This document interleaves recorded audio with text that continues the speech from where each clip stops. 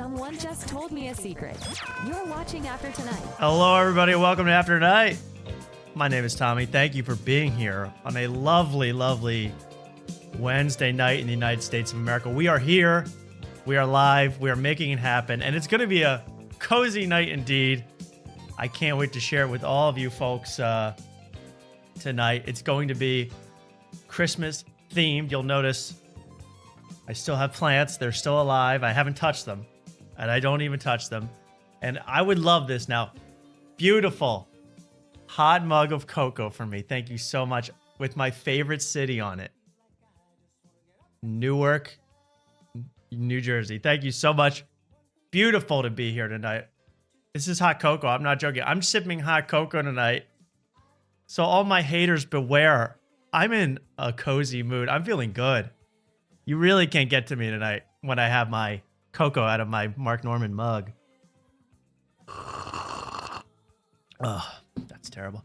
So, I want to welcome you all, and it's going to be a big show, you know, for a lot of reasons.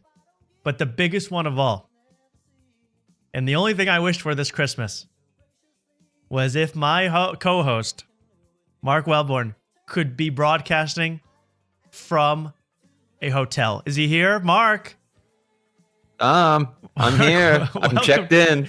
You're checked into the hotel. What room number? 324. Come on up. Third floor. 324. We'll all be there after the afters. Is that Mark says? I hate that word afters because it totally stole my shine. I have a whole kitchenette back here. We got a kitchenette throw something on the stovetop. Don't sell yourself short. That's a kitchen with a capital K. There's no et. Yeah. That's beautiful, man. Oh yeah. So you're in a hotel. You're not in Austin, Texas? No, I'm back in the beautiful 302. Went to Wawa, filled up my tires with air. I'm sorry, no one knows. Even I know where you're from. I don't even know what the 302 is. You're gonna have to explain that. It's the area code for Delaware. It encompasses the whole state. The whole state. So.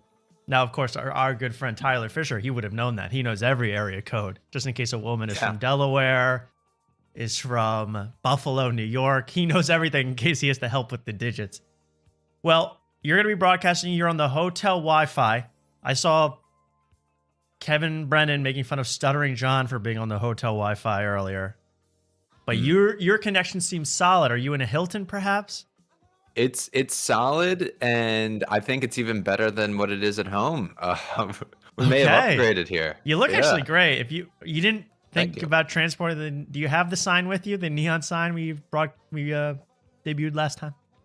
No, it didn't make it past security. I'm sorry. Damn it. Too much gas. Yeah, well, you look great nonetheless, Mark. Congratulations. It's not very festive, but well. I'll tell you what, Tom. It's chill. Sprite chill. Oh, you got a new soda. You're copying my swag with this new soda stuff, man. I love it. Had to stop by the old. Yeah, it's a safer alternative than drinking right now. But yeah, I had to stop by the old Wawa, and oh my gosh, the amount of soda options they have in there is crazy. So I had to get something new. Sprite chill. Now that's that's like the indica of Sprite, right? It's supposed to be a body high. Yeah, cherry lime. Okay, that's gonna have you sagging into that couch, like sagging low. Oh, that's actually pretty tasty. All right, Sprite chill is that a thumbs up for Mark? That's a thumbs up. That's a certified thumbs up. Sprite chill. Taste the flavor. Yeah, I would love to be. Any potential deal with Sprite would be great. Thank you so much. You know, I'm still waiting in my own house. I'm still waiting to get my Christmas tree. I always get a Christmas tree. I try to. And for some reason, I've just been delaying and actually need a few prop bets to go through to be able to afford this tree this year. Sorry, kids. I need the Panthers to cover on Sunday. But I can't get into this. I'm like in the Christmas spirit, but I'm not into it yet. That's why I haven't gotten to tree because I want tonight to be the night I get into it because I just feel kind of lost. You know, I celebrate Christmas normally. Thinking about doing Kabbalah recently, but I want to stick to Christmas. But I don't feel the love. Where's the love in this country, Mark? Do you feel the love? Um, yeah, yeah. I think. Well, you feel the Wait, love, hold but on. you're actually there to visit your family, but you're staying in a hotel. What's up with that? Well, your boundaries. That's Boundaries. one thing. I'm pretty proud of myself. Sometimes you don't speak up, you hold your tongue, and then you screw yourself because you've set a precedent. Fortunately for me, I set a precedent early that I needed certain boundaries, and I'm like a terrorist organization. They came through to my demands. So Right. uh, Well, you know, that's good. Don't say that T word too loud because we got Kash Patel to talk about later. Kash okay. Patel and the T word in a hotel's a no. Wait, Now, wait. So is this our Christmas episode? Or are we not? Because I brought a whole special uniform no, for that. we'll be broadcasting. I think Okay. I've decided, by the way, you can listen to this now. Clip this because you want to put this on your calendars. I want to go on the 23rd. That's next Tuesday. Are you okay with that, Oh, Mark? yeah. I told some people I'd meet him out that night, but I can rearrange All right, possibly. good. Set some boundaries with those friends. Forget them. Yeah. The Fair enough. online community is your people now. Come to Okay. Discord. Hang out in Discord instead of with real people. Okay. That's how we make the holidays bright. I would love that, Mark. If your friends want to come to the hotel and hang, that's fine too. A live studio audience would be great. Well, Uh, at that point I may be back in the house. So oh, with the fam. I'm, yeah. Now you have two parents, right? Like most Yes, I people, do. I was but they're not living. biological. They're Yes. not living together. No. No. So which one will you choose? Which one do you like more? Well, it's always mom before Christmas, and then there's the Christmas exchange, and then I'm at my dad's from Christmas Right. till I They leave. drop you off in the Yeah. Kmart parking lot and they swap. Yep. Yeah. Yep. I've been Used there. to be a McDonald's back in the day. I literally used to get dropped off in the Kmart parking lot. That's where my mom and dad Yeah. would do the exchange. And for some reason, why did my dad have to put me in the trunk? I don't know, but he did. I don't know why. Um, but it's just something but you know what? We get 2 Christmases, Mark. That's what most regular families don't understand. 2 Yeah. Christmases, It's the best. which I still like. People are going to say, oh, it's good when you're a kid because you get tons of presents. I still like it. I still like that. Yeah. The only problem is, well, fortunately, there's no problem for me because I'm a single man. But when you throw a girlfriend or wife into the mix, then you're adding potentially 2 more, and that could get way too much. Right. And my girlfriend, my fiance's family, her parents are in a polycule. So we actually have 6 Christmases this year. I can't believe it. 6. I got to get something for Roger, Craig, Chuck, Janice. I mean, it's a whole thing. No, but I can't wait for Christmas. I am excited, even though I don't have a tree. And I just want to get into the Christmas spirit tonight, really. And there's so much to talk about. I mean, geez. I hope I sound good as well. Please tell me if I tested this. I know what happened. Wrong driver install from last week. Doy. But we have the correct drivers now. I think we're all going to be fine. Sounds like your last driver was Dale Earnhardt. Hey. But seriously, folks, we got Jerry Seinfeld. Speaking of Jerry Seinfeld, and we might be drunk, Mark. That's coming up in just a bit. Yes, Mark. Yeah, we also have Luke that wants to call in. He's early today. This isn't. Luke's been a frequent guy now. I know. He's like showing. It's like he's showing more care into this show than he does his like actual job and stuff. Yeah, his actual job and his own podcast. He shows up more for this, which I love. Luke, are you there? I might as well say hi. It's the Christmas spirit. Luke? This is the big time here, folks. This is it. I mean, if you want to be somewhere, you want to be after tonight. I'm thinking, what about a Christmas show? Let's all leave our families for the day. What do you think? I'm not opposed to that. Not opposed. Depending how You my have a good family time at is. Christmas, Luke? We're going to talk about Christmas again next the show if you're around, but do you enjoy the Christmas season? You better. I do, but I just again with the separate parents thing, it's like I had to drive the entirety of Montgomery County in 2 days to see each family for Christmas, and it's too much sometimes. Well, come on. Santa has to go the whole globe. You can make it around Montco. That's a good. Okay. That's a great point. You can make it around Montco. You're right. You're right. Jesus had to, or Mary had to go in the carpool lane to Bethlehem. I mean, you can do it too. Right. But that's good. Yeah, I know. It's the same. We all got unconventional families, quote unquote. So you're always driving. You're always at a hotel. You never know where the hell you are. But it's okay. It's okay. I'm here for you. I love you. And Me too. oh, want to go out? But seriously, let's get into some stuff. I'm sick of talking about it. It's just nonsense so far. Okay, we got so much to talk about. First of all, I do want to start like every other late night host and address my good friend Rob Reiner passed away. I didn't know him, but I can't believe what I'm seeing with this whole thing. I mean, this is one of the most amazing stories I've ever seen. You know, this is a modern day, not quite as big, probably modern day Manson murders. You know, in the terms of the level of star power. I know Rob Reiner's old, and according to Trump, washed up. That was really nice of Donald Trump. Immediately call him a washed up, guy that got killed because he was asking for it. That was nice. But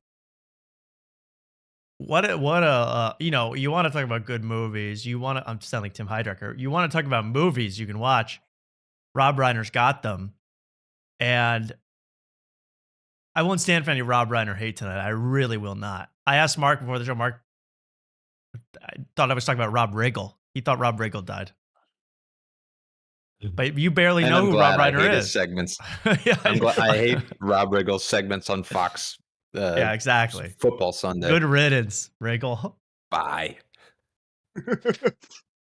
But you didn't even know. You couldn't even name. I mean, could you name a Rob Reiner film? No, I mean, you told me one pre-show, and I was like, oh, yeah, like, the face was kind of recognizable, but yeah, I wasn't sure if he was a producer or actor or what was going on. He's like a quadruple threat. What? What are you going to say about the dead? Go ahead. I was gonna say, he's like kind of one of those old guys where it's like he could kind of look like a Harvey Weinstein type. I don't. Oh just my saying. good lord! What do you want to get in the Trump cabinet with this talk? I mean, Body's still cold, man. The body's like 72 degrees right now. Isn't it saying the body's still warm? The body cold would be good. We want the body cold. Yeah, true. But it's hopefully it's cold by now. But seriously, I gotta say, he seemed like a stand-up guy. I don't know about everything else, Russia and all that, whatever. But the Spinal Tap still holds up. All right, fantastic movie, Spinal Tap. If you haven't seen Spinal Tap, are you even a New Yorker? I mean, really, that's a huge movie. Luke, you've seen Spinal Tap. I have not, but I have seen Stand By Me. I've seen Misery. I've seen Princess Bride. All phenomenal films. All great. All great. Mark's seen none of those. Nope. Mark, what do you do all day? Have you not caught up? Well, I actually watched a movie today on the plane. So what did you watch? I watched Die Hard for the first time. Oh, Die Hard's phenomenal. God. Yeah. Well, I'm glad it was a really. Go ahead. Yeah. It was a really good movie. That my only critique is Die Hard was spelled incorrectly, but it's okay. I'm gonna spit out my hot cocoa. Yeah, that's true. We like DYE hard around here. Yeah. Die Hard was good. Was it better or worse than the average episode of Jeff Dye's Die Hard? Well, I don't know. I hang on every word in Jeff Dye's stuff. So. And there's so many twists and turns really in Die Hard, the podcast. Like we found out last time he was goofing around at the Holocaust Museum. That didn't even happen in Die Hard the movie. That was amazing. Yeah. I was rewatching that. I'm like, I can't believe Jeff Dye's just going crazy running around the grave sites. I mean, mass grave sites. He's a real legend. But Die Hard, yeah, classic. Everyone has to talk about how it's a Christmas movie. Die Hard. Mm-hmm. Not a big, good movie, but enough with the Christmas crap. But yeah, we're talking. Down to Spinal Tap. My favorite, maybe a top 5 personal favorite movie. I know it's not that great a movie, but what I have such nostalgia for and love so much, I even have a DVD copy I should have brought out right over there. A Few Good Men, directed by Rob Reiner, starring Tom Cruise himself, Cuba Gooding Jr., Jack Nicholson. Luke, have you seen this? Phenomenal. That's also a great film. I love that movie. The courtroom scene, they break you'd be disbarred 8 times over if you're Tom Cruise in that movie during the courtroom scene, but he kills it. Did you order the code red? Mark, did you order the code red on Santiago? Yes or no? You ordered the Sprite Chill on him, actually. You got the Sprite Chill? Mm-hmm. Yeah. And Jack Nicholson in that scene's incredible. The whole thing. They show up in the white uniforms to Guantanamo Bay. Oh my God, it just goes on and on. So a classic film director, and brutally killed in his home by his son. This is one shocking story. I couldn't believe what I was reading. I've read everything I can find about this story. It's so Lord, and you see the son for 2 seconds, you go, oh yeah, he killed his parents. Yeah. You see him for half a second, yeah, he definitely did it. Those Unfortunately. eyes, man. Those eyes could peek one. Those eyes are just open to a portal to a different dimension, those eyes. It's a scary, scary sight.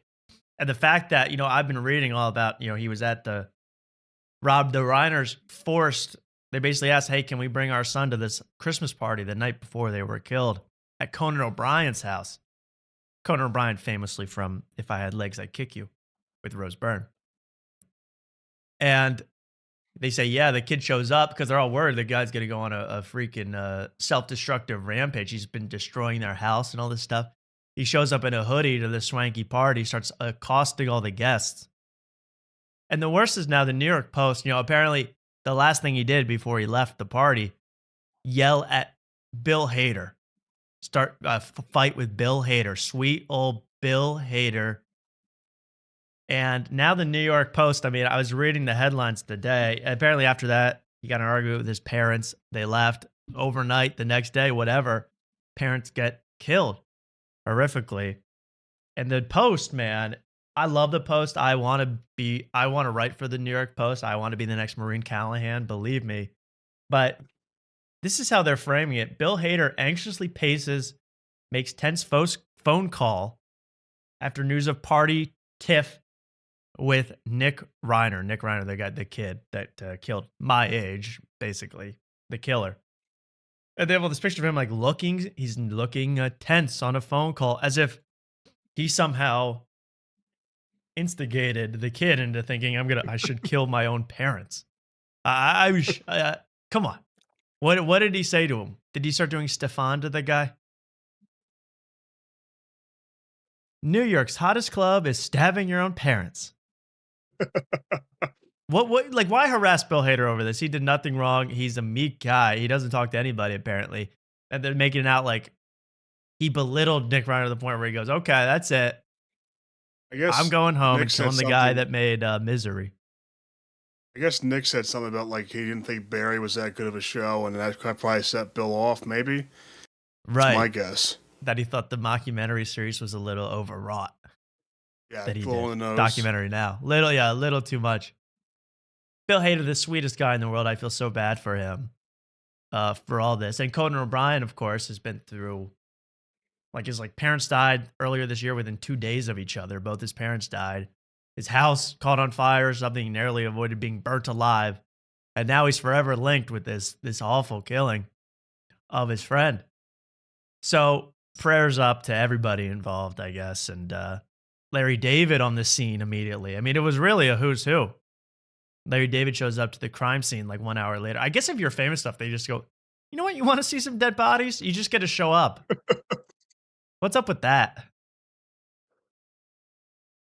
Bill Hader segment on SNL. What's up with that? One of my favorites. But it's so horrific.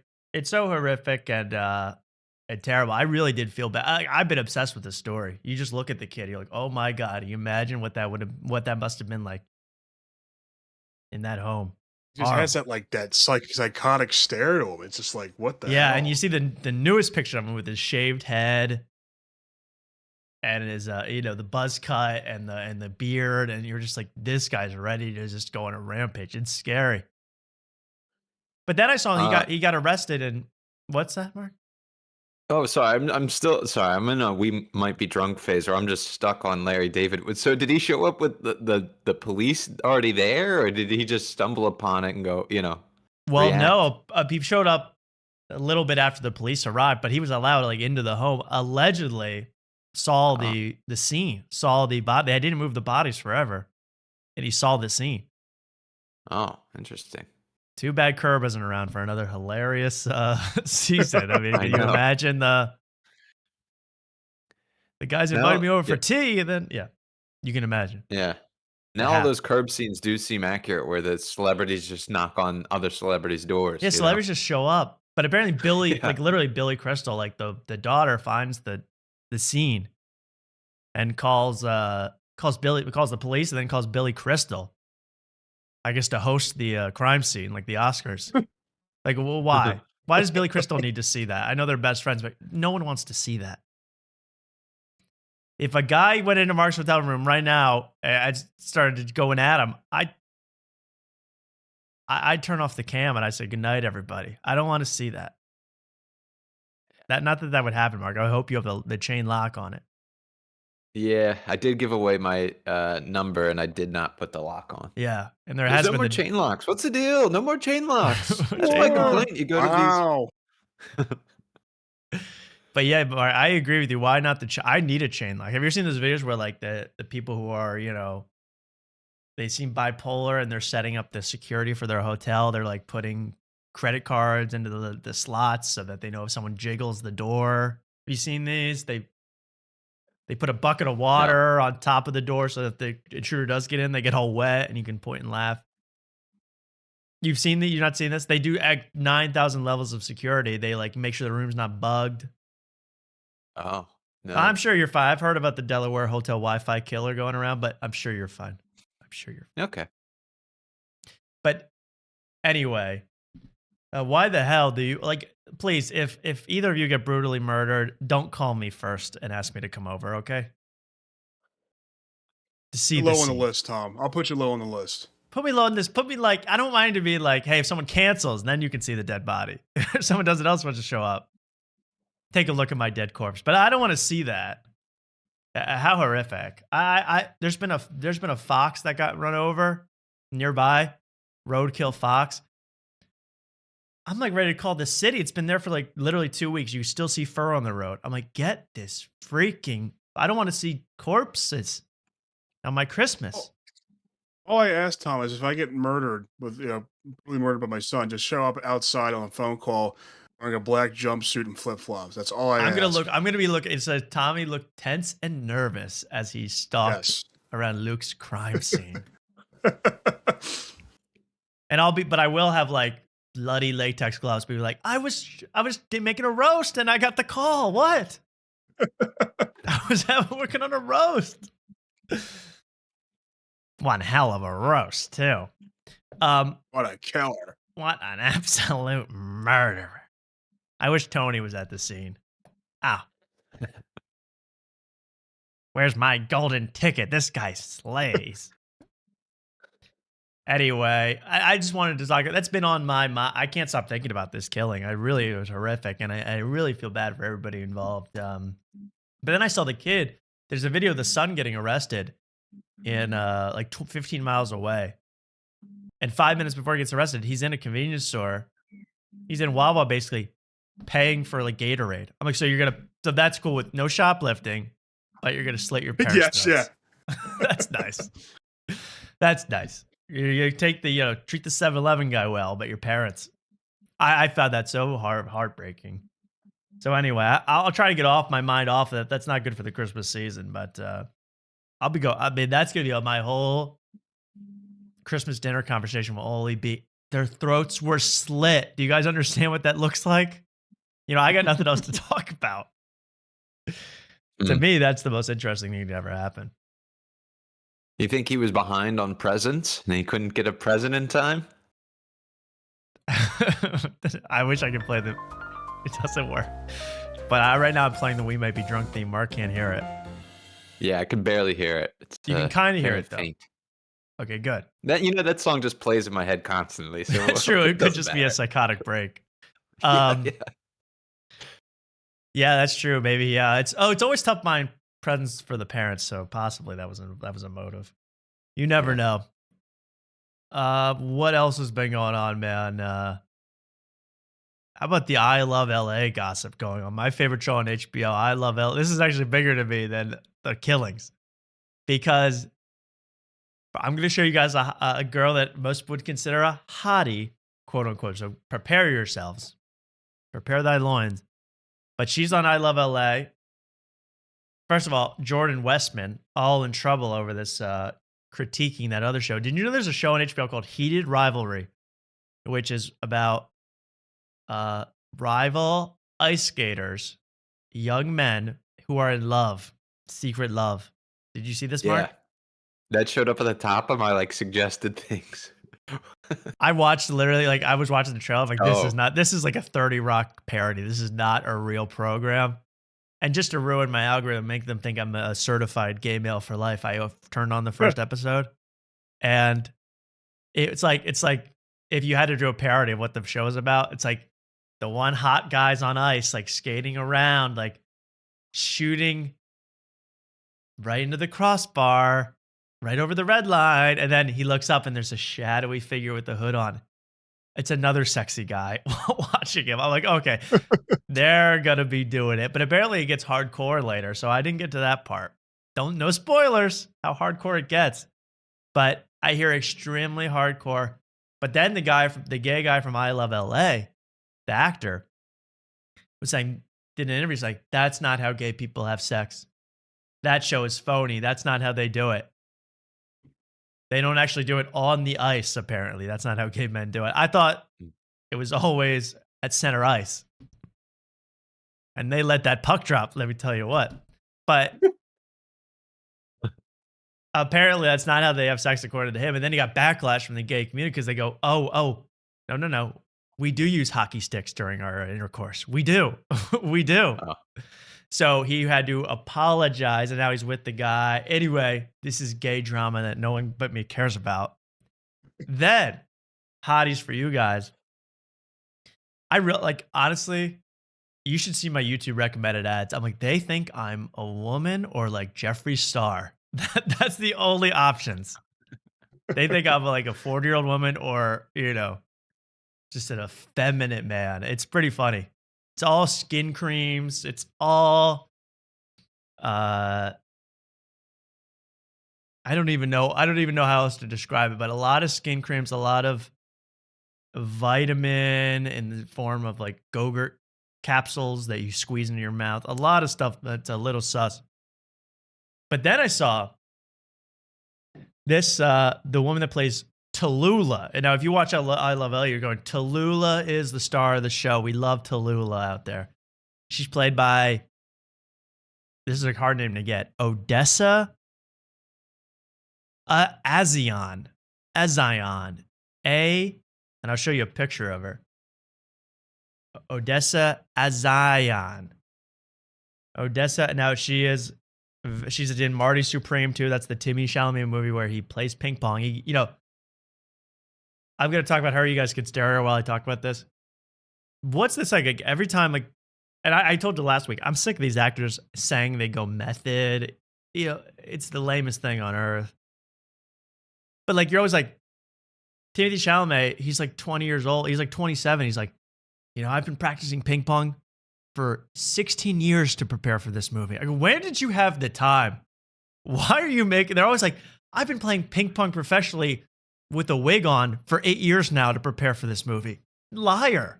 I'm ready to say it. Have you ever noticed that they're always like, I actually went to space to be Buzz Aldrin in this movie. You didn't. They just make up crap. Joaquin Phoenix was like, or no, Daniel Day-Lewis was like a seamstress for like 6 years to prepare for the Phantom Thread. You don't know how to work a sewing machine, man. You know how to work the mirror.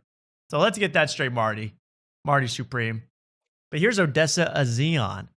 So I go, I wonder what, she's very exotic looking, right? Like, I wonder where, right, Mark? Like, I wonder where she's from. Like, what an exotic name.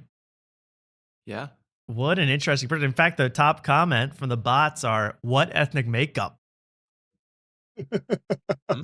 I asked all my matches on Hinge. I used to ask that. What ethnic makeup? But I go, oh, she's very exotic. Well, it turns out her dad is German, and her mom. Talk about a nepo baby. Her mom is actress Pamela Adlon, and her dad's last name is Adlon. Pamela Adlon is good friends. She's a comedian, good friends with Louis C.K. Did the voice of Bobby Hill in King of the Hill. Pamela Adlon. So she changed her name to A'zion. Like she's a damn Digimon. Okay? What the hell is up with this? So she's pretending to be some wacky thing. A'zion. Why don't you call yourself a LeBron? A Zion. Kyrie Irving. Odessa Kyrie. Now, what is this? I got to figure out how she decided on this name out of nowhere. And I thought Zionist is supposed to be the worst thing in the world right now, by the way. So nice choice. You messed up on that one. You goofed. Because no one likes those people right now, according to my Twitter and woman propaganda on Instagram. So what's up with that? Can anyone explain that A'zion thing with you put an apostrophe in your name for no reason? That's like putting an umlaut for no reason. Yeah, I was thinking is she from Egypt or Pakistan or something with that? No, she was born in Sacramento. Like, what the hell? Yeah, she is the nepo baby. You know who else is on the show? Forrest Whitaker's daughter is on the show too. This is a nepo baby program. And they're hiding it as well as they can. But A'zion LaFleur, and she is just fooling me. She's been fooling me for weeks with her ethnic makeup. What ethnic makeup? And that guy, in fact, that comment is so much more clairvoyant than I even realized. He's going, what ethnic makeup? You're from San Diego and your mom's Pamela. What ethnic makeup? You got no ethnic makeup. Also, what I call blackface, ethnic makeup. All that, what is she like? Is she like the female lead, or? Yeah, she's basically the co-lead, I would say. It's all that star in the ping pong movie. What a. Oh. Well, this is like Mark. This is Oscar noms on just ready to happen. Really? Yeah, you think it's like ping pong, but it's the drama. And again, we all know at the end of the second act, he's got to be freaking find out his wife, change her name to A'zion, and he's having a crisis. Yeah. So I'm over it. I'm over all these actors and changing their names for wacky things. I mean, if Mark showed up with the freaking accent above the A and Mark, I'd have to say, Mark, take some time off, figure out what's going on. Wellborn, WBOURNE apostrophe. Mark Wellborn. What the hell, Mark? Bornay. That's actually, that's actorly. Oh, Bornay. Mark Bornay. Thank you. Mark is spelled Marque. Yeah. Marque Wellborn. You got a Kids' Choice Award in your future with that name, Mark. But otherwise, I'm going to get slimed. You want to get slimed. But enough with this. Pamela Adlon's daughter. I've seen through it all. I've seen it all now. Okay. Oh, that was just my one thing. I really had to mention that, huh? I have so much else to do, man. I mean, let's do, first of all, let's get in the Christmas spirit for 1 second with this video that I found. I've never been to like a mega church or anything like that. But I always wonder what they do for Christmas at these giant mega churches. That's their season. That's the season where they make the big bucks. That's where they get the money. This is a great example. And then we're going to get into some real content. Let's go right into We Might Be Drunk and that whole epic universe after this. The We Might Be Drunk extended universe after this. But I just want to play this nice song. Get into the holiday spirit, everybody, with a rendition from some mega church out there somewhere of Drummer Boy. Enjoy.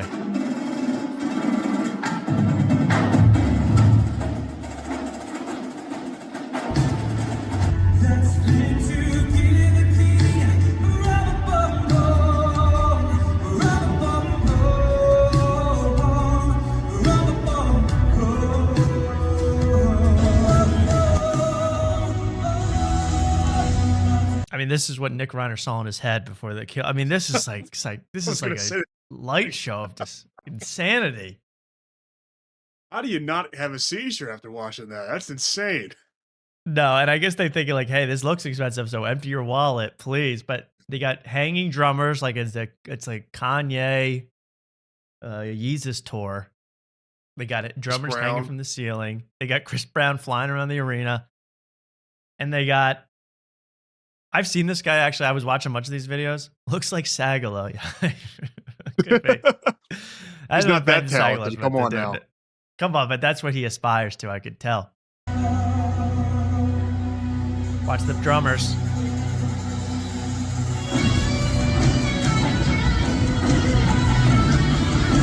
And you're like, so that when you watch this and you belong to this church, you're like, so that $20 I gave to the food bank actually went to the drum, the multicolored LED drum.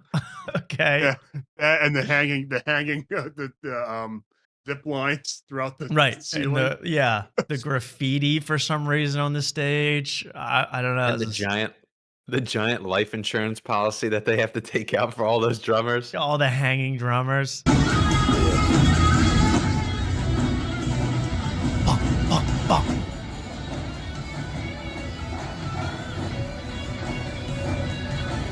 Pum, pum. You see on the back it says pum, pum. Do people actually like this? Or are they going, well, I guess we don't need to watch the Super Bowl halftime show. What is the, like, does the word Jesus ever enter your mind during this? Yeah, I don't understand. It has to be the only church within 50 miles even go. Even like for me to go there, it had to be the only church within 50 miles. Even then, I still wouldn't go because it seems like they probably sell really expensive tickets for this too, right? Oh, I'm sure this is a must-see event because there's laser lights and, you know, the pastor is wearing a Chance the Rapper jacket. Yes. And yeah, you got to pop a Molly for church. I mean, this is a good comment. This is literally what JD Vance does he goes to this every Sunday. JD is here every Sunday.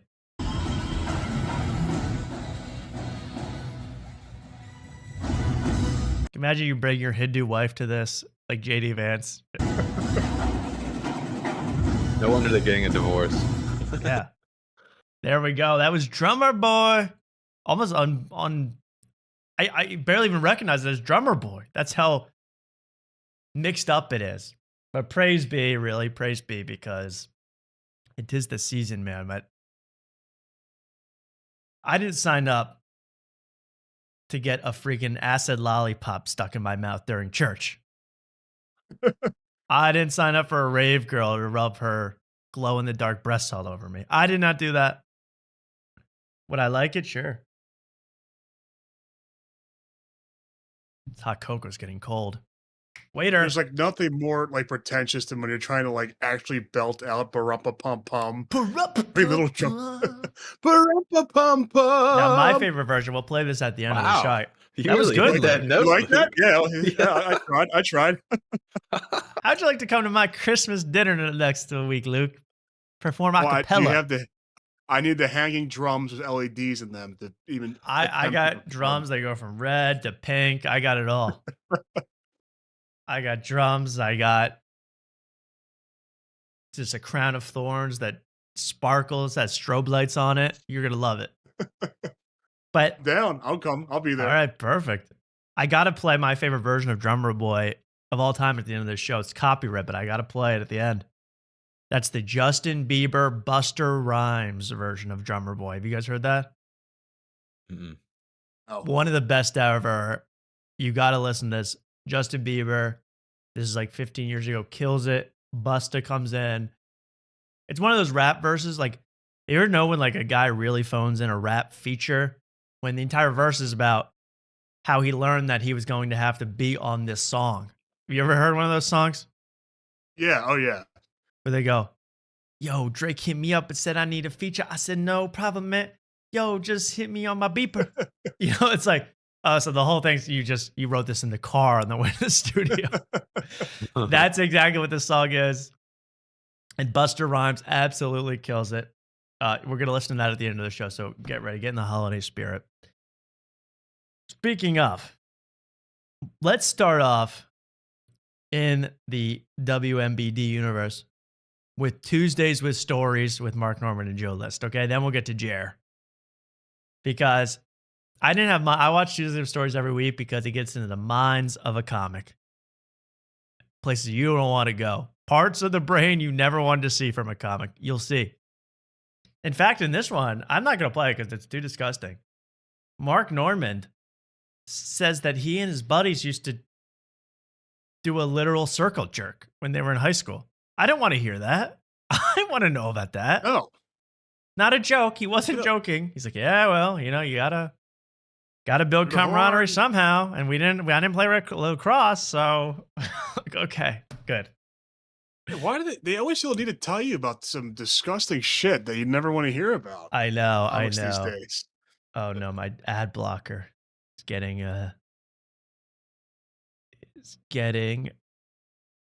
oh, turn it off for now. Remove it. We're gonna have to watch ads tonight because it won't even let me watch.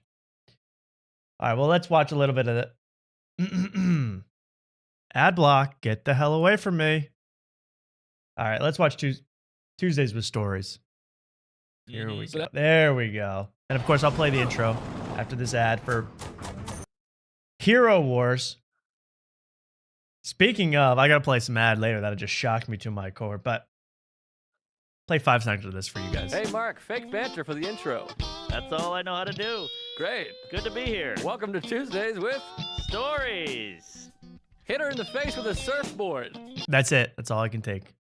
And It's like then, the rapper, like the same thing you were just saying. Like rapper approaches his way to the studio and talking about how he had to jump on the verse. yeah. This is the intro version of that. Hey, I guess we're doing a podcast now. Yeah, we are. I guess we got to record it soon. Yeah, we're about to record right after this intro recording. Okay. All right. Subscribe. Yeah, that's basically what we got from these two. But this, the whole circle jerk thing, look that up on your own. Enjoy that on your own. This is the pinnacle of podcast advertising. You'll never hear a higher quality ad than what Mark Norman has recorded for 4 different ads. And yeah, I'm going to get YouTube Premium Lite after this show, immediately following this show. It's $7.50. It's a steal. But before that, watch some ads that I want you to watch, okay? Because this is absolutely outrageous. One of the funniest ads. And I guess I want to play the best one first, right? Because you don't have to listen to all of them. He does an ad for what else? Blue Chew, Mark Norman. But listen to the conditions that he's recording it in. Is Blue Chew satisfied with this? Listen. This is Oh, crazy. mama. Well, I planted Will a the pod seed. be out before this? They're When talking will that Seinfeld, be? actually. No, When this will will- that be now? That'll probably, it's like our big Christmas episode. Okay. You picked a Jew for Christmas. Yeah, it's a Kwanzaa episode. Fair. Hanukkah? What's their thing? Hanukkah. Hanukkah, yeah. Doesn't quite know. Watch it. Listen. Hey folks, Tuesday Stories brought to you by Blue Chew. It's that time to level up your dick game. Blue Chew just dropped Blue Chew Gold. Blue Chew Gold is a He's on the train talking about dick pills. Yeah. Comedy, folks. Comedy. Hey, folks. There's currently a homeless man urinating on me, and I'd like you to subscribe to Blue Chew. Thank you. 4-in-1 tablet with a mix of You hear like babies screaming and cry. I mean, ingredients to increase blood flow and your arousal. Blue Chew Gold dissolves under your tongue. It works in as little as 15 minutes, so you won't have to wait for the fireworks. I'm on a train right now. Not Jewish, but going good home, one. and I'm gonna pop a chew and really go to town on the wife because it works. It's the best in the biz. he's sitting right next to like an old Asian lady with bags. He's going, Yeah. No one's Maybe a that busy. toddler. He can record. He could have recorded this anytime. Why did he choose? He's just, that's insane. he really, he couldn't get home and record this for 5 seconds. It's on his phone, for God's sakes. It's already bad enough. But this is really what he's doing. I love this. This is what every ad, by the way, this episode was like this, was recorded exactly like this. Get yourself some just to be safe, just to have fun, just to make sure it's a hot one. Oh my God. Is he done? Get your confidence back in a single tablet. Make life easier by getting harder. Oh, the hell's happening? Discover your options at BlueChew.com. We've got a special deal for Tuesdays with Stories fans. Get 10% off your first month of Blue Chew Gold with code Tuesday. So it goes like that on and on and on. Basically, like I'd like to do an ad if you don't mind. So everybody, I'd like you now to subscribe to After Tonight. Could you? Because it really does help our numbers. Mark, can't you agree with that?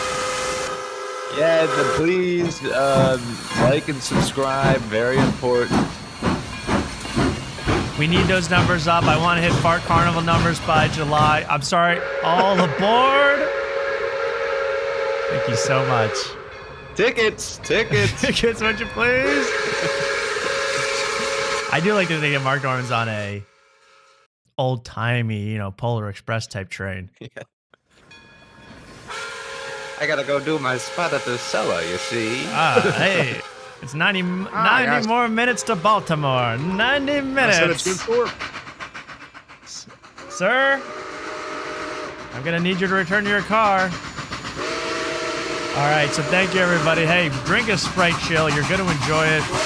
And make sure you have one at home. Use promo code. I'm sorry, there's a cow in the tracks. Okay, there we go.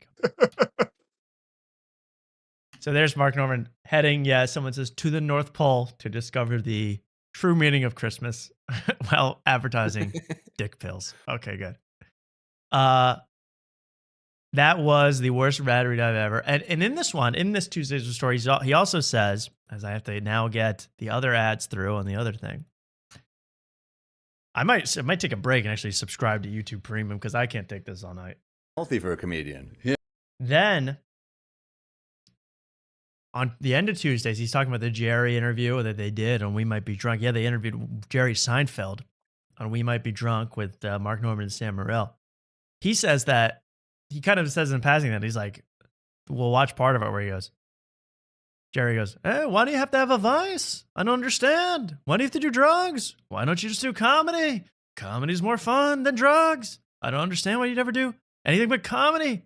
Why do you get to eat? Why can you eat? Why do you eat when you can do a tight 10? And Mark Norman apparently, he's going, well, you do it for the rush. Why do, they don't always want to do it. Why do people do coke? Because they're addicted.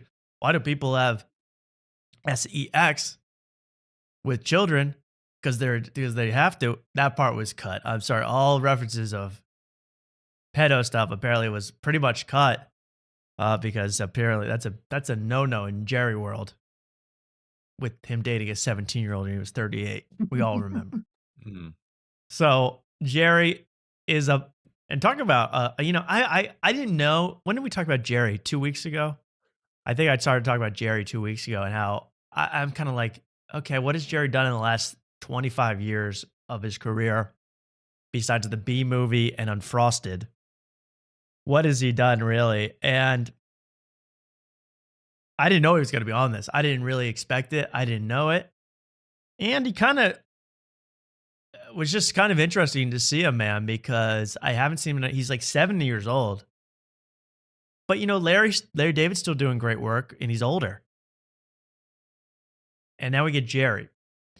And Jerry, what else does he do? He starts with some energy because he starts off by doing some Seinfeldian BS skit. Did you hear this one at the very beginning of We Might Be Drunk? This really got to me. This really got on my nerves right away. Jerry got on my nerves. Okay. You want to hear it, Mark? Oh, absolutely. Play it. We've all been waiting for Jer. This is the worst part of the podcast world. What's that? It's just that you're set in a spot. You're like, you stay here. It's like a dog. Right. You sit. Okay, so he starts with some Seinfeldian bit about, why do you have to sit still? I like to walk around the stage. I like to look at everybody in the eye. So, Jerry, you've never done a sit-down interview in your life. What are you talking about? What is this bit? I think he does that for every interview he does. Because I've heard him before on Breaking like Bread his with thing. Tom Papa. And, or no, it was something with Tom Papa and Fortune Feimster were interviewing him. And he He started off by going on a rant about wearing headphones during interviews. Oh, It's like, God. okay, we Right. get it. We get You've it. been in dude. show All right, business for fine. 35 years. They do sit-down interviews since like the 1930s. What, Mark? What? Hey, I'll defend him, because I love Jerry. Hey, at least he came prepared with something compared to half the other podcasts that just talk about nothing. At least he tried to entertain. I know it's lame, but still, there's an attempt. It's a Gotta give him that. podcast about nothing. Yeah, there you go.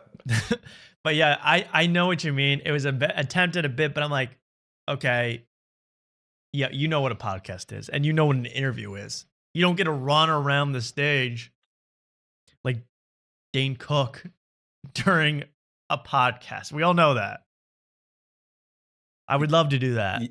I'd love to have a lab on. I thought it was more cringe that Mark Norman, like right after this, does his own bit where he just starts complaining about everything like Jerry, and then like his complaints don't even make sense. Well, it seemed to me these two are very, very nervous during this whole thing. Extremely nervous to talk to their idol, Jerry Seinfeld. And it was kind of like, yeah, let's try to get him in the let's do our peeves to his peeves. Because Jerry invented peeves, because peeves were invented in New York City, of course. Of course. We all know that. The first peeve ever was by Lenny Bruce. You stay here. Yeah. Right? In comedy, it's free. It's about freedom. You right? don't Good move point. a ton, though. Do Huh? you? Do you move a lot on Yeah. stage? Oh, yeah. I guess you do. You yeah. told me to move more. Yeah. Yeah.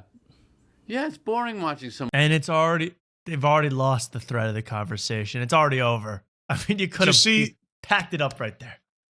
Did you see Morel get intimidated by Seinfeld in that half second where he goes, we don't move a lot on stage.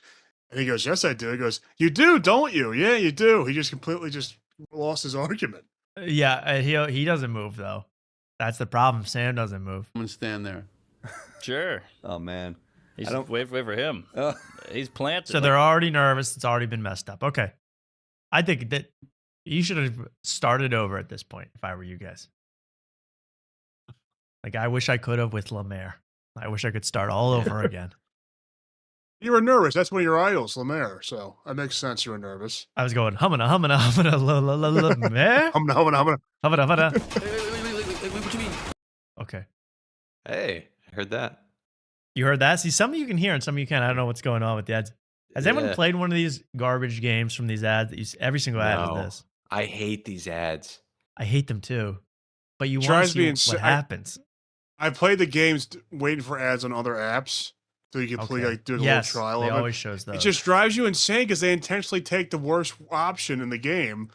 It's just like, why are you hitting the +1? Hit the +4. That's probably on purpose, though, to get you to be one. I know. Beat them. I like the ones where it's like they play an ad for a game where like it's like a cartoon pregnant woman like about to drown unless you like shift a block over. It's like I don't. Yeah. Why the stress? Why the stress? It's like baby Elsa about to be decapitated unless you park the car correctly.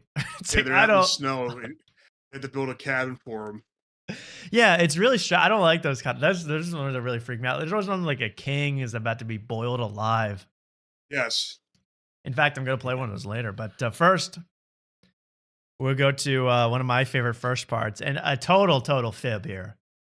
I gotta stand up for my guys, my late night guys, and this was a total fib betrayal of Jimmy Fallon and the late night crew. Listen, because Jerry also is going 35 minutes into a podcast. He's going, so what is this? I mean, you're sitting here, but our voices are going into a box, and where does it go? You know, he's asking these guys. He's doing Jerry. So you're talking now, but no one's hearing it? Why even bother? And you might be drunk, but you're not drunk right now, or you might be. Who's drunk? We're all drunk. And beautiful shoes on Jerry, by the way. What are those, Nike G-Shocks? Yeah, he loves wearing shocks. He always wears shocks, which have been, I think, discontinued for at least a decade. I love the shocks. He's looking good in the shocks. And actually, he's the best dressed. I mean, guys, get these pants steamed or something. You're a Jer. All right, here we go. Fallon disrespect. I won't have it. And we recorded it, and then some people liked it, so. So what is it now? What is the? Give me the basics. What I mean, is what this this podcast? It's a TV show, basically. This will get more views than Fallon. Wow. Yeah. And you make any money doing this? Is that true? This will get more views than Jimmy Yeah, but Fallon. the Well, tickets. after 3 days, this episode has 343,000 views. Oh, that's not too bad. That's not too bad. Close to what my Lemaire interview got. But then you go to Jimmy Fallon. And Jimmy Fallon, I'm just defending a brother here. And Jimmy, you can please watch this. His interview with Finn Wolfhard from 20 hours ago, 374K already just on YouTube alone. Not to mention he gets 2 million viewers a night. Not to mention extra. Read all about it. I got it on my TiVo every night ready to watch. So this is a bold-faced lie to get on Jerry's think they're big time to Jerry. It's actually doing fewer views than I thought. Yeah, I thought we'd have like at least 500. I thought it'd be close to 1 mil. Oh, but audio. Oh, right. Someone says audio only. Of course, that's 1 billion people that speak Mandarin are listening to this. Of course, millions of us are watching. Just like when Barstool Sports, their podcasts are now going to Netflix. Did you see that today? Pardon my take is going to Netflix. Which you might as well say, part of my take is being canceled and will never be seen again. Who's going to log into Netflix when on your phone, I guess, and start watching part of my take? Pardon my ass. Netflix will just pick up anything now. My God. They're trying to do it all, man. They're trying to do all these podcasts and all this stuff. I don't get it. I don't get why you would ever log on to Netflix to watch anything other than Bridgerton or Tires 2. Why? There's nothing else to watch. I mean, the whole service sucks. I don't like how it's designed. I don't like how it looks. Scrolling through it is a mess. PYT, my favorite show. I love the guy that pretends he's from Chicago. He's my favorite. Big Cat. Big Cat. But that show might as well be canceled. They took the bag as Dave Portnoy made them take the bag. And now their show might as well not exist. And they're going, audio's same as it ever was. Audio's still good. You think I want to listen to Big Cat? No. I don't think so. I don't think so. I want to accidentally see Big Cat on a recommended video on YouTube and press it to see what he has to say. So that's a scam. Audio only is a scam. And Mark Norman's talking out the side of his mouth about Jimmy Fallon. I don't think he'd be too happy about that. This show gets much fewer numbers than Fallon. Fewer numbers than Seth. Oh, that hurts to hear, but it's true. You're finishing behind Seth? Get your facts and get your strategy in order. All right, let's continue. Does anyone have anything to say at this point? Should I just continue? Was the episode good? Did you watch the full thing? I didn't watch the full thing. Honestly, I'm going to be completely honest about this episode of We Might Be Drunk. It starts off with that stuff. Then they start talking about comedy and comedy crowds and how to win the crowd onto your side. And then I actually fell asleep, woke up an hour later. They were talking about how to get the crowd onto your side. I said, nothing's changed. It's been the same topic for an hour, Mark. I watched the whole thing, Mark. Don't worry. I went back and made sure they never talked about anything interesting, but it was just terrible, Mark. Okay. Yeah, no, I watched the whole thing too. It was a lot of comedy talk. Those guys are just joke writers. They love the art. If you love the art, I guess you'll love that. I guess. But even then, it's like, they're going, how did you come up with that? And he goes, I didn't come up with that. I never wrote that. They go, well, Yeah. that's my favorite bit of all time. I don't remember that. So it Yeah. was that, or how'd you come up with that? Just came to me. Happened. Yeah. Well, the Mark Norman got on my nerves because he did, like what I was saying earlier, how he did, like, he came on with all his like pet peeves to try to impress Jerry by doing like a Jerry Seinfeld-esque complaint kind of thing. And then he was complaining about how like tips and stuff, and like he's like, once they fit in, like he was kind of talking about tips, and I think he talked about ads, like fitting in ads.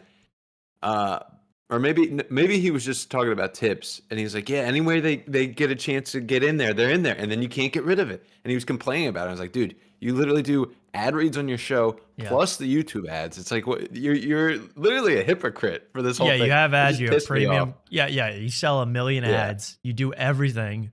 You went to Riyadh, Saudi Arabia. So shut up about selling a coffee for an extra 20 cents.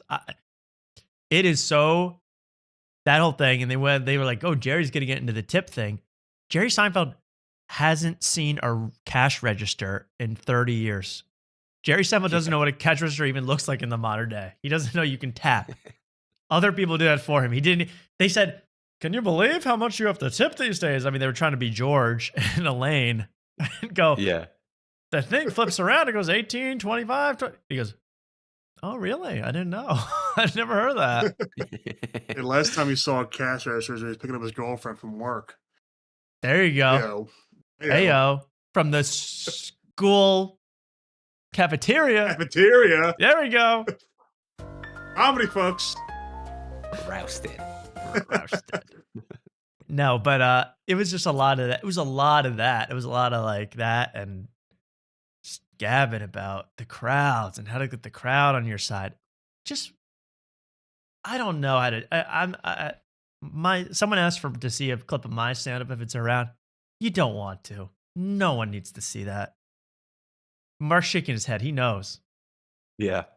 I mean, if you can't, if it didn't get you booked on the Toys for Tots show, it's not worth human consumption.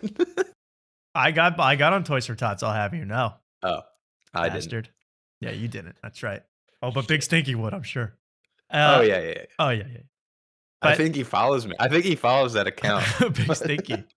Yeah. Anyway, we're talking inside stuff now. I'll get away from that. But the point is, you win the crowd over by being funny and charismatic in some way, and that's it. If you have to do all these 1 million tricks to figure out the crowd when you repeat the joke 8,000 times, I don't even find that valuable information anymore. I find it like it's a magic trick at that point. It's how to, make them not see that you have an extra 3 cards in your sleeve. That's what it is at that point. When you have to do, well, you got to actually, you want to take a pause, look left, look right. Then you say, dental exam, and then the crowd explodes. But to do anything but just be funny, that's what I don't want to hear about anymore. I've heard it all before. And then they actually tell a joke that I do like of Jerry. I do like some of Jerry Seinfeld's stand-up and jokes, and the show is I like the show. Comedians in Cars, of course.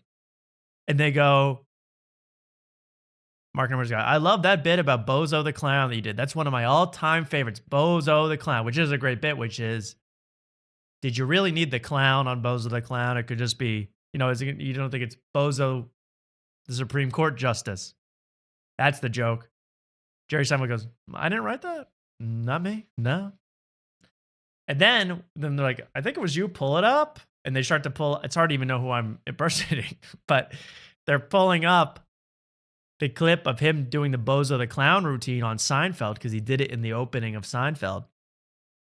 And Jerry Seinfeld goes, no, forget that. No one wants to see that because Jerry didn't write that. A writer or Larry David wrote that. Mm-hmm.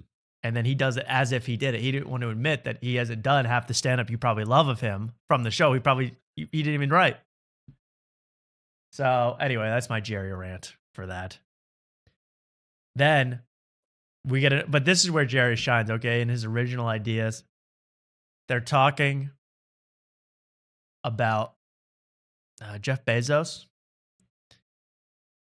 Jerry comes in with a absolute killer and a great idea for a sequel. All right,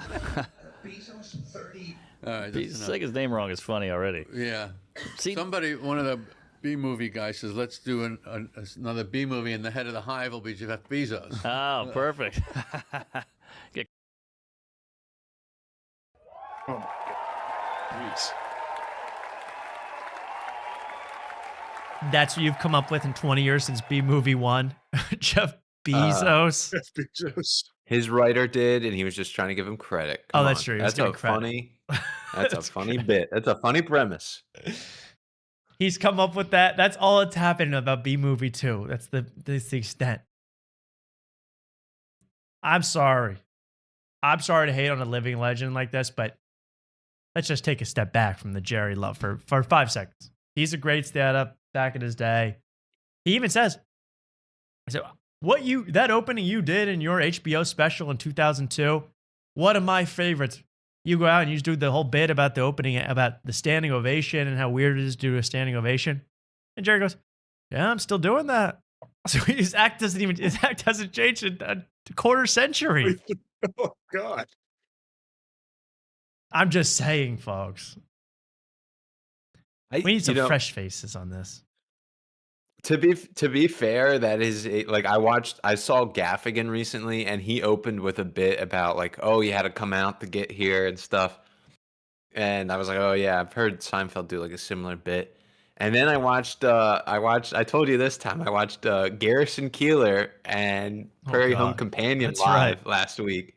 Saw that in person, and Garrison Keillor comes out with a joke about buying live tickets, and he's like, oh well, maybe you'll see me have a aneurysm on stage, and you'll get refunded. And so every old comic has like an opening bit about how you had to get there or something. Right. I can't believe you went to see Prairie Home Companion live, but you haven't seen The Princess Bride. I mean, get your priorities straight in life. Hey, I love public radio. That you said you went to that Garrison Keillor Prairie Home Companion. I thought he got I thought he got Me Too'd. I thought he had a Me Too allegation. Yeah, I did. So the whole thing, my dad asked if I wanted to go, and I was like, that's so nostalgic. I kind of do want to go. And then I had to look up his his whole Wikipedia page, and I saw there was some type of allegations, but I didn't want to believe it. So I don't even remember how bad it was. I don't know. I don't even want to speculate on that because I wouldn't want to go because for God's sakes, I remember having if you had a parent who was a Democrat, in the 2000s or the 90s or you had to sit in the car and listen to this show, Prairie Home Companion. I'm just waiting to hear This American Life or Wait, Don't Tell Me. And instead I had to listen to Prairie Home Companion. Or even, for God's sakes, I'd rather listen to Marketplace with Ari Wolfman Arent. But Prairie Home Companion, if you don't know, was this awful radio show. Oh, don't say that. Oh, it's this great radio show where it was small. It was all about the small town in the Midwest. And they go, what's a good name for a town? I can't even think of one. Well, it was all in Minnesota because he was from Minnesota. Minnesota. So it was Spring Haven, Minnesota, a tiny town. Men wore hats, women wore dresses, and when it was cold, women wore hats, men thicker hats. And then then you hear the crowd start laughing. You go, Am I wrong? Do I not even? I thought it must be good because I was 4 or 5. I was like, this must be good, and I'm missing something. But as you get older, you go, wait.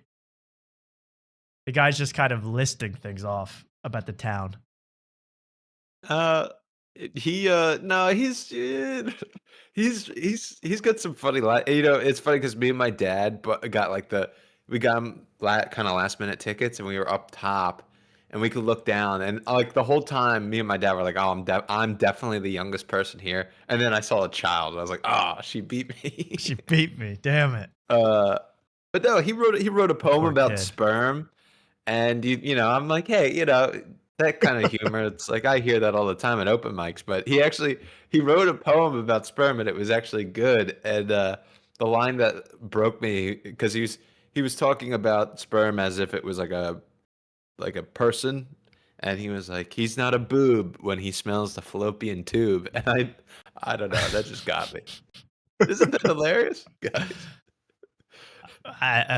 Yeah, that's good. That was a great night, son. So your dad's in the chat confirming it. Yeah, It was fun.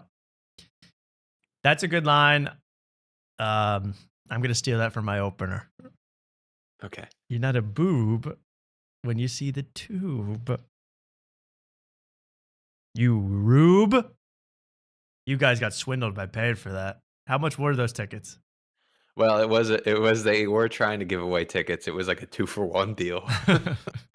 I feel bad. The guy's like, I was like, the guy must be 100 freaking years old. That guy, he's been doing stuff like the 80s on the radio. He was 82. The show started at 8, and the show didn't end till 10:30. And I was like, wow, that's kind of amazing that he did that whole thing. Yeah, I mean, good for him for doing that. I mean, both our last two presidents can't stay up that long, so that's good. Yeah. But I couldn't listen to that show for literally a minute as a kid. I go, Mom, please turn on Rush. Turn on.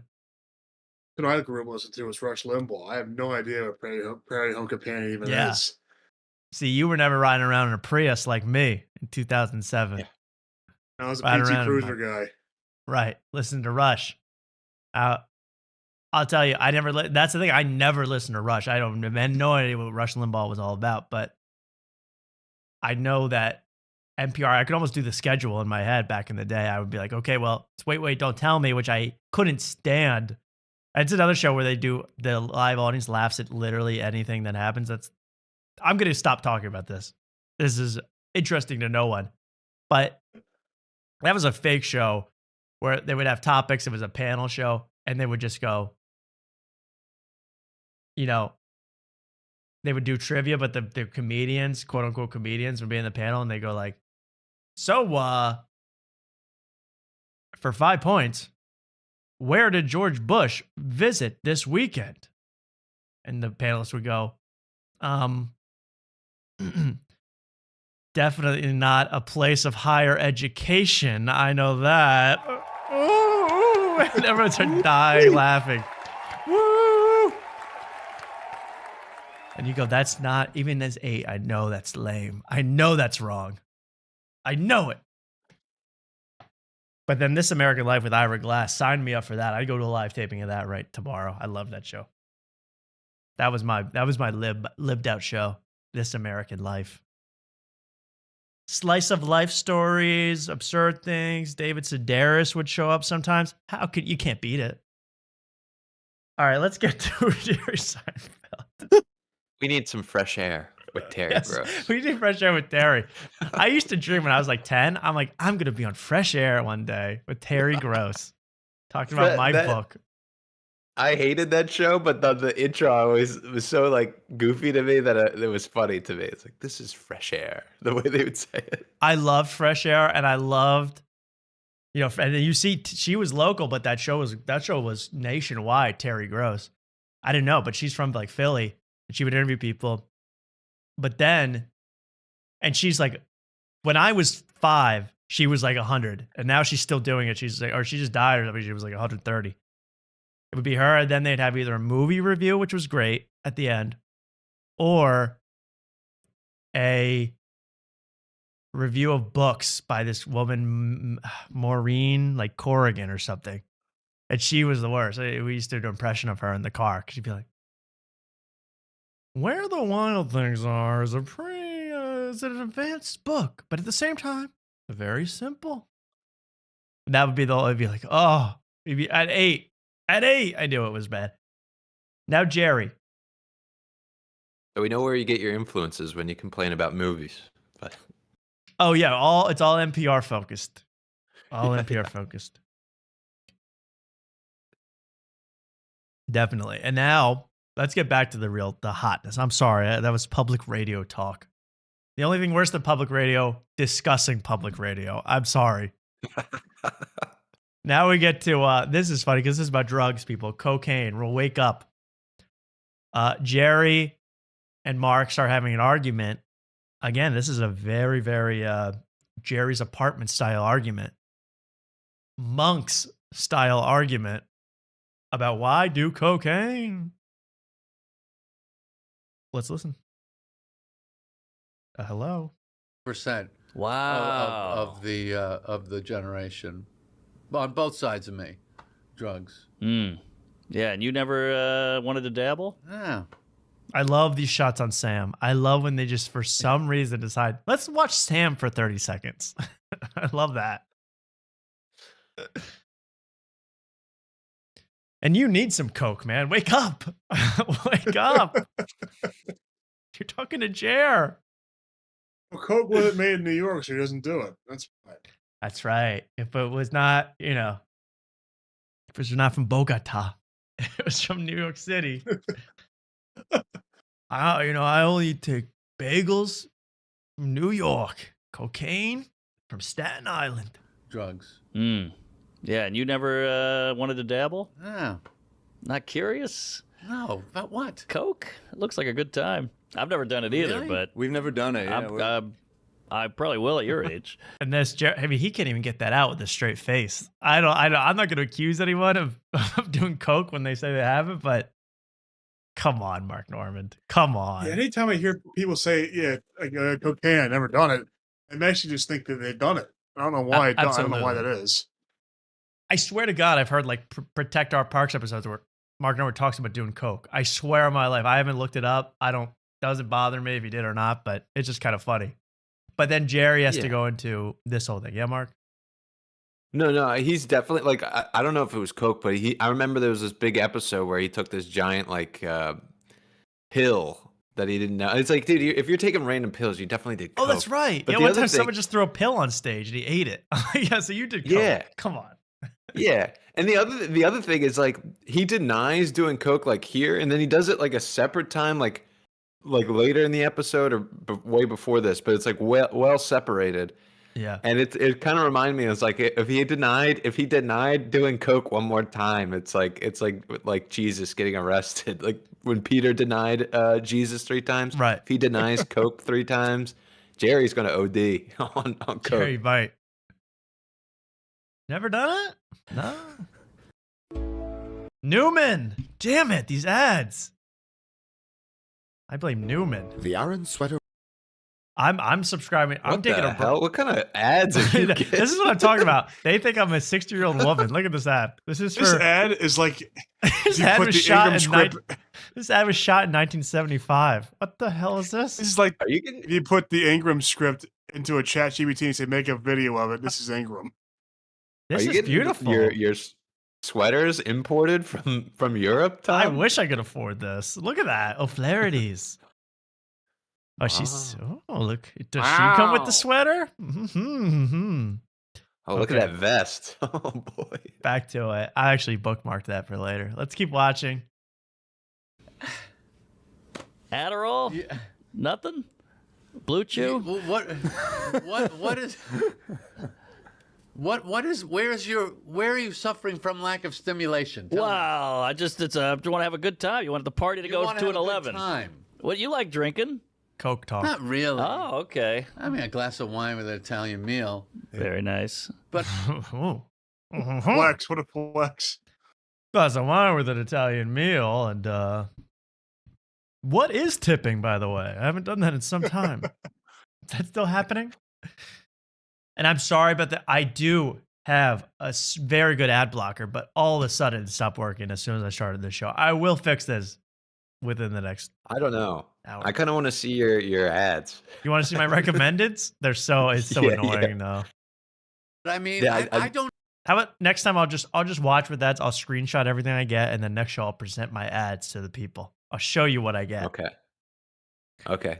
Because on here I only get stuff for skin cream, cable knit sweaters, and multivitamins. But on Instagram I only get it for impotency. That's the only thing I get on Instagram. Oh. How to restore your pelvic floor. That's the only thing I get on Instagram. Yeah, I can't get away from. Ever since I started sending you Magic Mind ads, I'm just stuck with Magic Mind Oh, all ads. Magic Mind all the time. Pete Holmes yelling at me to drink it. Yeah. I don't understand that you don't, you're not getting enough with what we do. Right. It's so challenging. It's so hell-raising, night after night, up and down. I'm pleased. I'm sick. I'm just sick of this whole. How could you? How could you? Raise children when you got stand up? It's so much more exciting. How could you do anything? It's like, yeah, some people have a life. Some people do coke because it's fun. They're not worried about how do I go from the Pop-Tart bit into the toaster bit without the audience getting confused. I'm a little sick of that whole thing. Sorry. Jerry and Jay Leto have that same exact thing where they go, I don't understand how you, why would you, you're not doing stand-up tonight? Why? Why? People have lives. People Yeah, have the only thing he had to dreams. produce after Seinfeld is the Bee movie and the Pop-Tart movie. You should do drugs. Yeah, true. Come up with some new ideas, man. Do some psychedelics. Dude? Crack, Jerry. Why not? Jerry, yeah. I'm serious, Jerry. Jerry Do and a- Andy Dick doing crack. Yeah, Writing dude. session on crack. Smoke something off tinfoil, in LA, because maybe it'll give you a new thought bubble. Other than, what if a Pop-Tart could talk? I'm sick of it, Jer. And I'm sorry, but Larry David is still having a great career, or Julia Louis-Dreyfus still having a great career. Michael Richards just wrote a book. And George, I don't know what George does, but they're all doing something. Huh? But Jer is Jer, man. Rich, I would say Rich, out of touch, and just sort of trying to come off as, I don't know, relatable or anything, but to try to be a mentor to these comedians. But I don't see it. I don't see the help. And these guys seem confused. The only good advice he gives Mark Norman is, hey, why don't you take care of your family for once? That was the only thing I liked. Oh, yeah. The other thing is like this seemed like a father and son conversation. I'm so And- sorry. oh, I'm so no. sorry. I'm so sorry. Go ahead. It was like a father and son, and then Jerry Seinfeld brought up baseball, and I know neither of these two know anything about baseball, and they try to go along with it. And Oh, they didn't know yeah, what the I hell noticed he that was too. talking about. Yeah, he was trying to talk about Game 7 of the World Series, and they're like, I think I caught that. Yeah, I think, did I watch that one? Yeah, maybe. Yeah. It's like, you would remember. That was great. That was great. If I was Jerry, I'd say, what do you guys do exactly? You don't watch baseball. You don't do coke. What do you do? All right. We might be drunk. And then I just want to present my last, this is kind of an art piece. This isn't really any commentary. Frank and Sam. Look at him. Sam with this, I don't know, something about him with the head cut off and just standing there. He really looks like Frankenstein there. The body. And these two, that's the mad scientist on the left with the glasses. That's Jekyll and Hyde. Yeah, and his little assistant. They've just created a monster. Well, yeah, I've seen Sam Morril run from when he did the bars. That's the one thing I like about Barstool. They made him do the some type of obstacle course, and he ran around. He kind of ran around like a Frankenstein monster. I would love to see that. I would need to see that. I sent it to you a while ago, but Also, Jerry, I'm sorry, the hair plugs, they are a totally different color than your real hair. The whole top, you would look like Larry David, man, if you didn't have those plugs. So shout out to Nike Shocks, keeping the boomers going. That's a female comic body. That's so mean. What made me laugh? All right, well, that was We Might Be Drunk, man. They really did a number on me mentally. Really did a number on me mentally, man. What are we at? We're at an hour. We're at an hour into the show, and I want to show something that doesn't involve YouTube because I'm so mad at these ads. I got to get rid of these ASAP. So why don't we get to the guy that these guys think it's okay to trash, and Tony O'Kinchcliffe thinks it's okay to trash, and Joe Rogan thinks it's okay to trash. Jimmy Fallon and The Tonight Show. What did Jimmy Fallon and The Tonight Show do wrong to anybody besides they used to have higher ratings and now it doesn't? So now everyone can make fun of it. Still gets better ratings than the Burbs Bros. Tom. Yeah. I found Sam Morril running. I Please. sent it to your Instagram. Thank you if so much. Thank you so much. Christmas is back. Oh, that's the lady that assaulted Louis C.K.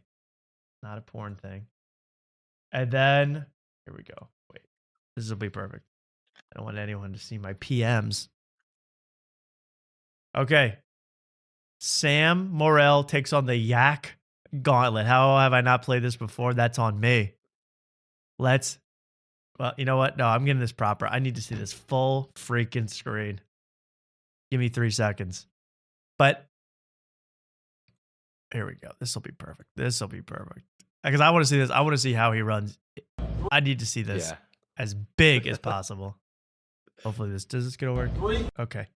There we go. Now we can see it in all its glory. The Yak Gauntlet. Mm-hmm. How many seconds do you think it takes to do the Yak Gauntlet, everybody? Put your guesses in the chat right now. I don't know what it is. I don't know how long it should take, but let's watch. Yak Gauntlet, khakis. Nice watch. Bodega Cat T. I can tell from the profile view that's a Bodega Cat exclusive. Here we go. On your marks, get set, riff. 2, 1, go. He's playing cornhole. Miss, miss, miss. Okay. Miss. Oh, you just have to keep going. Fuck. He's actually, right through. Nice job. Oh my God. Oh no. Oh, he's never played soccer. He's from New York. Oh my God. Oh. There we go. Golazo.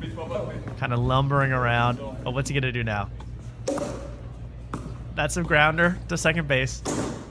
Home run. Jackie Robinson. Now football. This is so embarrassing. Why would you ever agree to do this? Oh, no, not the throw. It's like he's throwing rocks at villagers. Oh my God. Now he's off to not the this he knows He's a Jalen. hooper. Oh, 1 for 1. First one. First one. Oh, brick. Now remember, he knows Josh Hart. He knows Ben Stiller. Good. And now right into the pod studio to riff with the boys. I've never been What I so... hate is nobody in that entire vicinity of that place is under 25 years old. No, they're all... It's just like, field day in 4th grade for these guys every day. What's the average age? Like 37, 38? Oh, at least 37, balding, pot belly. I mean, every one of them. Gambling addicts, right.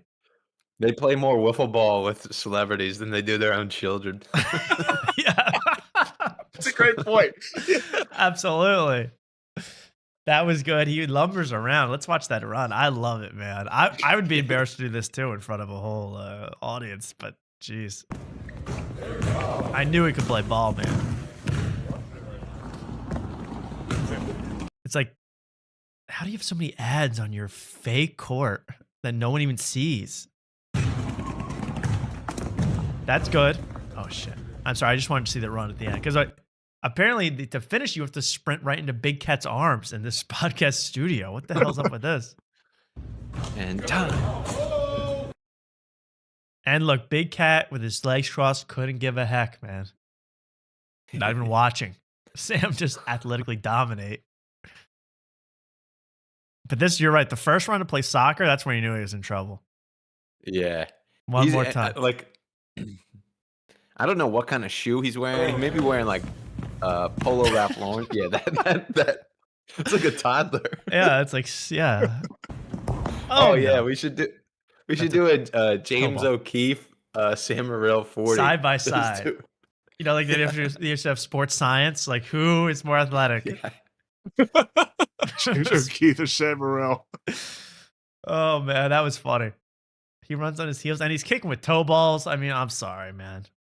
Yeah, I'd be decide the embarrassed to foot. do this.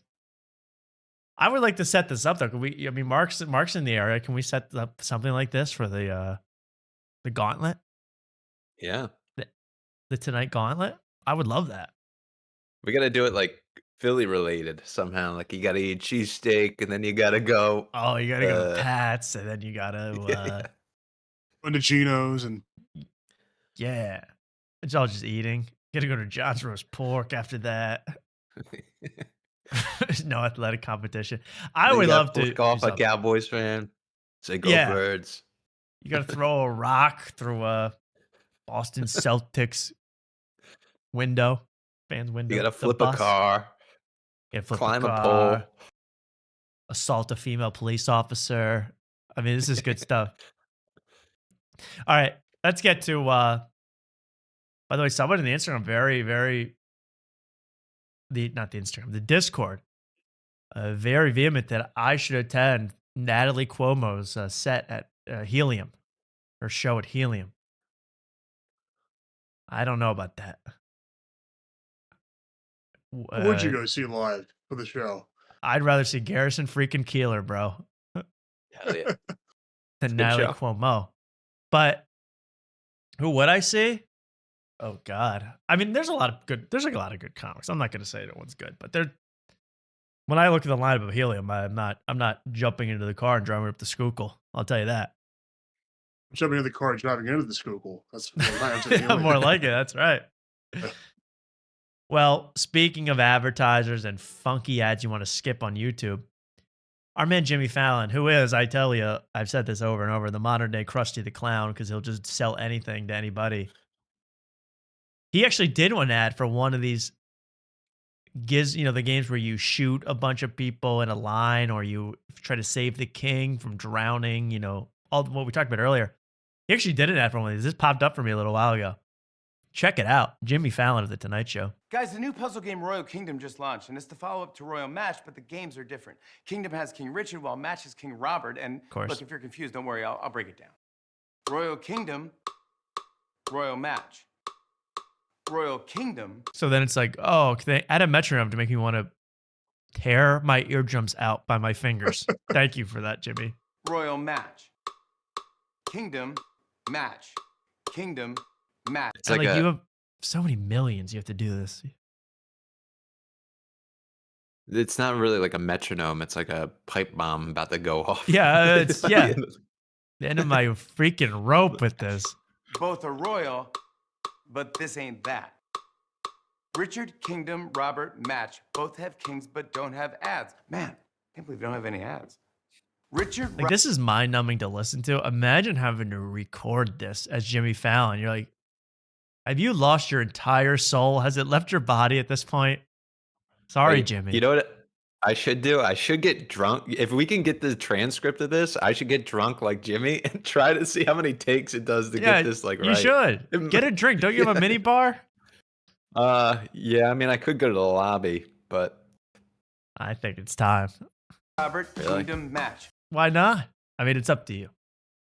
I mean, I can. We're Don't going. need Wi-Fi. It's a blast. Robert, purple. Richard, red. And it's just this. Oh, I mean, like, tear your freaking ears out. All right. But I saw that. I'm like, you're doing that too? You're doing the fake mobile, pay to win game now? I guess it could be worse. I mean, he's doing everything but ads for ISIS. So then we go to, well, we have two things. I mean, would you want to hear a little music from, this is not about Jimmy, so I'll play this first. I can't show this in the big screen. I'll show this on the little screen, but it's performing. We just talked about him. Did you know this guy was a musician? From Stranger Things, it's Finn Wolfhard. Trailers After Dark from his album Happy Birthday. Once again, Finn Wolfhard. Listen to this song. I gotta skip around. I can't play this whole thing. But this is Finn. I didn't know he was a musician.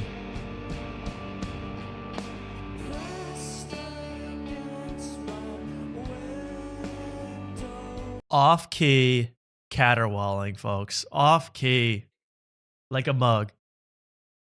And I'm sorry. Probably a nice guy. But wait till you see him up close. I got a lot wrong with this. First of all, you literally, I mean, you didn't do yourself any favors with the Harry Potter comparisons when your bandmate is Ron Weasley and you're looking Harry Potter as hell. Okay? And then he's trying to look cool. He's got like the Julian Casablancas haircut. He looks like he's from the Strokes. But you look like Severus Snape. So what's this what's this Weezer ripoff? And then watch, my other problem with this song. You got a bunch of you got the whole freaking Weasley clan is in this freaking band. You got enough gingers? Jesus. Hey. Shrink your bass. Get a smaller bass. If you convince me that this is the cast of Stranger Things playing on stage right now, honestly. I think it might. Yeah, they all look like the kids from Stranger Things. And I'm telling you, either this bass is stolen from the logo of the Hard Rock Cafe. It's that big. Or she should be playing a Fisher Price bass because she's tiny. I don't know which it is. I don't know if it's a guy, a girl, a freaking, what's that thing from? I've never seen Stranger Things. A Gorgathon or whatever. I don't know what they're called. A Demigorgon. A Demigorgon. I don't know what it is, but get a shrink that bass. No treble.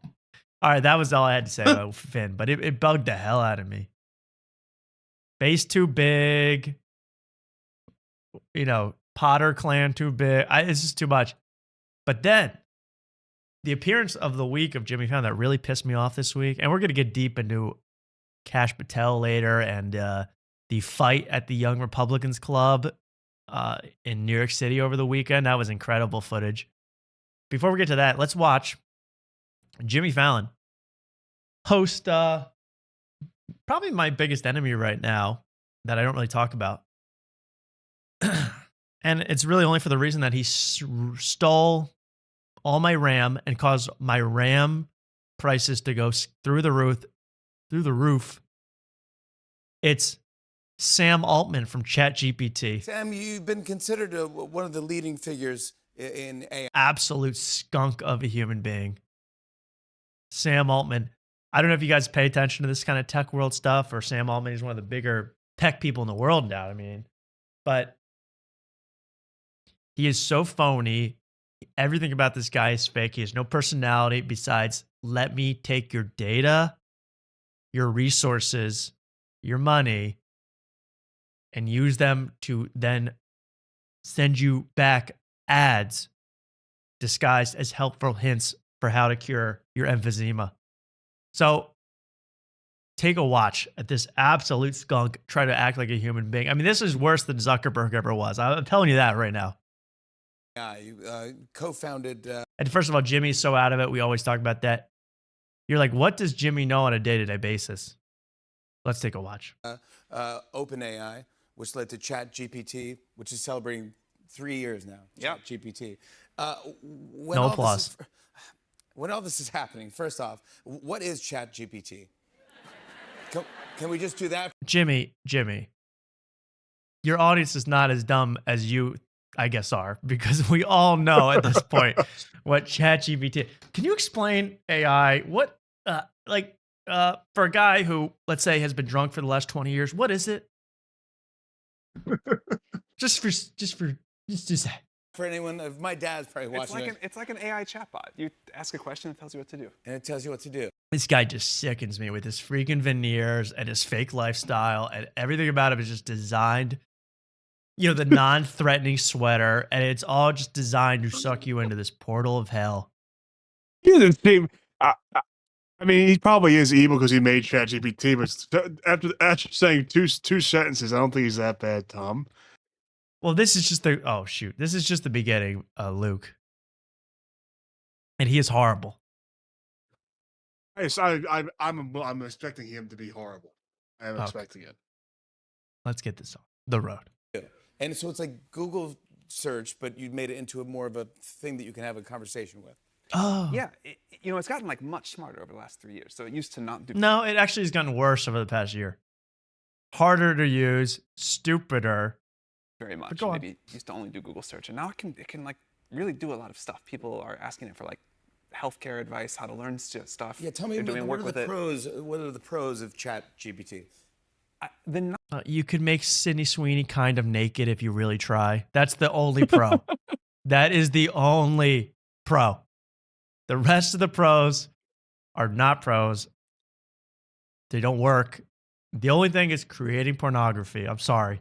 Number of people that reach out to us and are like, I had this crazy health condition. I couldn't figure out what was going on. I just put my symptoms into Listen to ChatGPT this. and it told me what test to ask the doctor for, and I got it. And now I'm cured.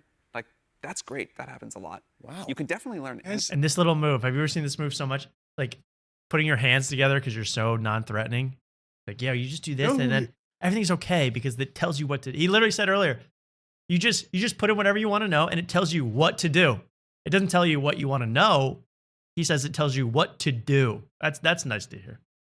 Why is he doing this like weird Seth Green routine? He's acting just like Seth Green does in interviews. He's meek and mild, and he doesn't have the ability to create a show as good as Robot Chicken. Okay, that would be amazing if he was Seth Green. If he did Chris on Family Guy, I'd be saying let's all invest. But this guy has no talent, no ability other than to siphon money out of investors' pockets and make You your hate him life more than worse. You hate him more than Sean Evans? Yeah, that's tough. That's a close race. Has this guy ever been on Hot Ones? Because there's like a 50-50 chance. That could be. I think Sean Evans is actually a human Chat GPT the way he asks questions. Oh, 1,000%. Maya Rudolph, I see you're having some trouble finishing that wing. Would you like me to give you some advice? That's how he talks. Let's talk about your organization of your pantry you had in your 4-bedroom mansion. I'm Sean Evans. In 2013, Beyonce, you posted on Instagram, May 5th, 2013. It's the worst, but this guy's just as bad. Anything. Yeah. Anything. Pretty much. I haven't found anything I can't learn. You can do your work way faster. You can use it instead of Google. You can use it for like advice about your life. People talk about all the people in their life and trying to figure out what to do. Hand movements. The idea is it's like a general purpose sort of life advisor. Yeah. And I know that you and your husband just had a baby. Congratulations. Thank you. Yeah. No, fact check, wrong. Fact check. How'd they have a baby? How'd they have a baby together? Fact check. Explain that one to me. ChatGPT.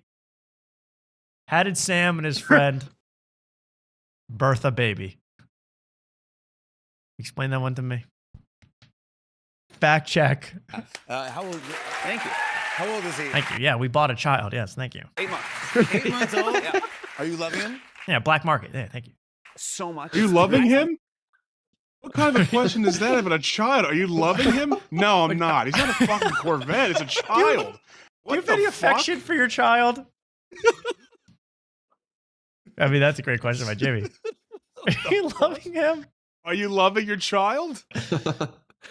No. I'm actually going to trade him in next week, but he's pretty good. Yeah, we imported him from Japan. We were really hoping for China, but he's the best we got for now, but technology is always improving. All right, here we go. We'll Let's talk put it about in the AI. See my what it can child. I love my child. You know how how these two guys had a baby? A woman gave birth to a baby, then they said, Pass the baby. They said, pass the baby. And she had to give it up. That's what happened. And my pass the baby's real low. Pass the baby, try again. Pass the baby. That's more like it. A non-cliche thing to say, but it is by far so much better than anything anyone tells you. I am just so incredibly happy. Is he into trucks? Yeah, he loves trucks. We have to spend a lot of time watching the garbage Boys truck love and play them trucks. around. Unique. Isn't the kid how old is Sam Altman's kid? I thought he was like a week and a half old. Oh, but he loves big trucks. Sam Altman's kid that he bought, how old? ChatGPT. Hey, you're giving this guy a lot of shit for being robotic, but this answer is better than Mark Norman's answer about his kid in front of Jerry. Oh, that's We true. kinda Yeah. What was skipped that over like? That was like. He had to re-explain his answer 3 times because it made it sound like he wasn't interested in his kid at all. It was a very strange answer. Yeah, I know. Yeah. I mean, he never sees the kid. Okay. But this kid was born in February 2025. The kid is 9 months old. Loves trucks. I find that hard to believe. Kids don't even get eyesight until 10 months. Or is that a puppy? I don't know. But he loves trucks, and he can't even have solid foods, but he likes trucks. Okay, this is a made-up story. We all know it. Let's hear how much this kid loves trucks. Maybe ChatGPT could explain what a truck is to a baby. Yeah, he loves trucks. We have to like spend Instead of me doing it, the parent. I like that a lot of time watching the garbage Boys truck love and playing trucks. around. He does love trucks. He loves garbage trucks too? Cars, Why? anything. They We just- watched the like F1 season finale. Who is he, Ingram? He got no brain in him, that kid.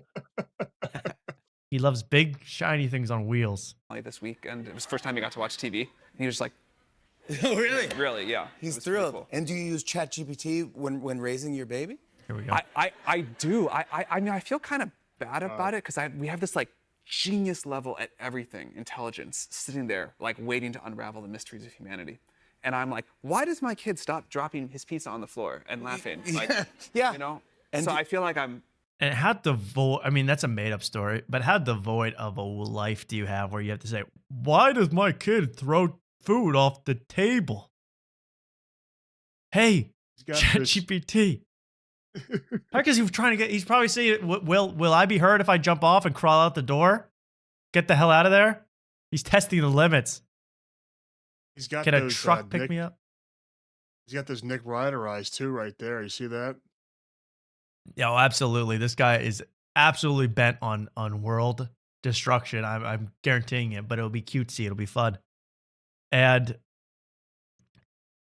so he asked the thing everything. And by the way, yeah, well, I asked the super intelligent machine very basic questions. I almost feel bad. Sam, let me clue you into something.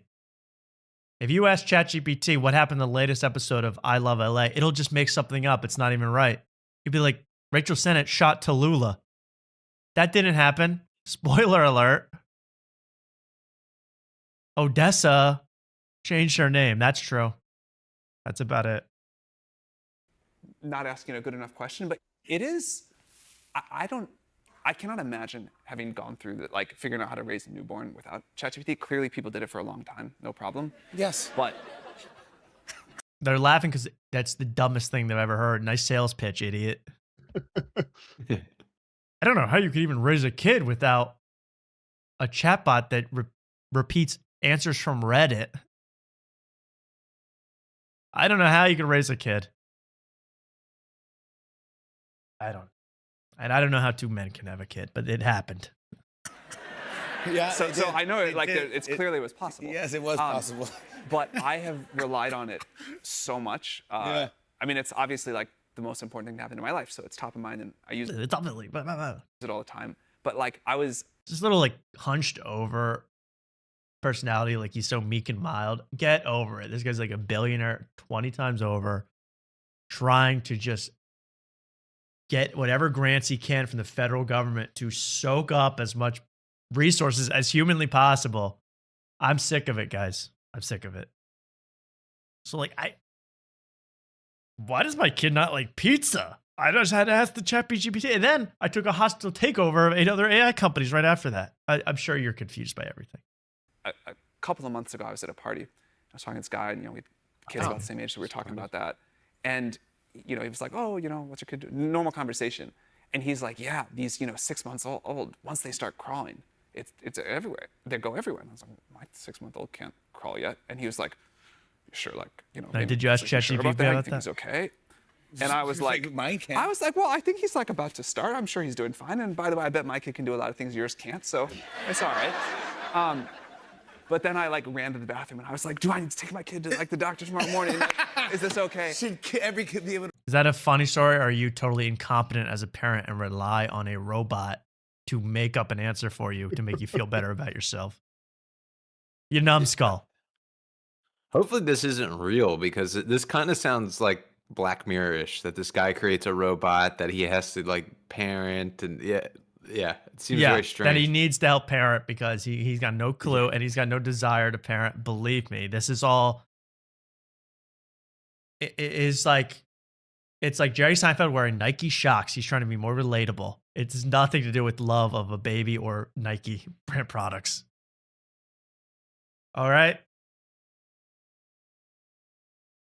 Details: baby born healthy and thriving, according to Google AI. If I was Google AI, I would say the baby's in big danger. Sam Altman's baby. That would be my response. You know, kind of get the war going. Walking 6 miles. Yeah, crawl. And The new Lindenberg kid. No, Yeah. no, Mike, yours. Yeah, mine. Baby is currently whereabouts unknown of this child. Heard he backed the car into a lake the other day. We don't know what's going on. Walked it. Right. Yeah. but Mine was. Oh, and your veneers, you skunk, man. You absolute try to look like a normal person. Amazing. Karen Feehan, can you help raise this child as your own? Babysitter to the stars. I've had enough. All right, that was my Jimmy segment of the week. I'm really mad today. Sorry. I thought you were in the Christmas spirit, Tom. That took me completely out of it. Okay. That made me bitter and angry. So let's get to some more stuff. I'm going to take a break right after this because I need to get this YouTube thing in order. I really can't go the rest of the night. I'd rather pay $7.50 to figure this out. But I do want to apologize. I hope the audio sounds good tonight. If it does, I'm going to press any number between 1 and 5 into the chat, please. But I know there were a lot of issues last week and people were complaining and I didn't even know this, but they have like live viewings of our show sometimes. It's gotten that popular. And I was just scrolling Instagram. I saw this response to us having such problems with the audio. I couldn't believe this. The Burbs Bros. You know, what does that even mean?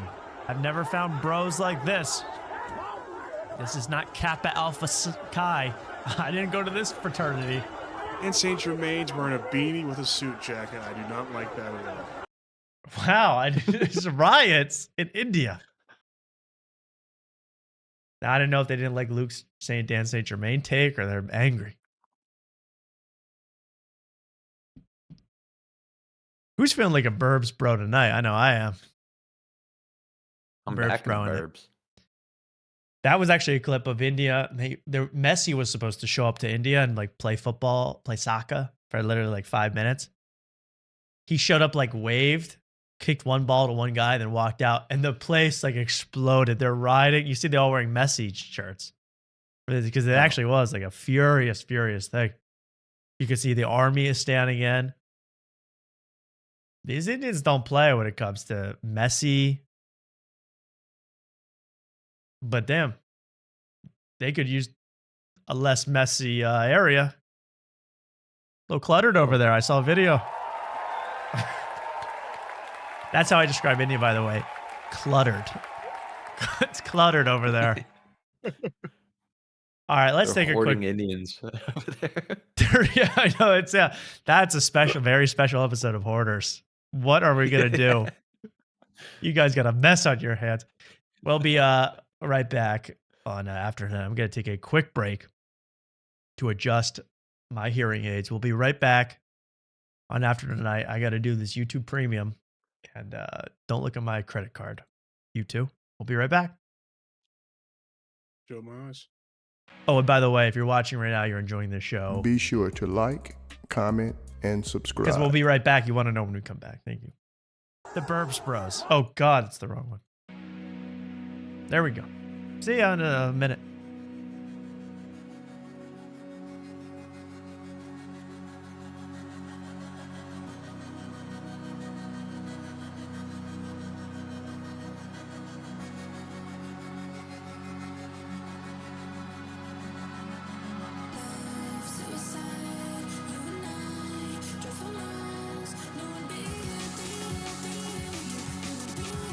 guys didn't put the Drew interview up or took it down.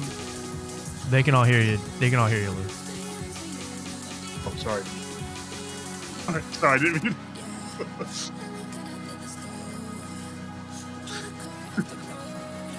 That could be used in court, what you just said. Very sorry, very sorry.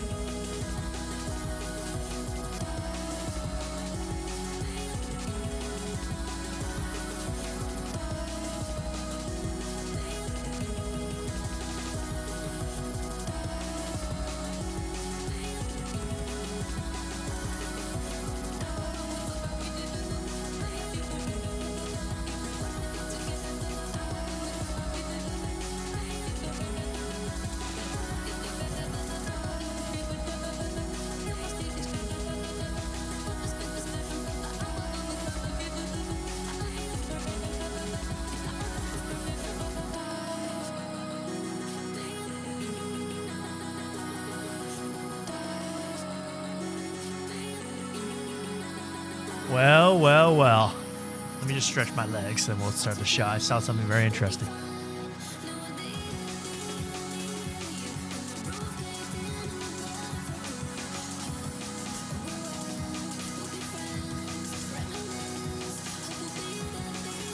By the way, I was, what were you saying about the Drew interview, the Drew Montana interview, Luke? I heard it got some flack. Not really, but I didn't really like it. I mean, he got a little bit of flack, but I also didn't like the quality. Okay. It wasn't our best work. I wanted to capture the time he said he loved me. It's pretty keep that. Oh, that's still up. Stab, Like the whatever full live stream, that's still up. It's just not okay. clipped. That's itself. But anyways, we get back to after tonight. I should have urinated, but it's too late now, huh? It's too late. Now, we're back on after night. Welcome back. How about this? First of all, I just saw that Timothy Chalamet is on Jimmy Fallon tonight doing some kind of freaky, deaky ping pong thing. So that's going to be great. I can't wait to check that out later. I won't make you watch any more Fallon for now. It's a little exhausting. We have a lot of other things, man. I got a whole list a mile long. Why don't we do Kill Tony? That's funny. Let's do Kill Tony. I really have. I've been checked out of Kill Tony, honestly. I have not been into Kill Tony. I have just not watched it. I don't know what's going on in the Kill Tony universe. I see if there's any drama, but otherwise, I'm pretty checked out. But they have a new. First of all, let's watch his classic new intro for Kill Tony. But they have a new regular. That's what it's called. That's a guy that can come on every week if he wants and just blow the lights off of the place. You know, this is a guy who's a real pro, a real professional, a real stud. And they got this new guy who you're about to meet if you haven't seen him already. And I'll need a reminder. Dredrick Tatum. Dredrick Flynn.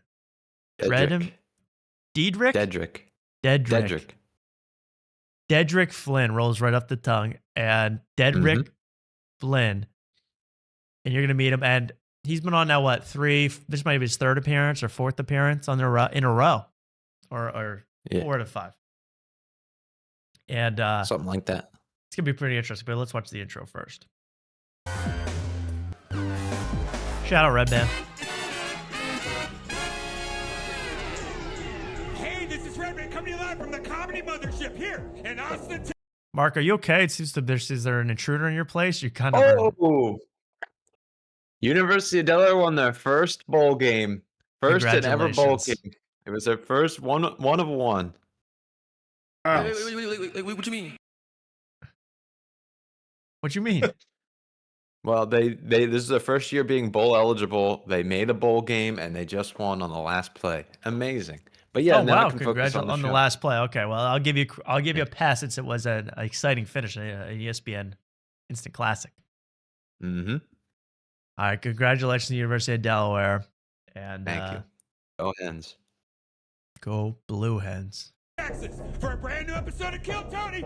Get over Tony. It's go! Red band. Here comes Tony. I want to see him do his ear thing. There he is. Dumbo. I passed up an apartment for $3 million, Dumbo. Now it's worth $6 million. You know how I'm feeling? Dumbo. Dumbo. Love the that best line. Jay-Z line of all time. I passed up a painting worth $2 million, Dumbo. Now it's worth $4 million. You know how I'm feeling? Dumbo. There's another line in that song that I love. It's That's I'm not black emoji. And then, okay. okay. That's a good line, actually. But the Dumbo I line like makes that. me want to scream. Just like, Jay-Z, like, first of all, Jay-Z's going to get canceled completely within the next year. Book that, write that down. But besides that point, why does Jay-Z, this has probably been done to death, this whole premise, but why does he feel the need on half his like features throughout his career to like completely phone it in to the point of just like whatever the song title is? I probably already talked about this. Whatever the song title is, that's what he'll rap about. So famously Monster with Kanye West, he just lists monsters in a row. Goblin, ghoul, zombie, Loch Ness. No conscience. And then the worst one is that that one's horrible. But the worst one is in Pound Cake by Drake. Pound Cake by Drake. When he goes, he just lists cakes. Cake, $100 cake, pound cake, just made a Billy cake. But then he starts naming cake that don't even exist. Ice on my watch, got a carrot cake, upside down cake, flipped cake. It's like, do you really? Then probably Drake had to give him $500,000 for him to say cake. It doesn't even make sense. That's a savvy criminal. He's smart because he just pulled everybody. a fast one.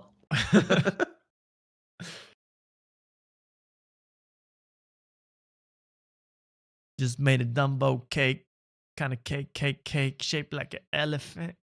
Cake. Yeah, he'll say gibberish too. If someone's right, he'll just say absolute nonsense. But it's like, but then everybody goes, "Yo, you know when he rapped cake with cake 19 times? I swear to God, when he was in the booth, he didn't even write it down." No kidding. No kidding. You phone it in. I even like that. I like that song, even though you make fun of it, because I just like the beat on it. I'm one of those guys. Yeah, it's like that voice. Yeah. That high pitch one. Who's ready for the best fucking night of their lives? I got 99 problem cake. Okay, then we go to Kill Tony. It's gonna be great. And this has Ari Matty and Asana Mod. Now, I was lucky enough to see Tony Hinchcliffe and Asana Mod in the Austin airport immediately after departing my flight. One of the highlights of my life. I saw them at the wine bar. Yeah, my gate was right next to the wine bar today, but it was so early that the wine bar wasn't open, so no Tony. No Tony, of course. He would have been there, I'm sure. Yeah. Getting a Zinfandel sampler, no doubt. But instead, with a couple select cheeses, those must be good in the Austin airport. And then I thought when I got back to the airport, I was convinced that I saw Ari Matti walking through the airport. He had a mothership sweatshirt on, Eastern European style bag. I'm not kidding. My flight was delayed. I followed Ari Matti 4 to 5 minutes, and he was walking fast, so I was just keeping up, opposite direction of my gate. I catch up to him, just a random guy. But the thrill of thinking that it could have been Ari Matti was enough to just say, Austin is the greatest town in the world.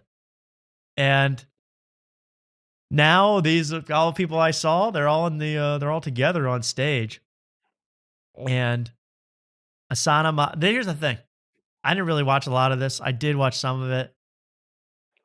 This is one of those shows where these guys aren't going to. These guys, the important thing to know is these two guys owe a lot of their careers to Tony.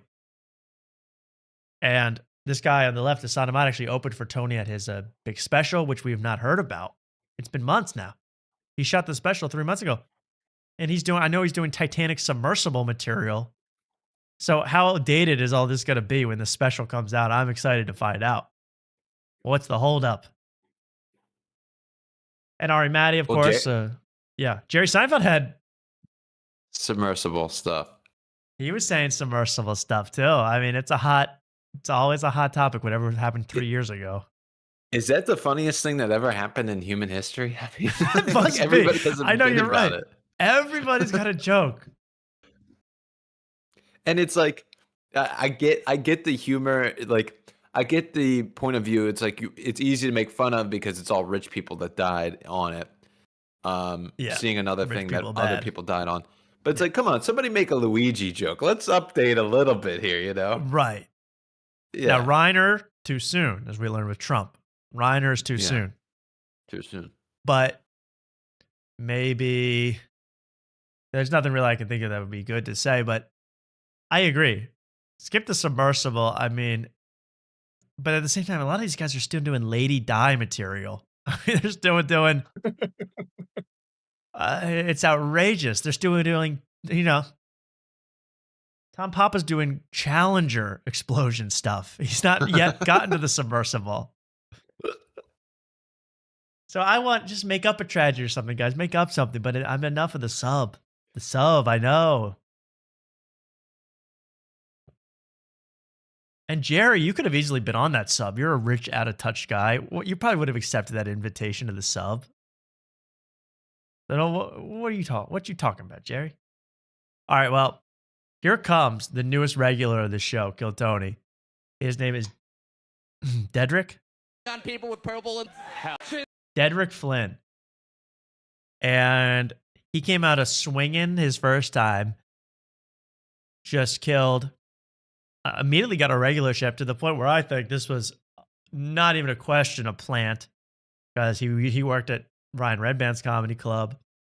They made up the story about he went to Kill Tony 85 times and didn't get it on. Now he got on and now he's a success. So it can happen to anyone. So give up your entire career and move here and live under a bridge. Like Dedrick. So they're perpetuating this narrative. He got selected as the regular. He shows up. What's that, Mark? I just noticed Ari Matty's jacket. He has his own logo now. You know what? Wow. I didn't notice that either. Mr. Tiger Woods over here. Ari Matty with his own That's freaking. Crazy. Yeah, that is unbelievable. These guys, and you're gonna see, like, that's a great addition to this. These guys that, you know, Tony is so full of himself. I mean, that's not even a question. That's not a controversial statement. That these guys get just sucked into this vibe of like, we are the greatest thing to ever happen, and we must let everybody know. We need our own logos, our own, you know, it's not that different from Trump. We need our own brands. We need our own casino. We need everything. We need our own microphones.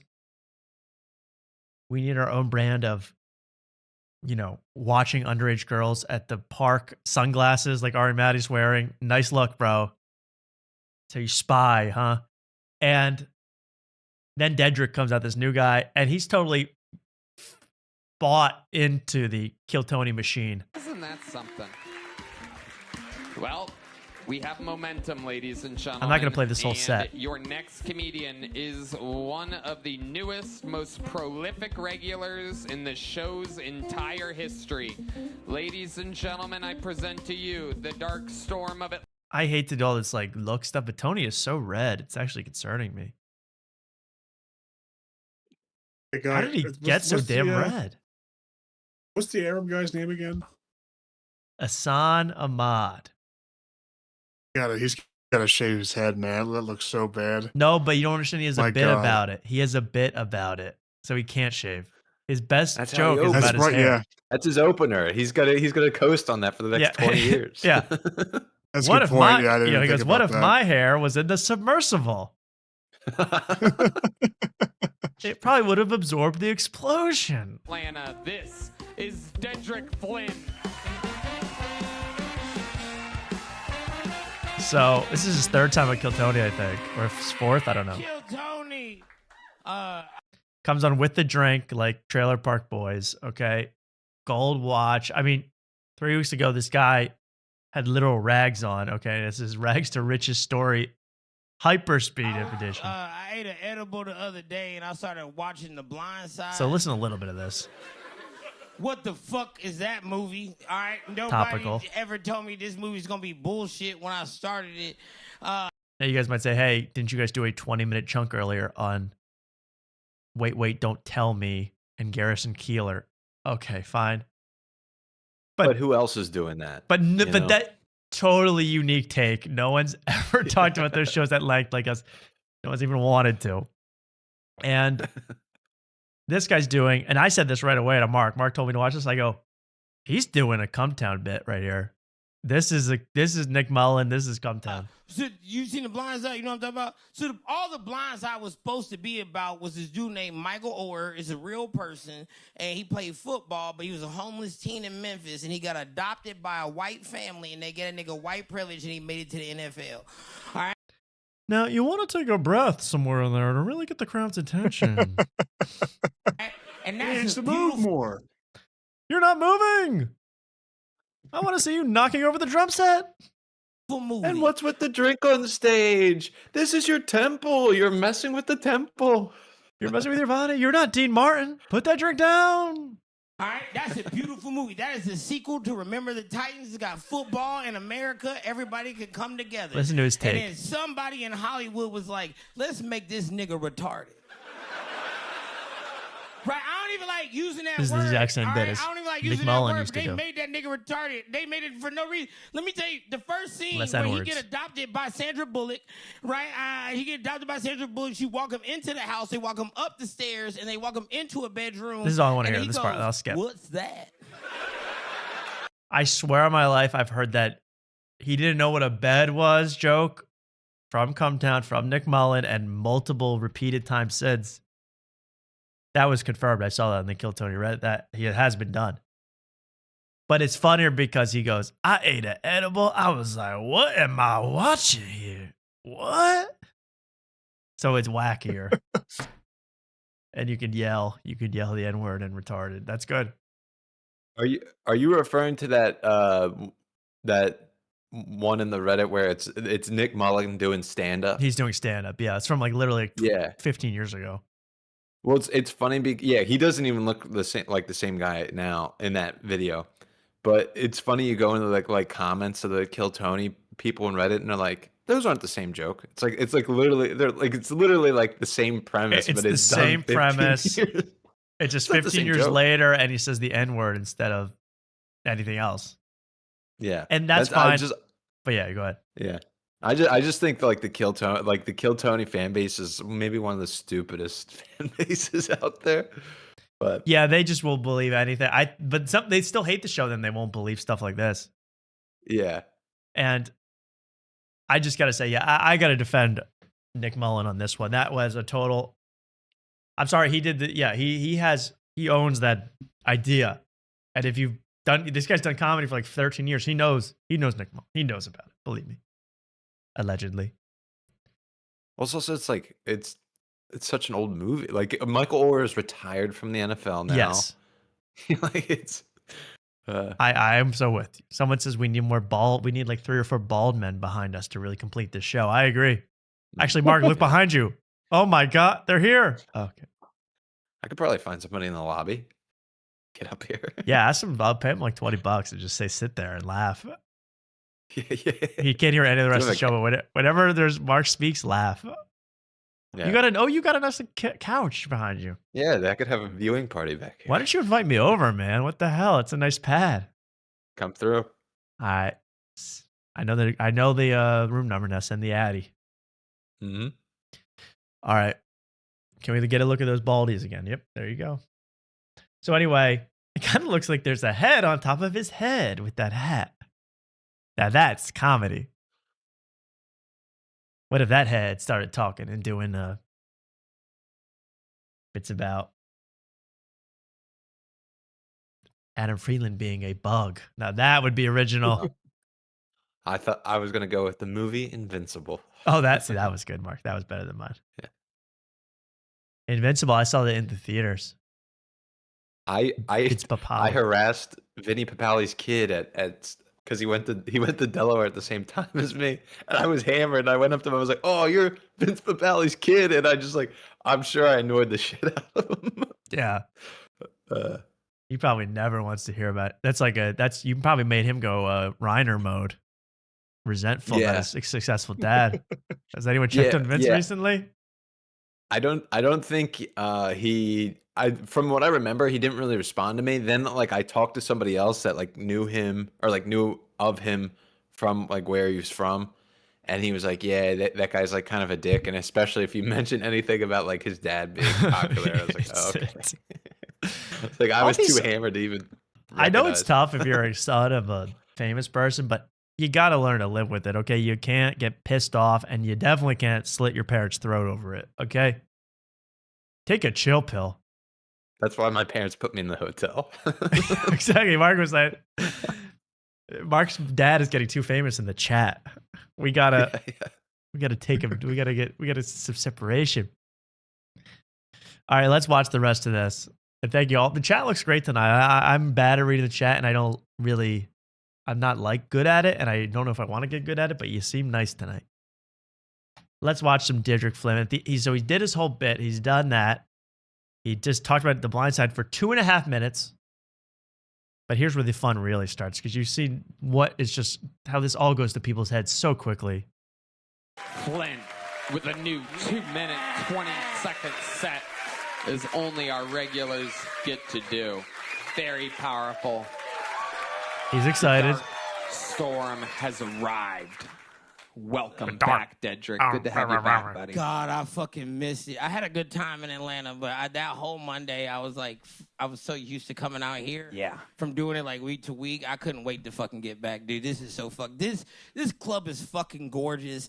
This fucking stage, the band, everybody's so fucking good. Y'all don't know what it feels like to walk out here, but it is better than drugs. Mark does. Mark knows what it's like to walk out there. Yeah. Is it as good as he describes? No. No. And you were in front of Tucker, Joe Rogan, and Jim Norton. I mean, that's an amazing group. Mm-hmm. And yet, it's not as good as you say. I believe you. It's amazing. Well, I'm no Dedrick Flynn. I don't have killer bits. Yeah, you gotta study what Nick Mullen was saying about 10 ways how to lose a guy in 10 days, or Marley and Me. Study the sacred tomes and get back to this show. You ever talked about Steven Seagal on stage? That's a new one. All stolen from Nick Mullen. I'm offering what? $100 to get Nick Mullen on the show? That's part of our... by the way, the year's about to end, so hurry up. This list will be updated for 2026. But our Cash for Guest contest 2025, I even forget how much Nick Mullen is worth, but he's on this list.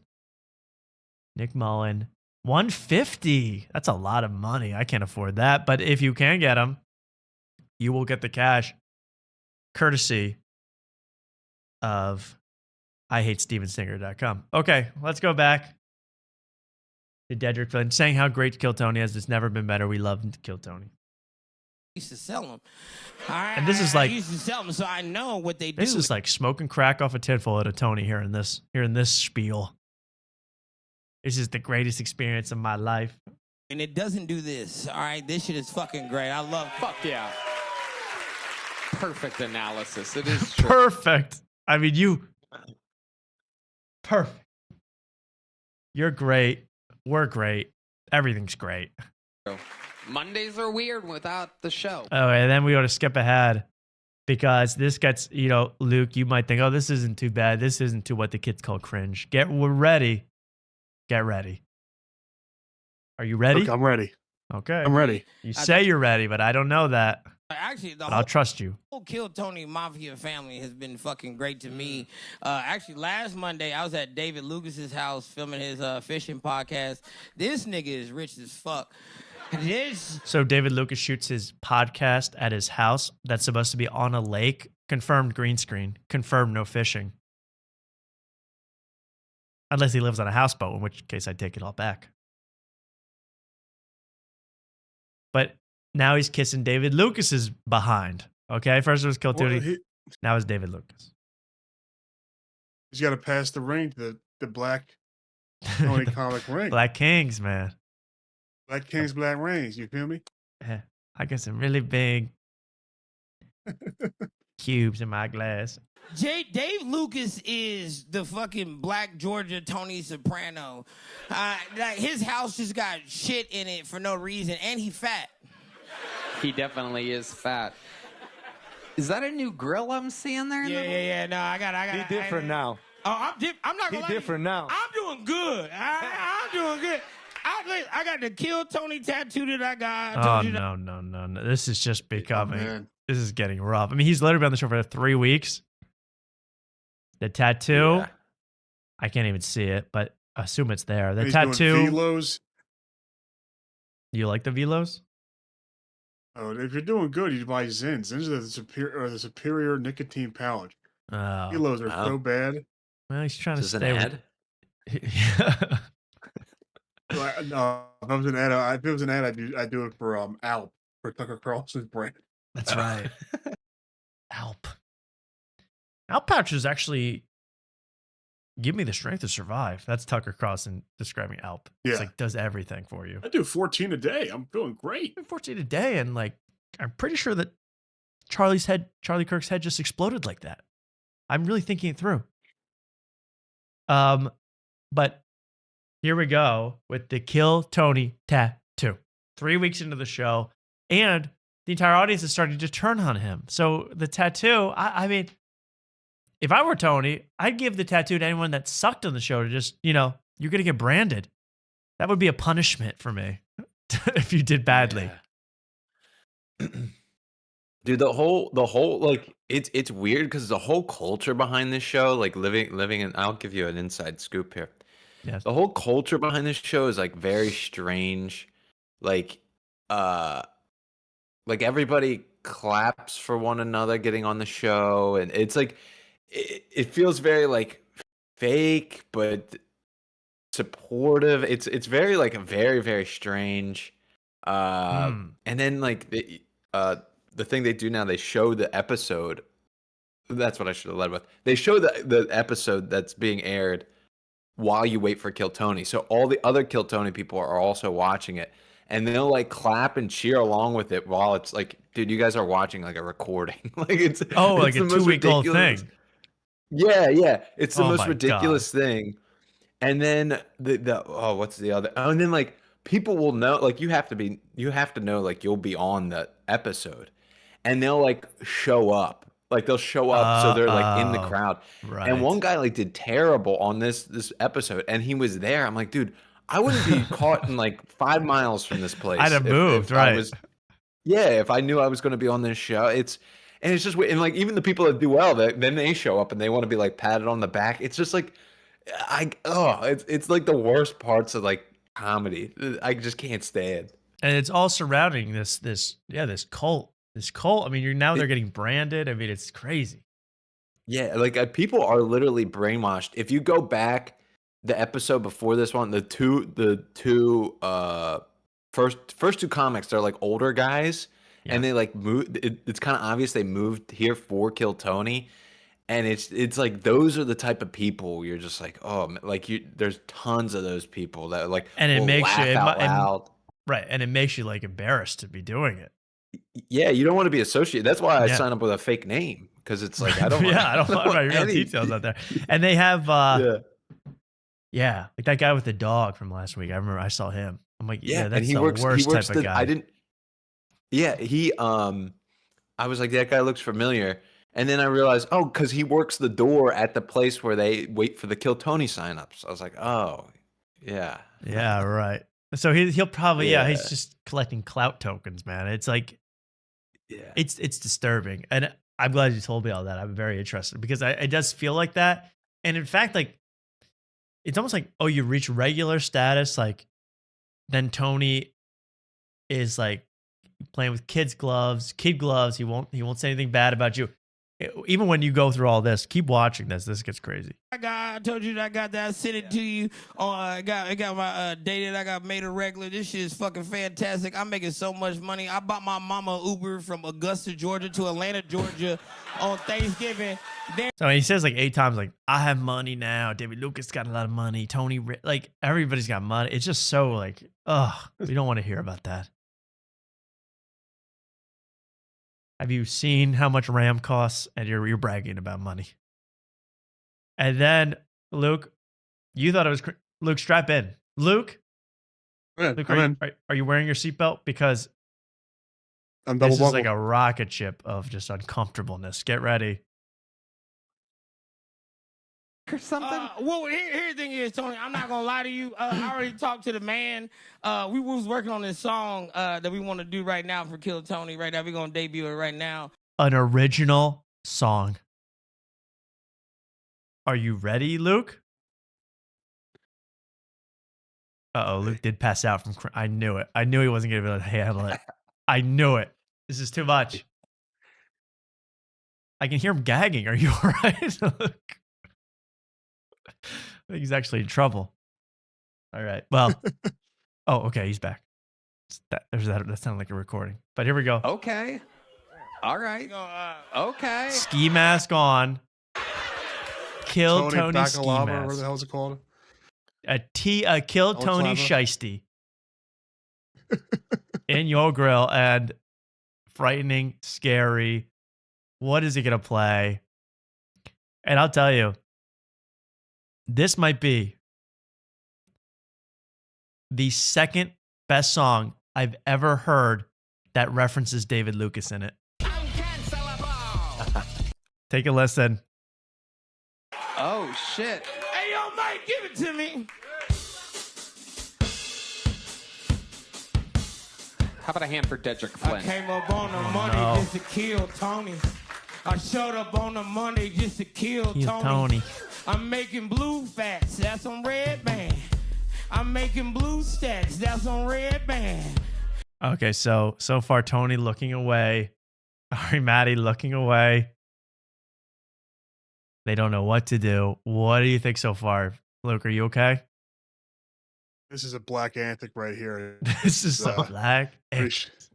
This is a black anthic, if I do say so myself. Oh, we haven't even got to the David Lucas line and it's so good. I'm making foreign money, I gotta call to Ari. Oh. My pockets looking good, you can call him Heidi. Yeah, my pockets fat, Heidi. David Lucas. Yeah, my pockets fat, I'm talking David Lucas. Yeah, my pockets fat, I'm talking David Lucas. First pull, first round, regular. My sex is good, but ain't none of them regular. Like Jingle Bells. What the hell is that? What was this like?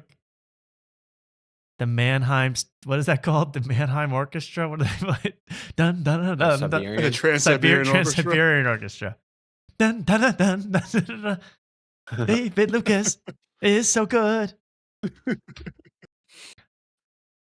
David Lucas is my hero. First round regular. My sex is good, but ain't none of them regular. I show up on a Monday just to kill. Let me hear y'all. Showed up on a Monday. That musician's not impressed. The guy with hair. The one guy with hair. Kind of. He doesn't know how to get his saxophone involved. How am I going to get my sax into this shiesty movement I'm seeing here? They just to kill Tony. I showed up on a Monday just to kill Tony. I showed up on a Monday just to kill everybody. I showed up on a Monday just to kill. One person moving their arms. Maybe two. Tony. I showed up on a Monday just to kill Tony. I'm talking bullshit, talking David Lucas. I'm talking fast, I'm talking David Lucas. Wow. That's amazing. Yeah. Shut it down. That was something. Shut it down, folks. I've had enough. Well, and did he rehearse this? Because he's like, hit it, and like they had the. Did he rehearse? No, this yeah, with the he band prepared before this. He prepared this. Oh, Now, that being said, Big Stinky does have a song in his back pocket if he needs to Sure, break it out. you might have to talk to Big Mike about that, the drummer. Yeah.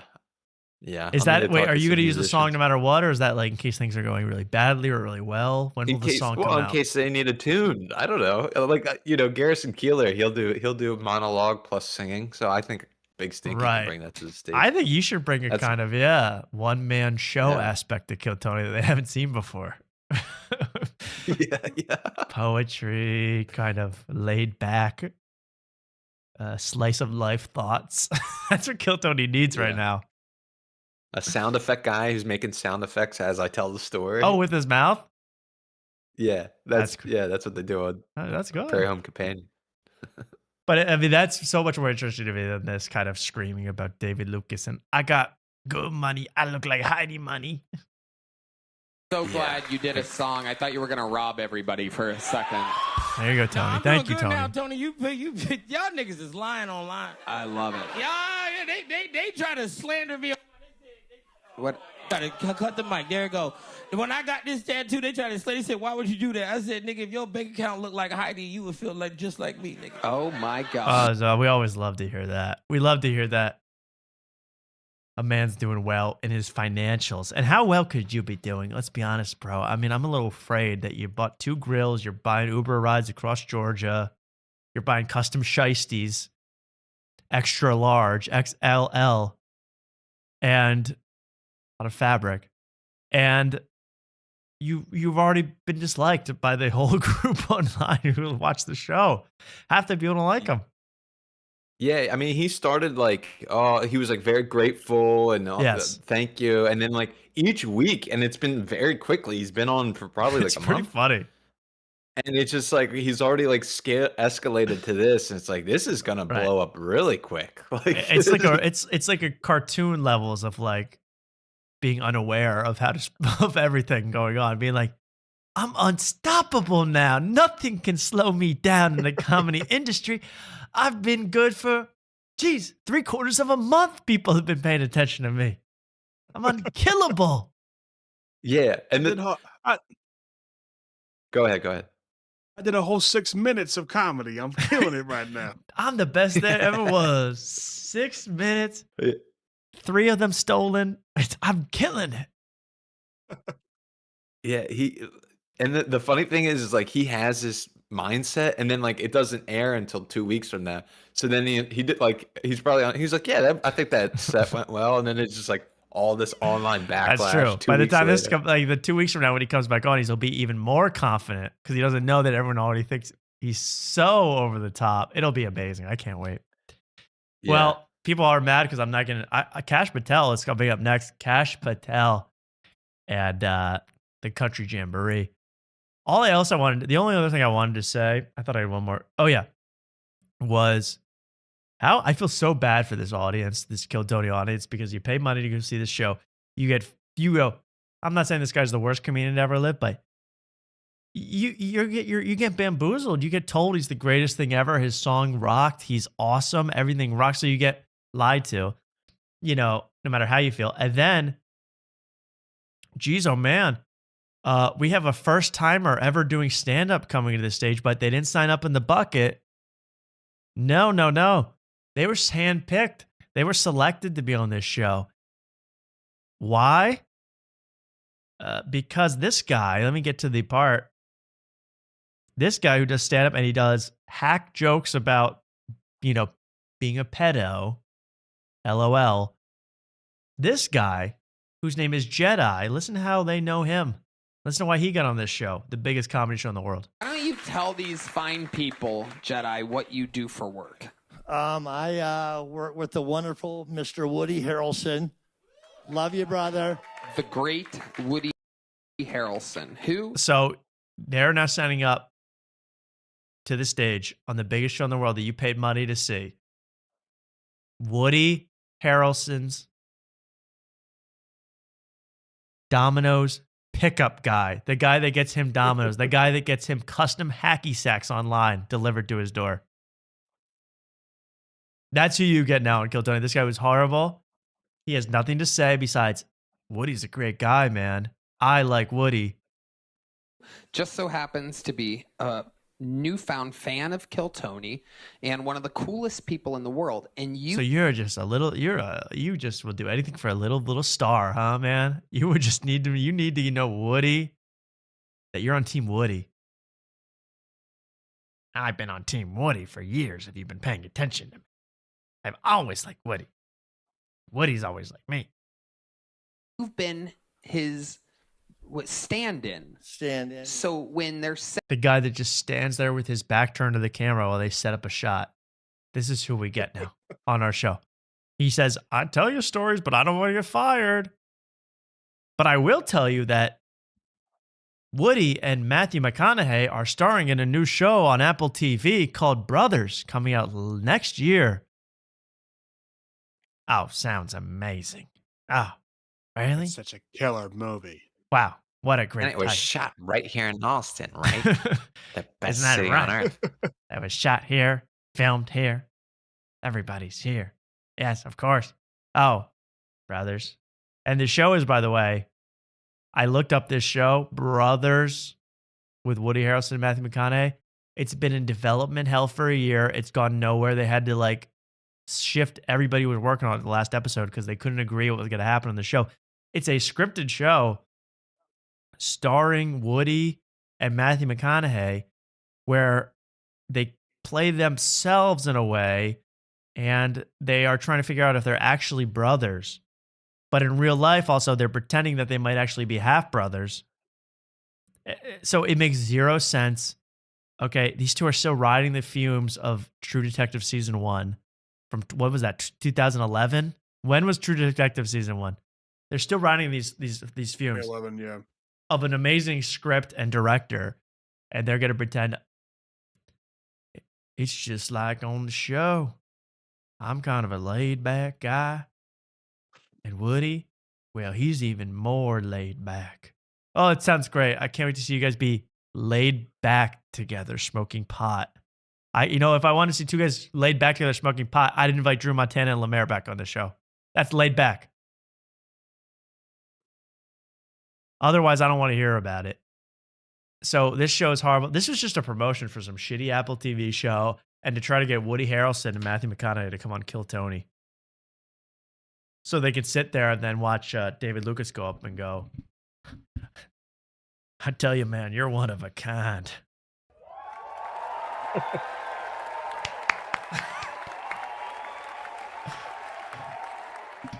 Man, you can...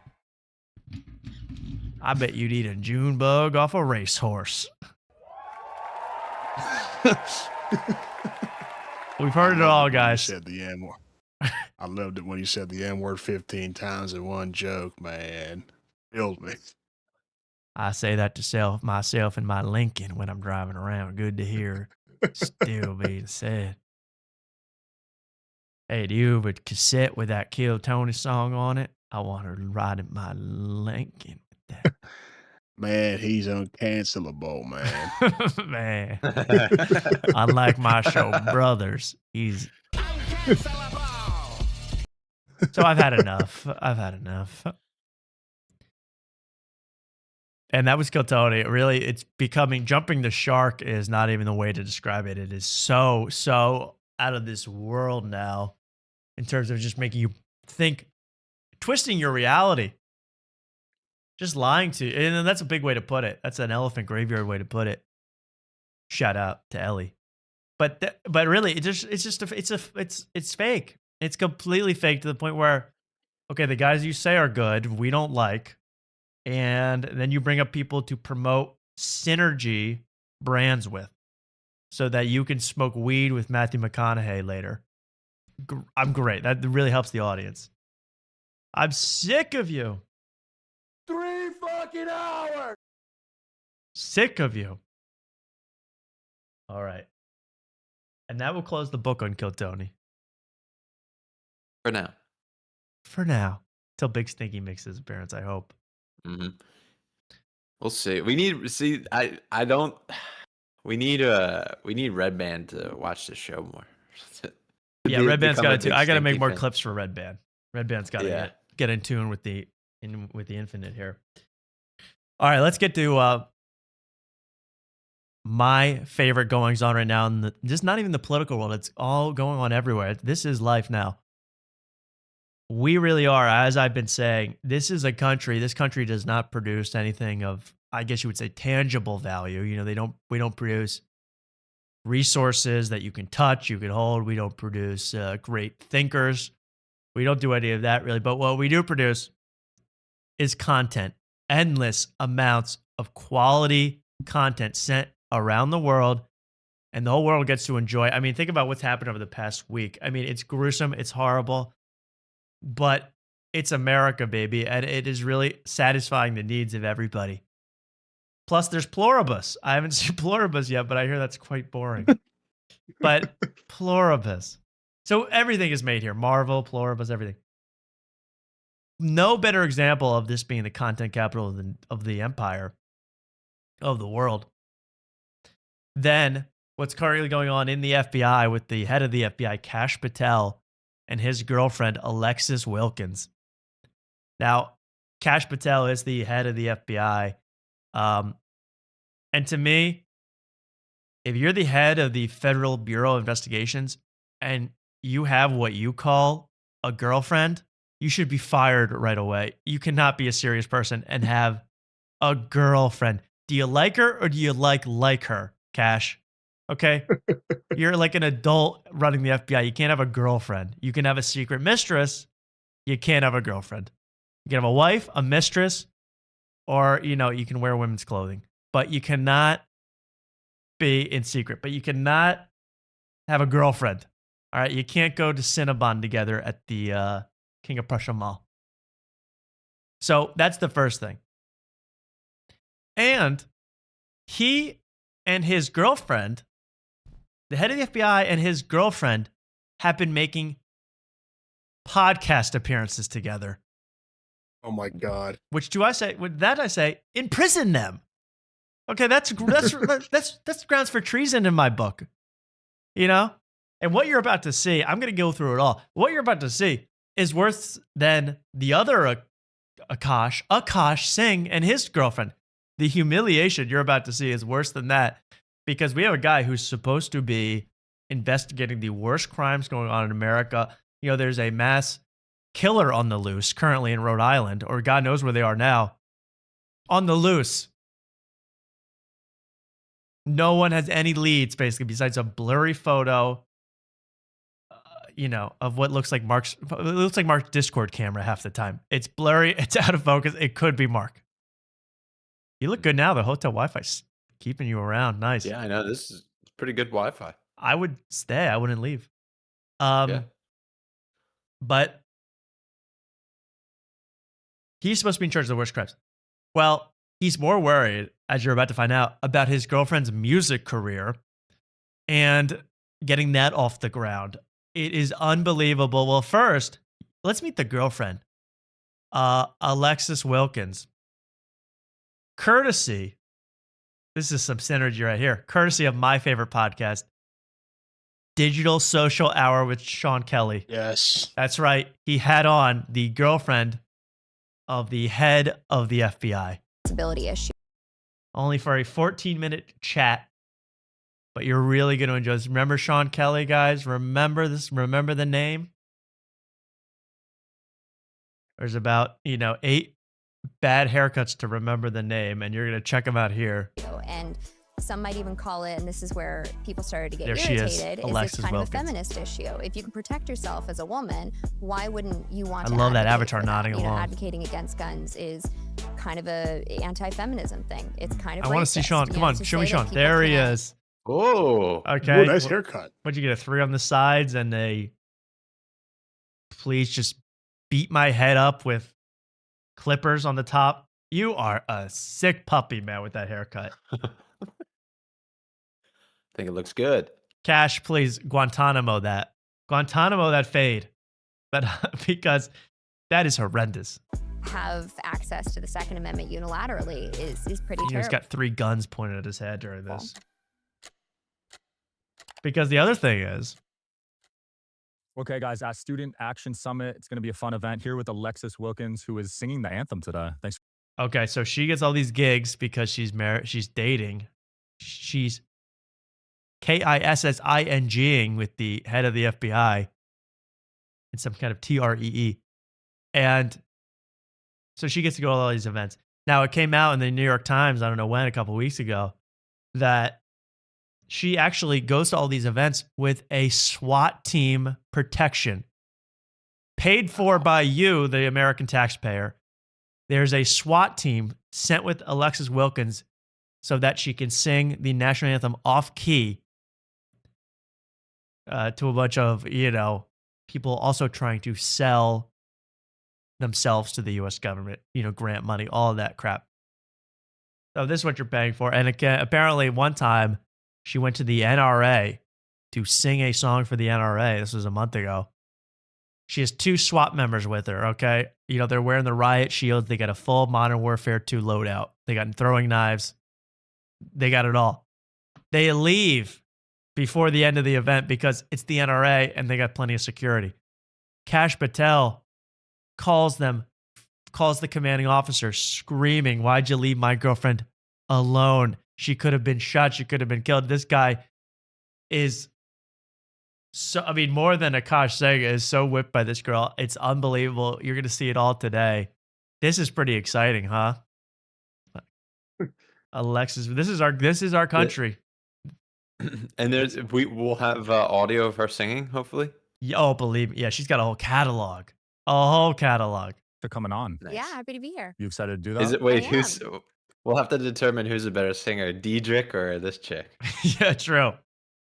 That's a probably good one of the point. bigger And by crowds the for way, you. bro, I don't know where you brought the Thanks for mics coming from. on. Yeah, happy to be here. You excited to But do you got can you get the cat hair off the mic? that? Fuzzy. am. It's probably one of the bigger crowds for you, right? I can't even talk. I'm so mad. And you're advertising bioenergetics. Anyway, there's not much good about this except for when she goes into meeting Kash Patel. How did they meet? How did these 2 lovebirds get together? Because a lot of people say online, actually, that this is a honeypot operation by the Israeli government.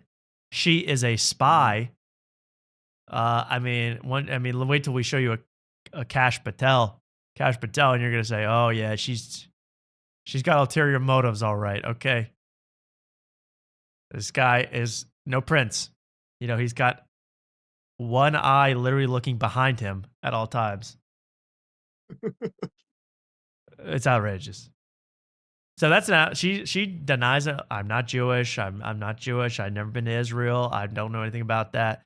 I'm just a simple girl who is dating for. So you're dating the FBI, the head of the FBI. For what reason? I mean, I'd be. You know what? We're gonna get into this. Wait till I play the music, because to me, it would be more valid. It would have more honor if you were there to steal state secrets from the U.S. government rather than do it to promote your auto-tuned country music career, because that is so much less honorable. I mean, you should be imprisoned, sent to an island for that. Monster Island. I wish it was a psyop. That would be so nice if we were just being psyoped like this. It's so much worse. It's so much lamer. It's so much like, well, my streams have gone up 50% since I met Kash. It's depressing as hell. Watch the rest of this. And watch this guy have to navigate an interview. It's only he can. What happens? Absolutely. How did you and Kash Patel meet? We met in Nashville at a friend's house at a I guess you would call it a operation. I mean, a party. I think it was a Truth Social or Rumble, like some kind of event that we were going to. It's one of those funny things where I wasn't even going to go. And I don't think it's you. I think this is just out of sync. Am I crazy? Event that we were going to. It's one of those funny things where I wasn't even going to go. And, those things that you end up going to that you weren't going to go to. And we met, that was almost 3 years ago now. Nice. And that was kind of that. Wow, that's dope. Very vague. We met at a thing. Oh, that's dope. That's absolutely dope. That's dope. That's so dope. That's so dope. Yeah, so actually I'm kind of sleeping with him in order to kind of steal kind of files on how the deepest systems of the U.S. government operate. That's dope. That's So pretty dope. That's dope. That's killer. That's absolutely cool, man. But anyway, Remember to buy my bioenergetics. Oh, Yeah. do you agree with him on politically wise on most things?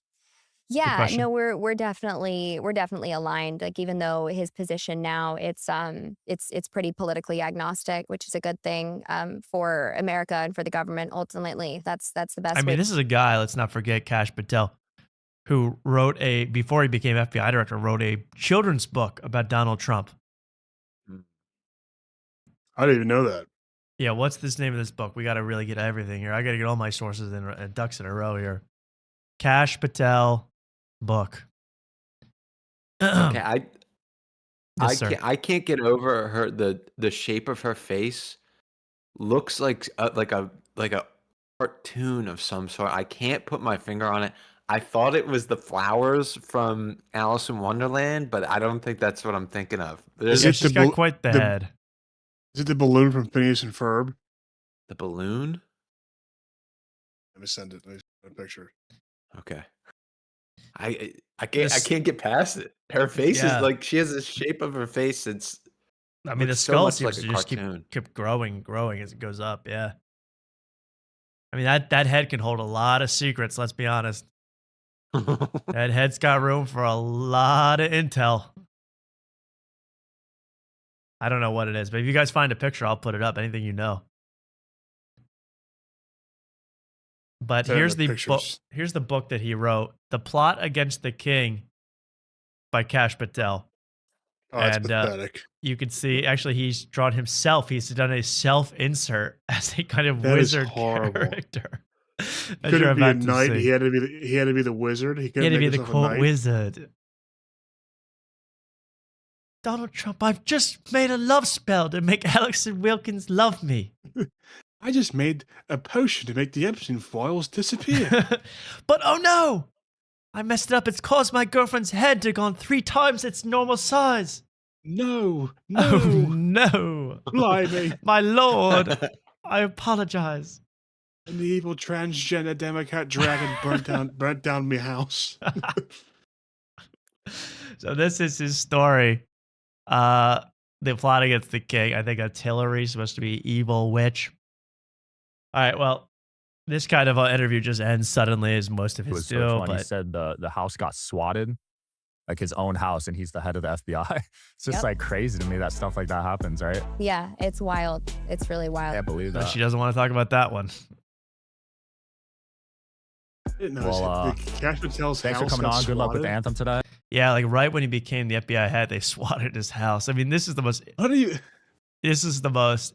I don't even want to say it, but you thought everything was a mess before. It has just become, the FBI has become a laughingstock because they're swatting themselves now. I mean, they can't. You should have seen the videos. People seen the videos of them sweeping the area at Brown University, where they're literally like walking in a pack of 20 through like a patch of snow, just kind of looking at the ground. It's outrageous. It's like comical. It's comical. And then we get to finally, and then I'll play the music. Don't worry. Here's the one that's driving people nuts because this was actually released, I think, 2 days ago, this podcast. And this is a Kash Patel and his girlfriend with Katie Miller, that's Stephen Miller's wife.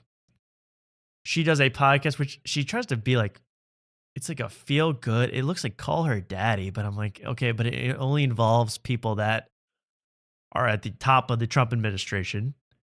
And let's not remind people that they are actively supposed to be looking for a mass murderer, whereabouts unknown, is traveling.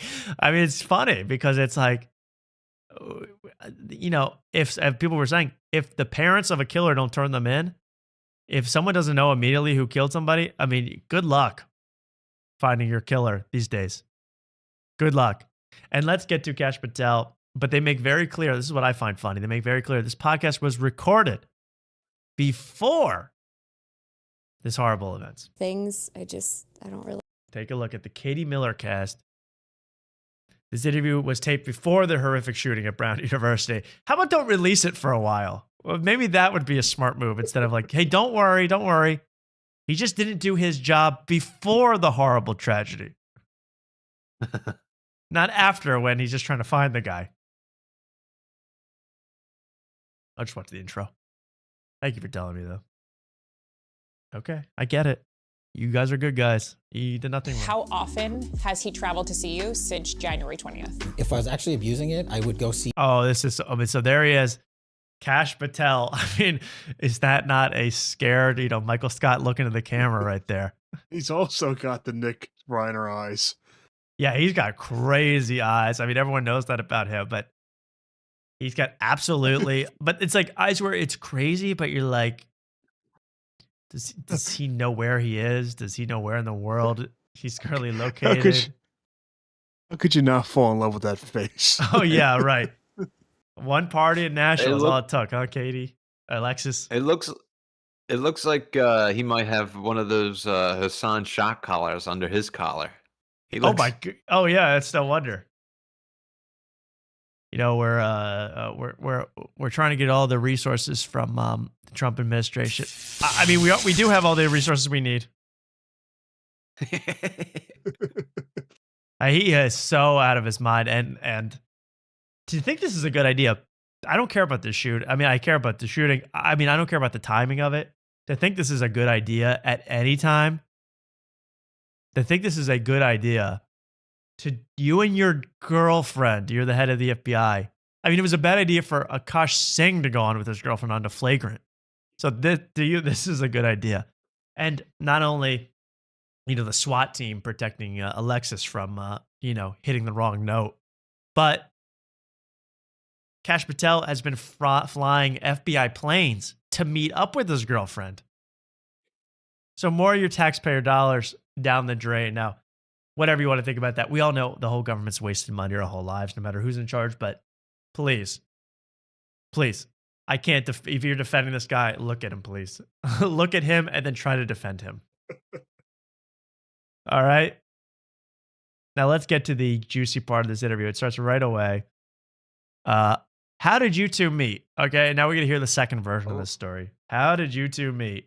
This is turning into a Doug and Kamala love thing. It is really Doug and Kamala, but I don't know.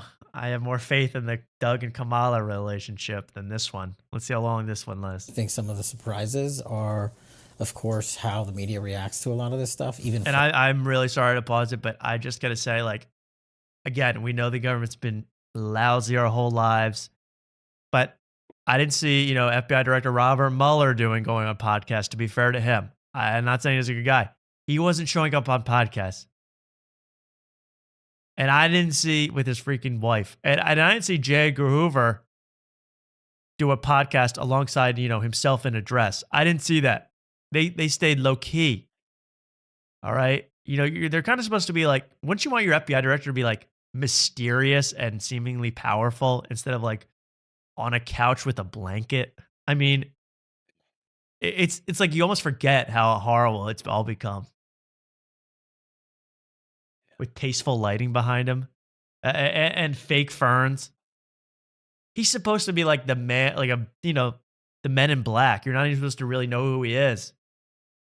Instead, it's we're about to hear, what did he think of Outer Banks on Netflix season 2? I mean, you're really going to hear all about that. For us, who are how do we meet? Rarely surprised by the media, we've probably been surprised more than expected. And then at what point did you two meet? We met. Oh, that's a nervous laugh. Yeah, it's almost a laugh of a guy who doesn't really know why she's with him. He's kind of confused. Yeah. It's he has no idea. Now, that question shouldn't cause you to start laughing nervously, in my opinion. As the head of the FBI, you're supposed to have a poker face too, right? No, what you're supposed to do is look lovingly to each other. At least I think. I don't know, Tom, you're probably the expert on this, but you're supposed to look lovingly at each other and smile at each other. Yeah, that's what I mean. Even if it's fake for the camera, you could fake that for the camera, but it could be genuine too. You pat if you're going to be really affectionate. Again, remember, this is not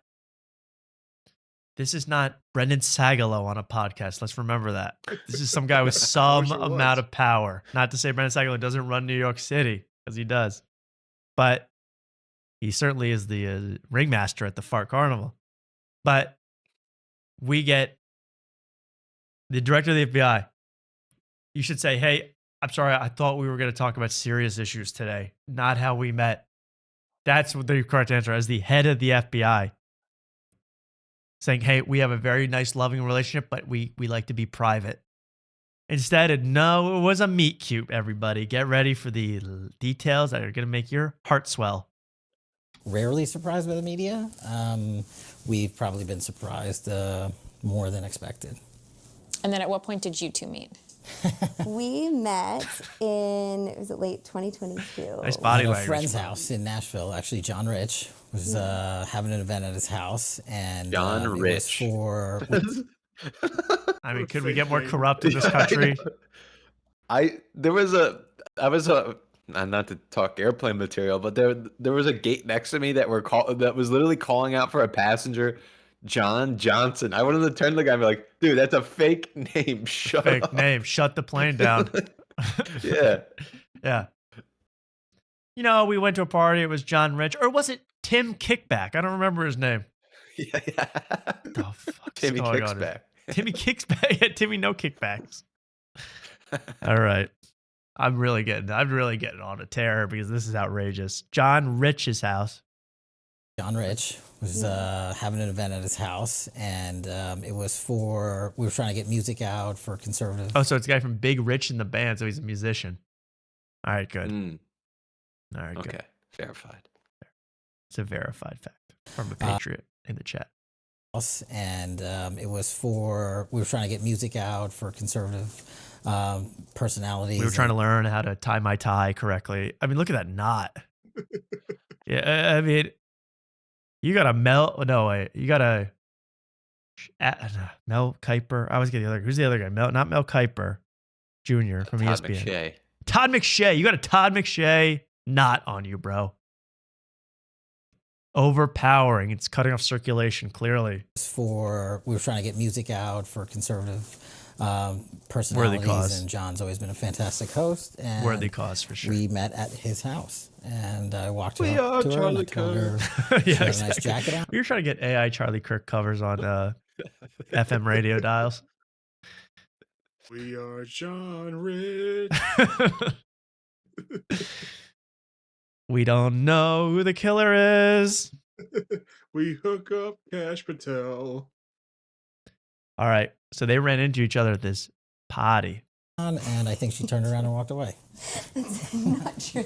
He always tells the story like this. I'm like, I at no point walked away. So cute. I just did not, I mean, it just didn't hit me that my jacket was like the entry point of, hey, we should. Have you tried? So what she means is I didn't know he was going to be the FBI director in less than a year, but then my earpiece informed me that I should turn, and she goes, no, not this guy. Are you serious? Are you serious? Headquarters? This man I have to rizz up? Yes. Wait, can you get what did she say about the jacket? What was it? The entry point? Well, was he the said, jacket? I liked your jacket. He says, that's his opening line to her. Oh, smooth. Smooth Compliment. That's move, a Mac Cash. tactic. There you go. Someone else says, this is a Gerbies tie. This is a certified Gerbies classic. You're so right. Biggest knot in the world. He always tells this. At his house, and I walked up to her and I told her she had a nice jacket on, and I think she turned around and walked away. That's not true. He always tells the story like this. I'm like, I at no point walked away. I just did not, I mean, it just didn't hit me that my jacket was like the entry point of, hey, we should. Have you tried Bill Ackman's May I Meet You? I mean, does this not sound like a cover for some crazy other thing? Because I believe he's dumb enough to believe this story, but what is she talking about? I almost believe she's a spy after this story.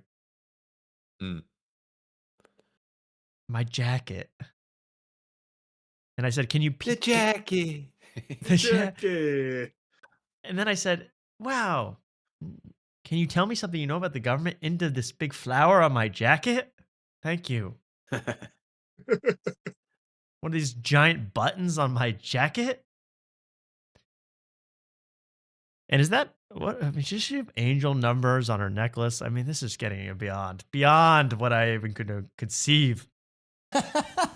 In retrospect, that might have been a better approach because I didn't land my first date for a few months after that. So I had to get my orders first. No problem. All right. That's how they met. Suspicious to me. Why does his head start at his upper chest? You make a good point. It kind of just all starts. Not a lot of swivel room, man. I don't know what those numbers are. I think those might be angel numbers. Now we're going to go to his defense of flying the FBI plane to see his girlfriend perform country music. Let's hear his defense, and then I'll play you some of the tunes that you can look forward to. Well, you let what you can roll, but when you have outright falsehoods, like this nonsense about, oh, you're taking a private jet. We're taking the FBI plane because Congress 20 years ago said FBI directors are not allowed to take commercial air travel, ever. So, okay, so we took that on and said, well, let's figure this out because we don't want to just run around. And she's totally understanding. She's like, if you can't see me this weekend, that's okay. You stay where you are, I'll stay where I am, and we'll meet. So he's saying, hey, I can't take commercial jets, so I have to take the FBI plane to see. I mean, you should see how big this woman is. I mean, she performs, if it wasn't for fake conservative conferences, she would be playing at the airport in Nashville. I mean, it's not a bad gig, actually. I don't know if she could get that. Hey, Don. I had a layover in Nashville today, and I was walking by one of the restaurants, and they had live music, and honestly, not bad. Oh, you gotta love music. Music's really good these days. Hear a lot of good stuff. Okay, back to it. You were in Nashville, Mark, huh? Layover. Yeah, that's where my layover was. How long was your layover? It was supposed to be like 10 minutes from it ended up being way more, but it's like it's fine. We don't have to talk about This this. sounds like a story we should tell Jer. Yeah. His knot is tied wide to hide the fact that his top button is not buttoned. I've noticed that too, but why not button the top button, reduce the size of the knot, and every problem is solved at once?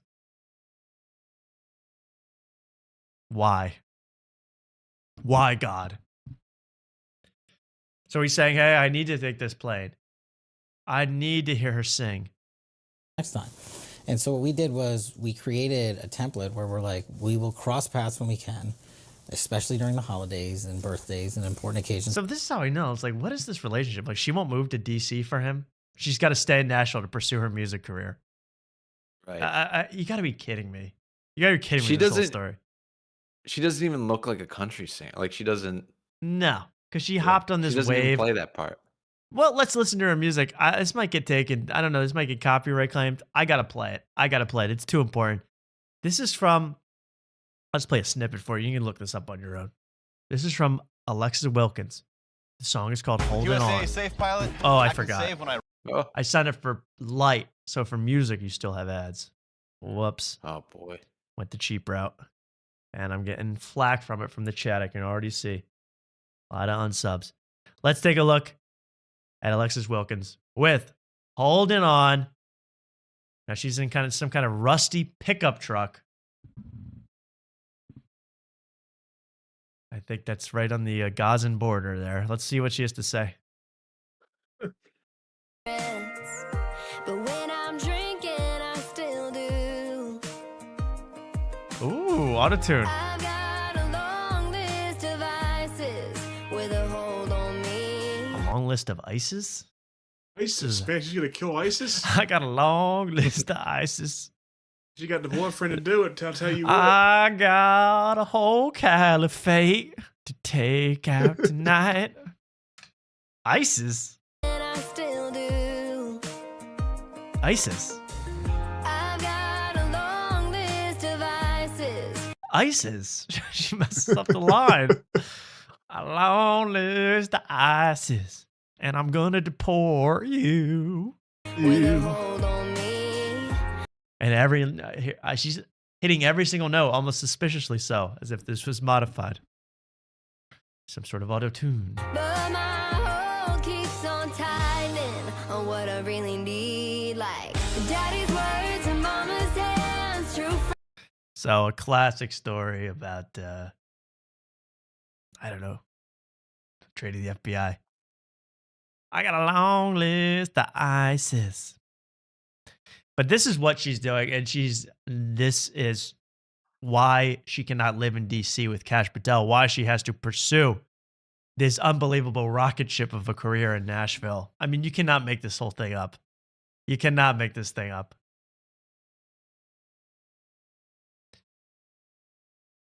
I think Mark's got a crush, though. Yeah, I'm mesmerized, honestly.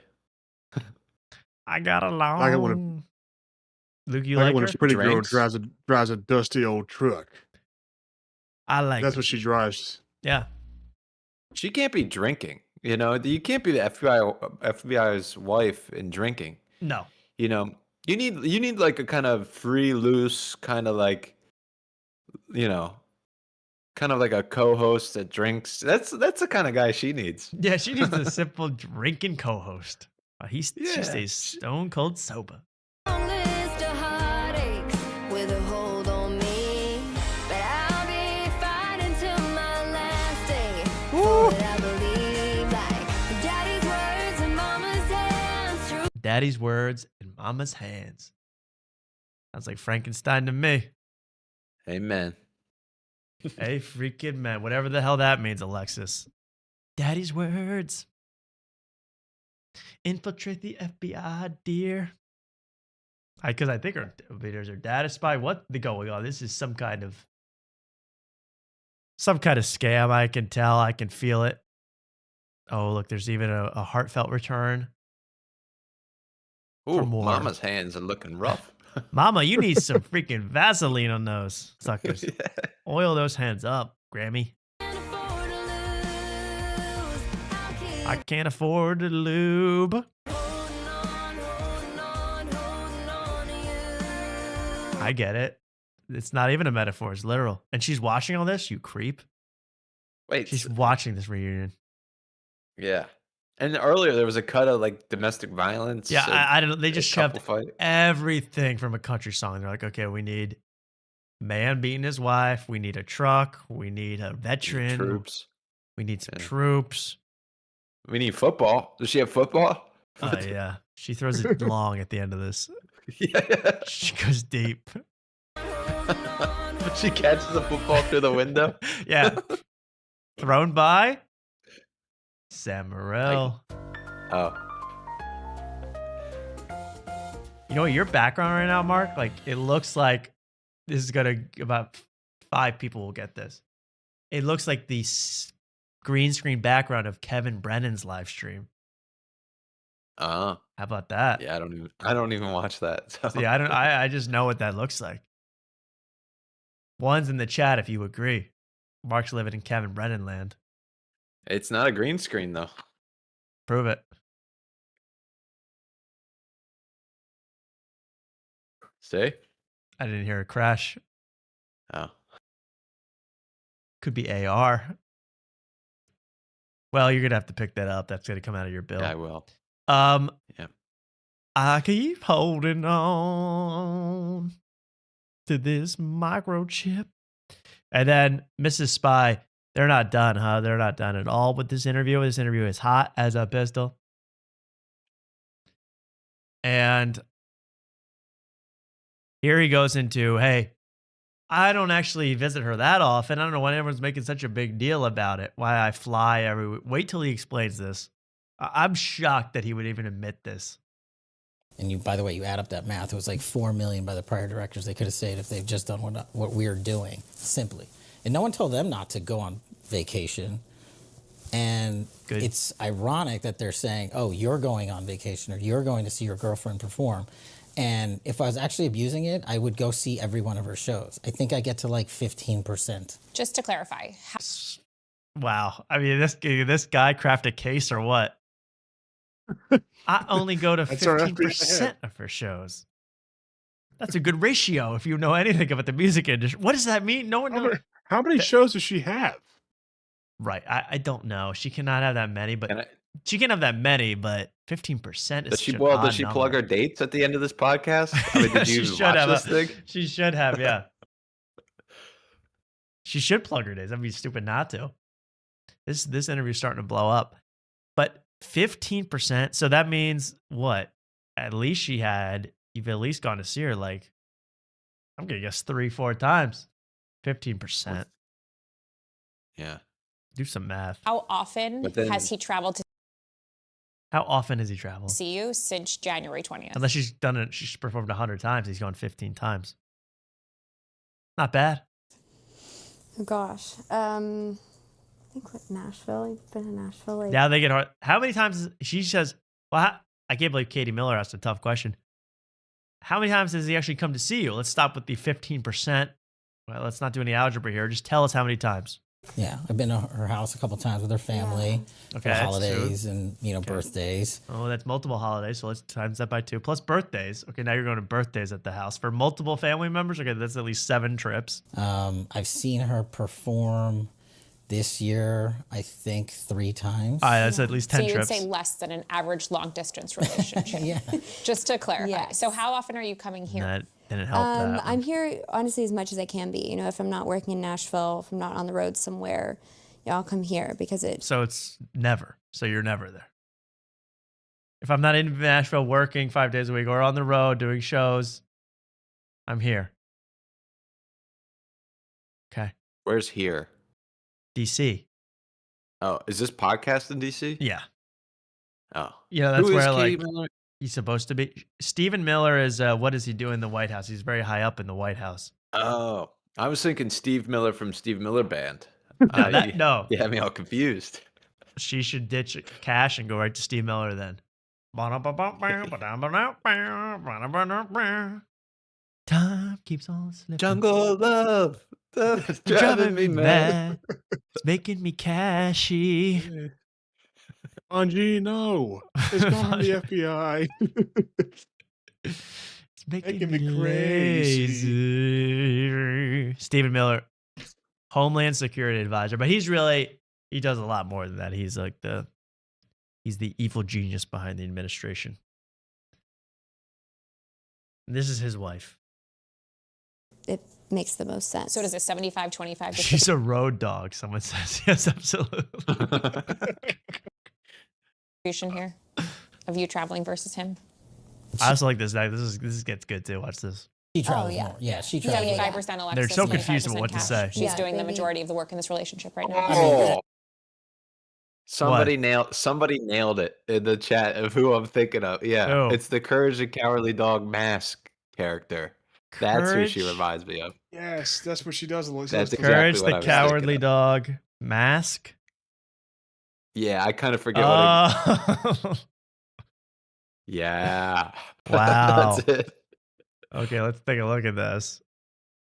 This is creeping me out. Oh my god. You guys are right. But that more recently she's become that look too. Wow, it is the mask. Wow. Yeah, it is a perfect kind of bullet. It's a bullet head. Good lord. Foreshadowing? Foreshadowing. Could she have been the deadly weapon used in all these killings? Yeah. She went through Charlie's neck. Yeah, that's the murder weapon. She's from under the tunnel. Like Candace taught me. She was just sitting there. She can go at high velocity. I know that. Just ask Cash. All right, now let's get to one of my favorite parts, okay? She's going to ask a couple interesting questions. Look up ants. You guys are saying ants? It could be from ants, too. She looks like one of the ants from Ants. This might be, yeah. You know what? You guys might be right about ants, too. She is kind of ants. She is kind of ants. Yikes. That is word and ants, hands, and head. This ain't a Bush life. It's an ants world. Ants world. Why are the Beatles trying to wipe us out? Ant's life. All right, well, she is an ant. I like ant. I'm sticking with ants.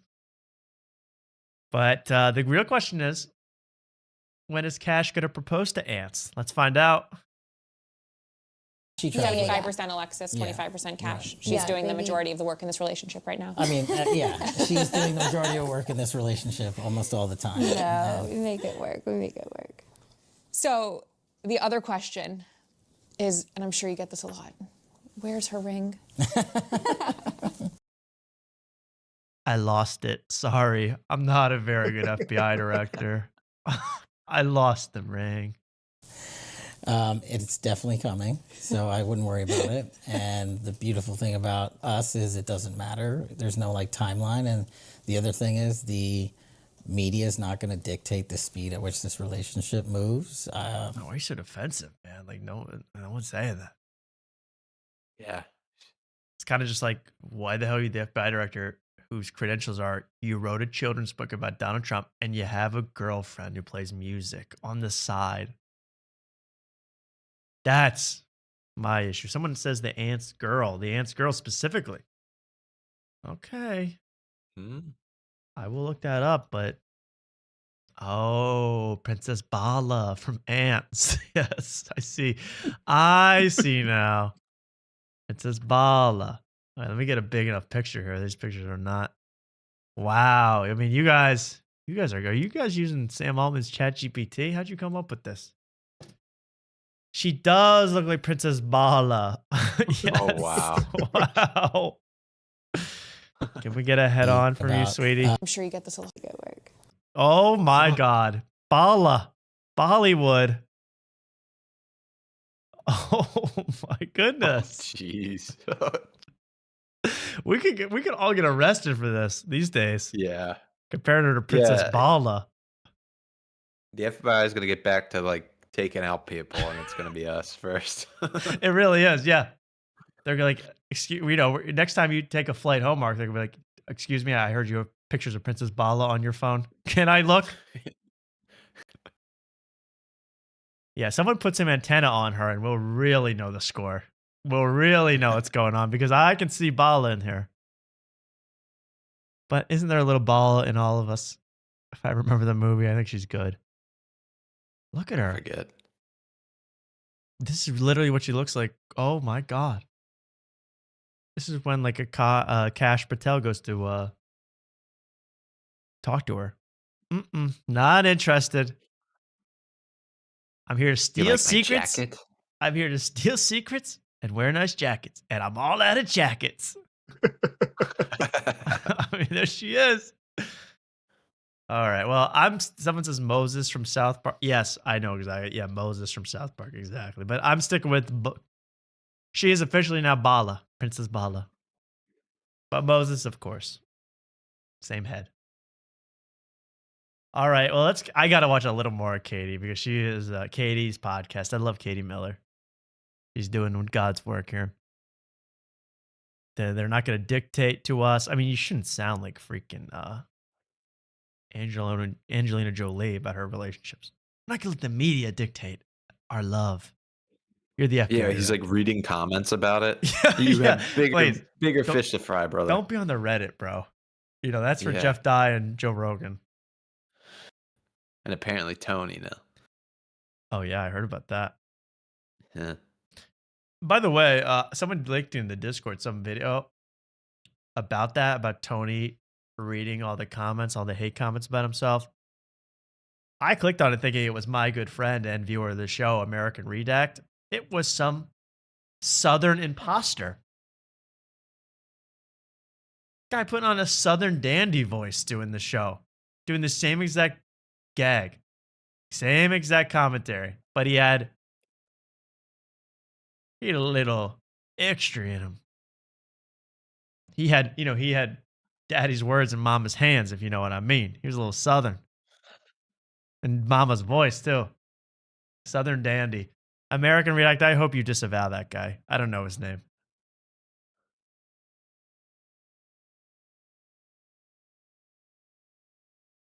And also, here's one more thing, and then we'll get back to these. But I got to talk about, I saw Two Bears, One Cave with Tom Segura and Bert Kreischer. They've again gone on hiatus and replaced themselves with Stavros Halkis and Chris Stefano again. They went like a month back. They're going back. But even then, I turned on that show for 10 seconds and I'm going, literally, who is this show for except for literally only podcast cringe? Who else cares about this show on Earth? Anyone likes that show anymore. But then you turn into, I can't do podcast cringe in an Australian accent, but he literally goes, it's amazing when real comedians come on this show. Like Stavros and Chris, and they totally belittle. I'm doing a horrible accent, but they totally belittle Bert and Tom. You're really that invested, man. I'm sorry.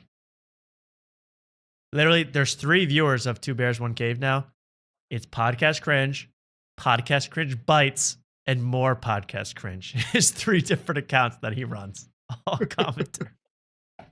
So did before Tom and Bert went on hiatus, did they finish their like OnlyFans girl thing? That weird thing? I never found out the result of that. Yeah, they were supposed to do a whole thing where I think they probably got the cease and desist because it was like so creepy. Yeah. Literally the thing was, let's find a amateur who has never done porn and then do porn with her. What a funny idea, guys. I mean, really, we're scraping the bottom of the comedy barrel. I mean, Howard Stern had more integrity in 2000. You guys with children. They're looking for yeah, that I mean, too. It's again, that crazy. too.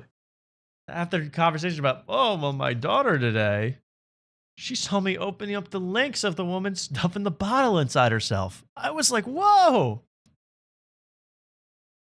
And Bert Kreischer, I mean, Tom Segura is doing another season of that horrific Netflix show, which was a total ripoff of 5 other shows. So he's getting a season 2 of that show, where literally the first sketch was a ripoff of MacGruber. So he's getting another season of that crap. And Bert Kreischer is doing like a sitcom about his life. It's like, I don't think the American population has been exposed enough to Bert Kreischer yet. Let's get his every detail of his life on the screen. Yeah. And then I saw that show had like the typical it's the typical comedian TV show when they're like completely like sold out. And they always have the coffee scene where they order a coffee from the coffee shop and then they'll be like, it's actually like do you ever see that? And it was in the Tom show. It was in Louder Milk. They always have like arguments with baristas. Yeah. All by the way, all done better by, let's be honest, Jerry. Yeah. All barista arguments have been done by Jerry. But this time instead, they escalate and you're like, oh my God, what's he gonna? Oh, he pulls out a bazooka and shoots the head off the barista. Oh my God, I'm shocked and puking and upset. My stomach hurts. I hate baristas too. Oh, and they made you try to tip? Let's slice them apart. Yeah, this is hilarious. This is great. Let's murder minimum wage employees. Yeah. Very relatable stuff from Tom. And Bert, another level of weird. Yeah, Bert, if Bert didn't expose himself so much, he could have probably landed like a Kevin James type role in like a sitcom and been able to coast, but he's gone too far, I feel like. Yeah, exactly. He's gone way over the board. And I saw 3 stills. There were about 5 stills from that new Bert show. 3 of the 5 photos were Bert shirtless, hugging his actor children. I mean, why? Why do you have to be shirtless in this show? I mean, no one's confused who you are. All right, we're not going to confuse you for another gigantic shirtless comedian. You're safe. Katie, take me home. Take me home, Katie. Are the ones criticizing us and me specifically for daring to go see my girlfriend, my family, my elder parents in South Florida. Listen to this. Or when I get to, on the rare occasion, go home to my house in Las Vegas. So You know, he's visiting like 10 different locations on the FBI plane. He's like, I barely go, but I got to visit Katie and then Katie's family and then my family. And then, of course, my home in Las Vegas. And, of course, ski trip. But it's like, and when she goes on, she has a concert somewhere. I got to go there, too. The list is increasing. I just love this guy. Never stopping. Never apologizing. I'm going to fly because I got to fly. Of course, I got to visit my Las Vegas home. it's home. And, you know, it's been home for 5 years for me. So I enjoy. Aww. 5 years? That's Yeah. What does that mean? I got to go home to Vegas. I've been there, what? Half a decade, and I'm 45. I live on my own. Why do you have to go back? I got to go back to Vegas. Why would he admit to any of this? Why would he be on this show? I mean, the question, why would he then, after this horrific shooting happened at Brown University, why wouldn't someone on his team say, you can't release any podcast currently that I will be on? Mm-hmm. All right, when Akash Singh got in trouble with his whole wife, he laid in bed for 2 weeks. He was smart. You know, he didn't go. He actually didn't appear anywhere for a couple of weeks. He let the heat die down. This is outrageous. You are less competent than the boys at Flagrant. Oh, and that hurts. Yeah. Well, you know, he doesn't have black guy, white guy with him, so yeah, cut him some slack. But they have replaced most of the FBI with little black people as their most security, just like Flagrant. All little guys that snicker in the background. They can get in tight spots. Yeah, exactly. They can get in the HVAC system for clues. Right.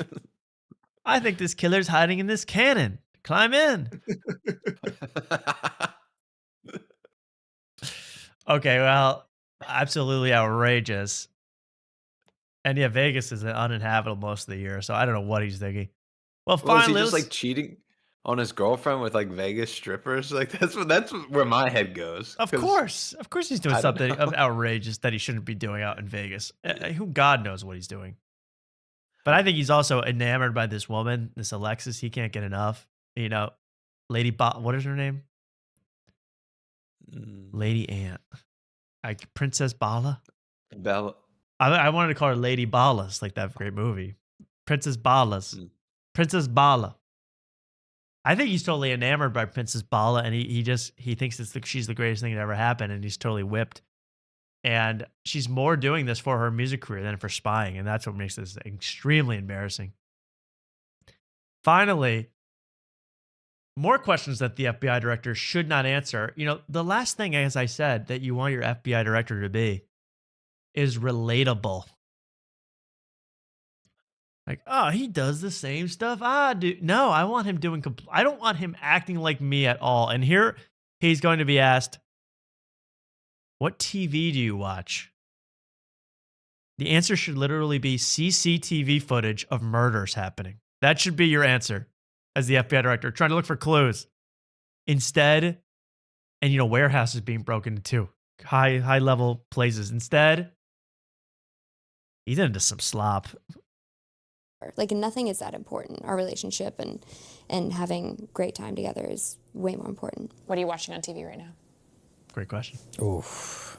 Really crappy Netflix series with all the travel you have to do. So you just like load it up with whatever's relevant.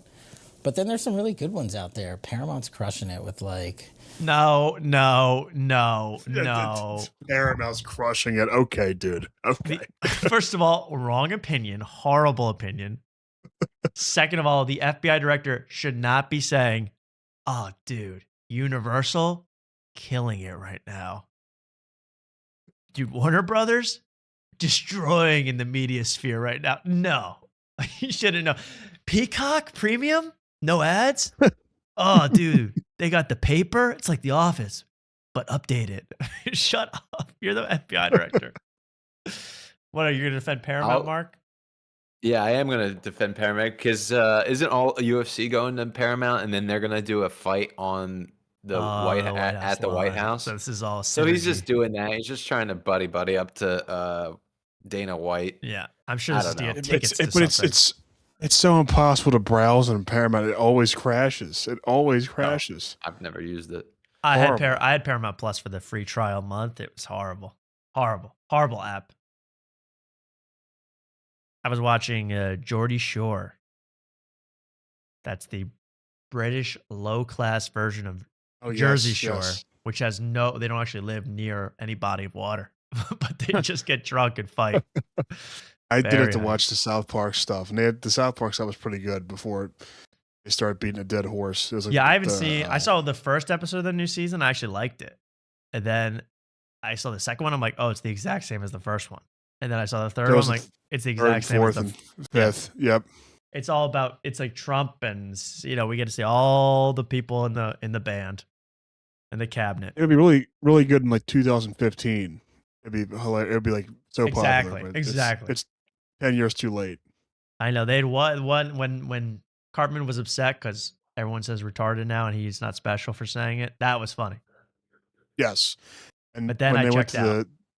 they went to the Chinese place, Super Walk, and he changed the name, and they go, why? Because everybody's saying walk is dead. That was funny.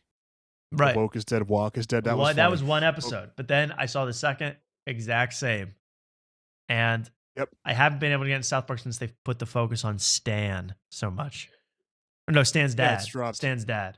Yeah, I agree. I'm like, Was the farm thing, I never have cared.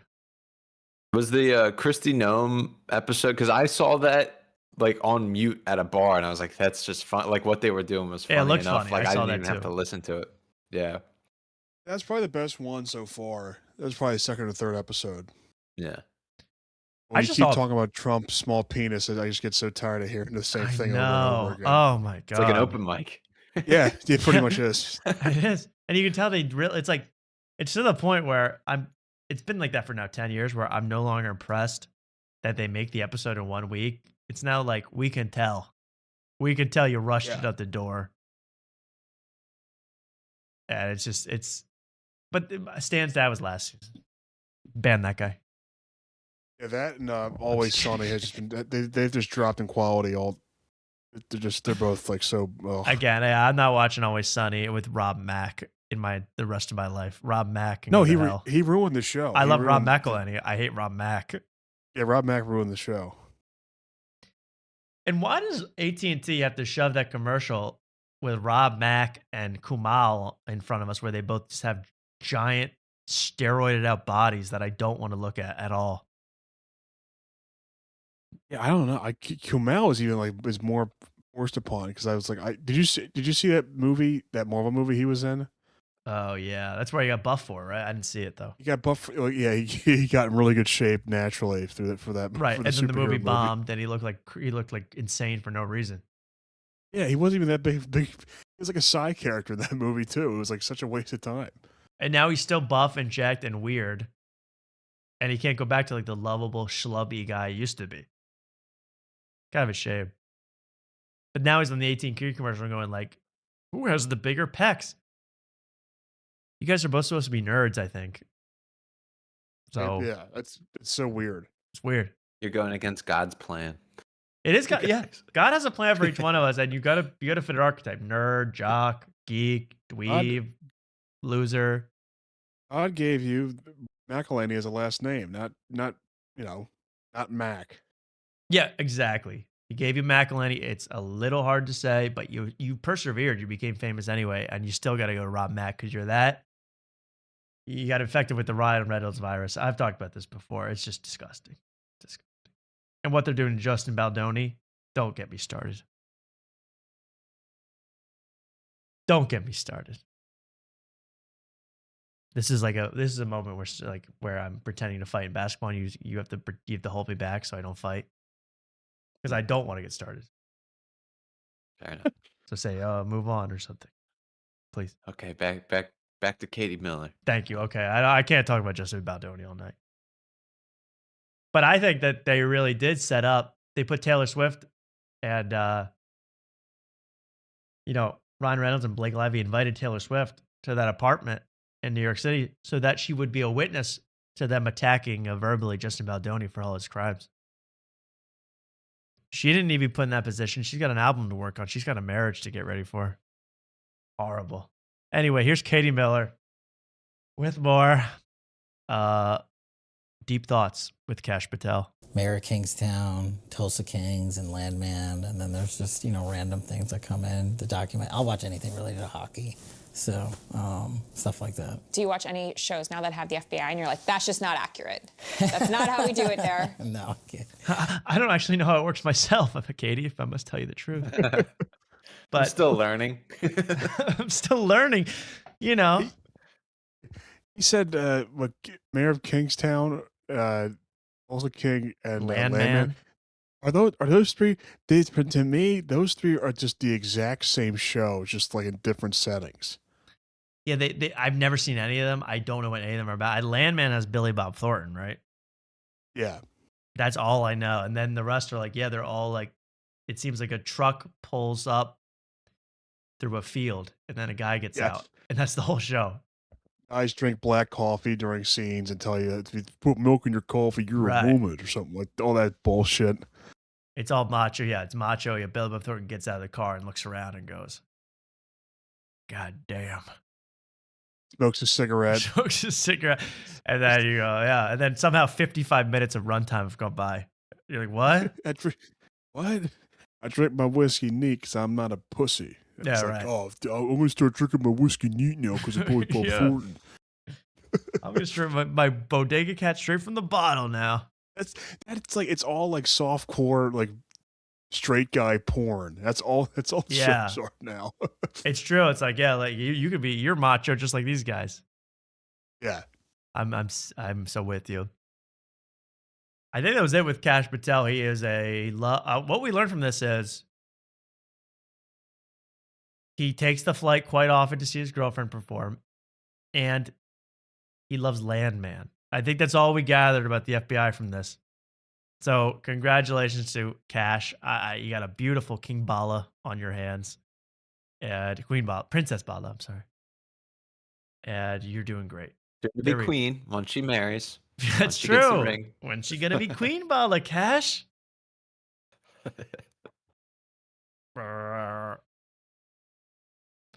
So anyway, yeah, they're currently on the look for killers. And good luck to them, really. I wish them the best. I do have something I need to talk about now, and then I will not hold you people here hostage much longer, but I need to talk about this. First of all, I got a real problem real quick. And this is going to make sense to, again, 5 people who pay attention to the world.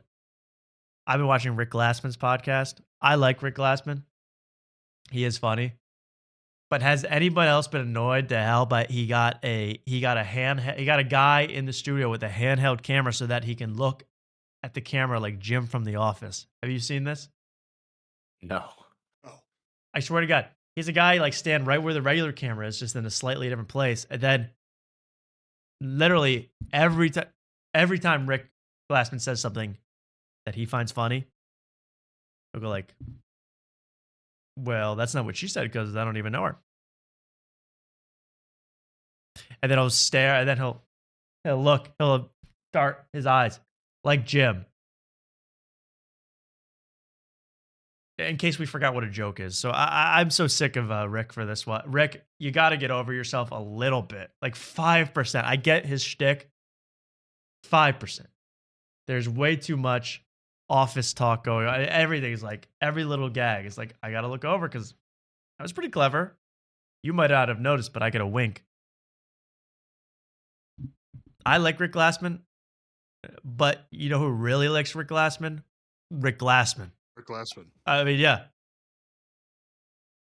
That's my only problem with the show. I love it otherwise. The podcast really should be called Rick Glassman Must Be Acknowledged. I mean, he needs to know that you know that it's funny. You know who doesn't like Rick Glassman? Who? Jeff Dye. That's so true. He is not a fan. My soundboard's not working. I'd play a myriad of Jeff Dye clips right there. Oh, okay. Yeah, I did. This show does feel a little strange. I wasn't able to bring my Jeff Dye poster with me, so everything kind of seems Yeah, empty. I kind of feel empty. Yeah. I feel empty without the Jeff Dye posters. But Jeff Dye's like, and our other, maybe our other most famous guest, Ben Avery, doesn't like him. That's 2. Yeah, I have seen that. He's been like retweeting his tweets ironically. Oh, Ben Avery for Jeff Dye. Yeah. Yeah. Absolutely. I don't retweet ironically. I love it all. Although Jeff had a crazy tweet Pull it up. within the past couple hours. I gotta find it.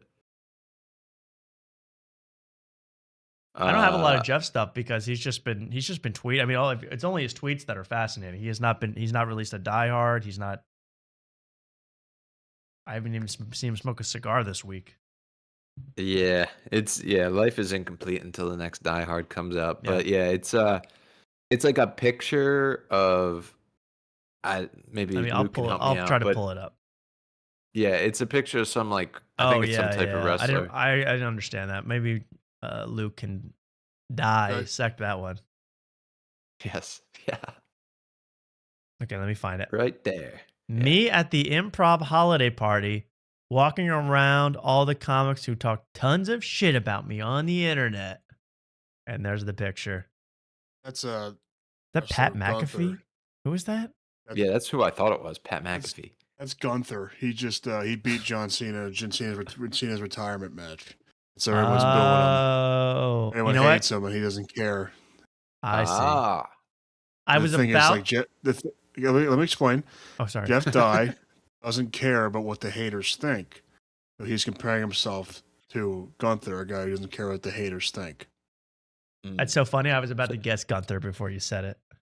I was like, that must be Gunther. Wrestling's most famous name, Gunther. He's really good. He's very good. He's very good. I will say that. All right. Is he as good as Ricochet? Yes, he beat Ricochet a lot. I loved Ricochet. Rare image found of Hillary Clinton. I just got to go through these Jeff Dyes real quick. What is this one? He's just screen capping Mortal Kombat. Okay. He has a video about aliens. I had to watch this afterwards, but. Oh, okay.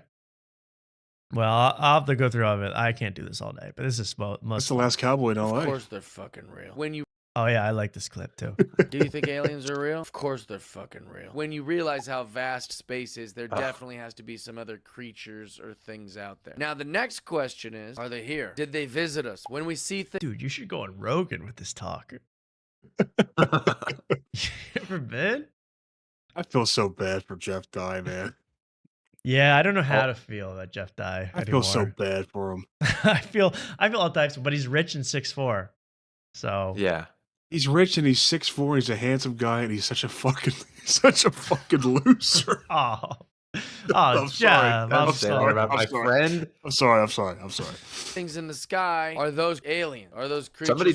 Somebody tried to check me in the Die Hard comments with my. We talked about it last show. I made the comment about the guest, and then somebody was like, "Isn't he always on the show?" They just put a camera in front of him this time. I go, no, you don't know.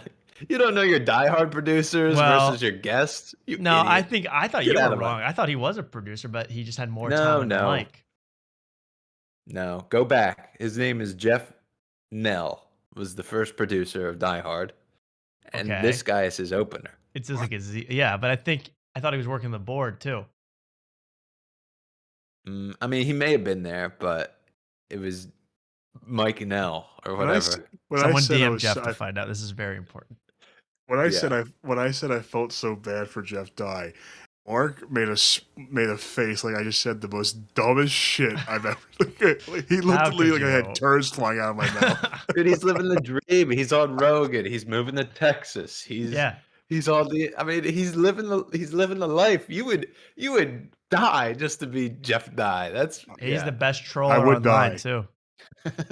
I would die to be Jeff Dye. Some people say, oh, well, if aliens are coming here and shit, why don't we know about it? Maybe you might be thinking, well, why don't they just talk to us? Why don't they explain it? Why would you do that? If you think something's dumb, you don't try to explain it to it. Like when I leave. I've totally lost track of his train of thought. I've totally lost it. I'm not. What is? He's a I can't handsome follow guy, man. He's rich. This is something that I would put up on fucking on Twitter. Fat fucking idiot like me would put this. Not Jeff Dye. Jeff Dye's a handsome guy.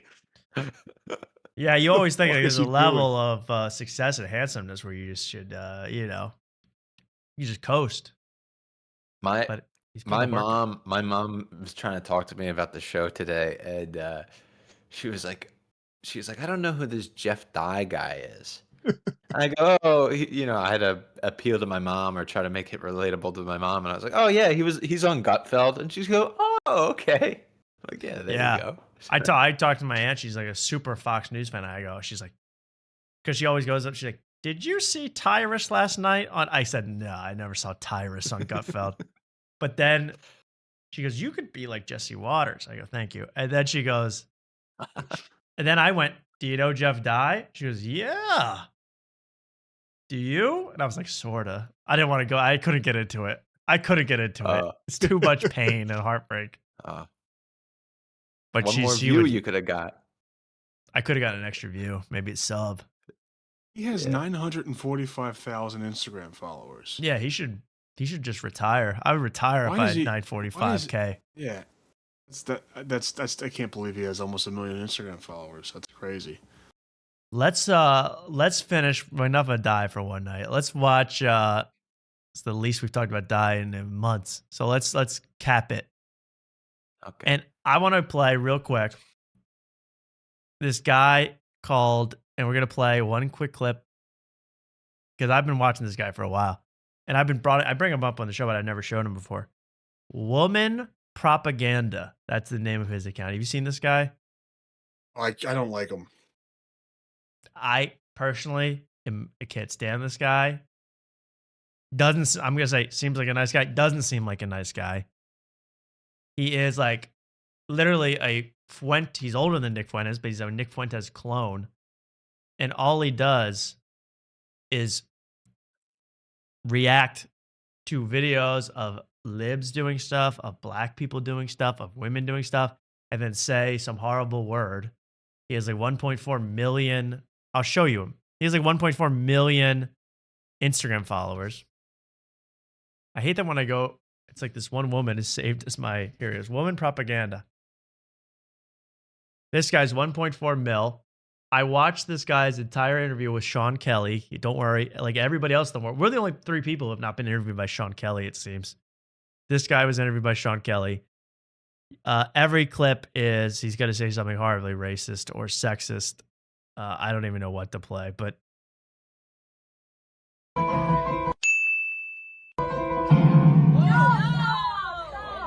so they react to clips of black people doing wrong, libs doing wrong, and they shake their heads and then sometimes say the N-word. And for that, these days you get 1.4 million subs. I don't know if they're all legit, but whatever. All right, I've been paying attention to this guy for a while. He was on Sean Kelly. And on Sean Kelly, this guy admitted Negative. They're collecting more. This is also one of the best ad breaks I've ever seen in show's history. Watch this ad break. Does this guy have every person that you talk about on his show? It seems like it's That's what I'm saying. 1,000. Anybody you think of, they've been on Sean Kelly's show. But take a look at this greatest ad break. And does Quince know about this ad break? Take a look at this. Benefits than they're paying in taxes. So just logically, all right, everyone besides whites and Asians is leeching. So the less white the country gets. Shout out to today's sponsor, Quince. As the weather cools, I don't know if Quince is going to approve of that ad break. That is hysterical. The less whites we have, start shopping with Quince today. Speaking of whites, we have a new cream cashmere sweater. Right. On Quince. And it was knitted by Asians. You're going to love it. So anyway, that was a funny thing. But he admits in this, there's Sean Kelly. Oh, looking great too. He admits in this that he is a graduate of Andrew Tate's Hustlers University. He paid money to learn how to clip farm for Andrew Tate. Then he started working for Gavin McInnes as a clip farmer, working for him. He moved on to Alex Stein. He got fired from Alex Stein, started doing Nick Fuentes appreciation videos. And that's how he amassed his fortune. That's how easy it is these days, guys, to steal money from the internet. And he is a little short guy. He's older than Nick Fuentes. I've also heard him say,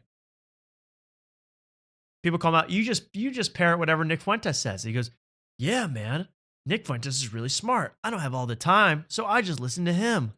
So this is a really upstanding guy who seems to know a lot. Well, luckily for us. Yeah, Mark. He's just admitting he rips him off. Yeah, he admits he rips him off completely. He said, oh, wow. There's whole videos where he goes, reacting to Nick Fuentes for 15 minutes. And every time Nick Fuentes says something, he goes, based. It's like, it's pathetic, let's be honest. I get mad about this kind of stuff because it's just the lowest of the low. And luckily for us, he was invited to the Young Republicans dinner in New York City. And I have the fullest video I can find that makes any sense. He came, he was with a bunch of other weirdos, and actually he gets into a drunken fight. This is him. You can see how short he is here. Okay, he is allegedly 5'7", I think 5'4", maybe 5'5". And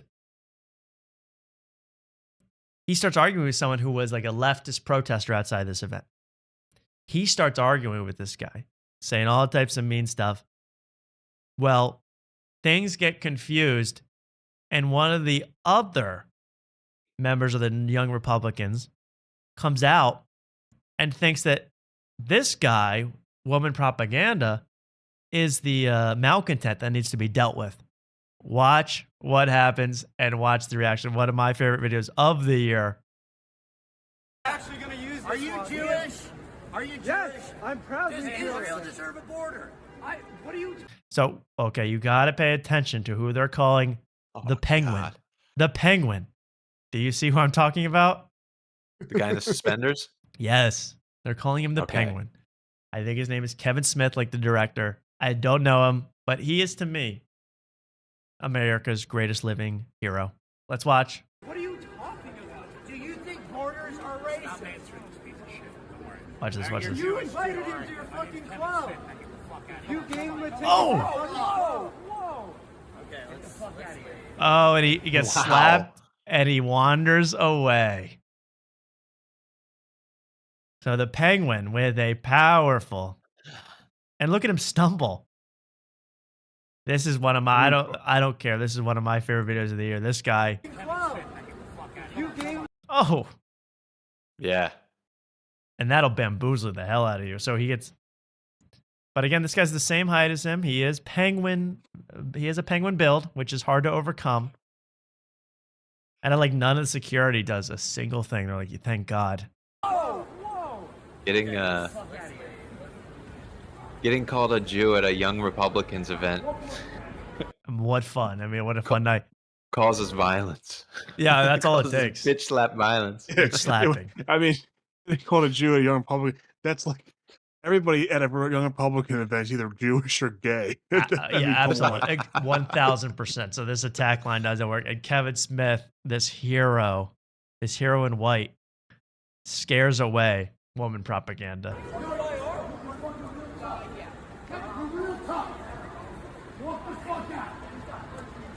But he thinks he's like this guy doesn't even know what woman propaganda is. He thinks he's a leftist. Looks like a leftist.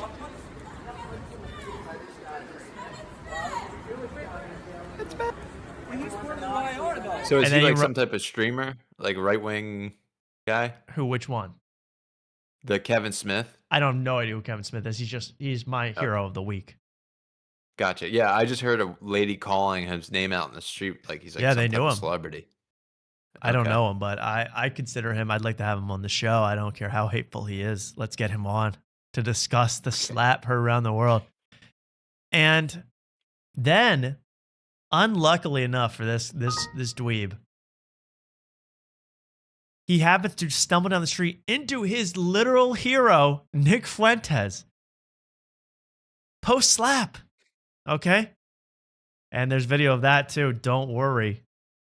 You invited him to your fucking. Okay, you get the slap. You guys want to see the slap again? I guess so, right? Sure. You gave him a ticket. Oh. That he may have got ear there, which is That'll ring your bell. Yeah. But then he wanders over. Look at this. He's part of the YR though. And then this other guy just slapped me across. I just got punched in the face by the. Oh, hi. Oh, really, Nick? I got punched in the face by this guy. Well, I was this Jewish There's guy. Nick Fuentes I was himself, yelling. former guest of Red Scare. Sneeko, current supporter of Zoran. And Is Fuentes in the hood? Fuentes is in the hoodie. Okay. This is a New York night. This is literally. I'm sorry to cut you off. I'm so sick of the guys, the right wing. They have to wear suits everywhere. I hate that. Oh yeah, so much. Sneeko's real classy with it. Yeah, he'll be a Democrat by next week. Absolutely. And I also just love, this is literally only in New York things. Only in New York can I get slapped and then run into Sneeko. What a city. Everyone's a Nazi, and then I told him to go back to Israel. And then this other guy just slapped me across. Kevin Smith just slapped me across. Nick Fuentes already ignored you, bro, after getting slapped. Oh, nice to Is meet that you. the InfoWar guy? What's going on? I don't know this guy's name is no, it's not. Oh. This So guy's it's name the is other guy I've in learned a lot InfoWars. about this, and I want to actually have it erased from my memory. This guy's name is Rilliam. And he actually is like, did not stand up for his buddy whatsoever. He was the one right next to him when he got slapped. Didn't stand up for him whatsoever. Yeah, nice to meet you. What's going on? Good to meet you. Are you okay? I literally just got my shit reset. Fuck, he hit me hard. That guy's from the IR. I don't know why What you doing here? He hit me. Just hanging out. Dude, Yeah. bro, you're from Gryffindor. What the hell? You're one of the background actors from Harry Potter. I don't know why you doing here? He hit me. Just hanging What you doing here? You're supposed to be on a broom. out. Yeah. That's crazy. Maybe we shouldn't. Yeah, why don't we go? And they're out. Nice job scaring them away, bro. Getting slapped, and then you lost your hearing. But then they make up because it turns out mistaken identity. They're all on the same team. Yeah. See, yeah.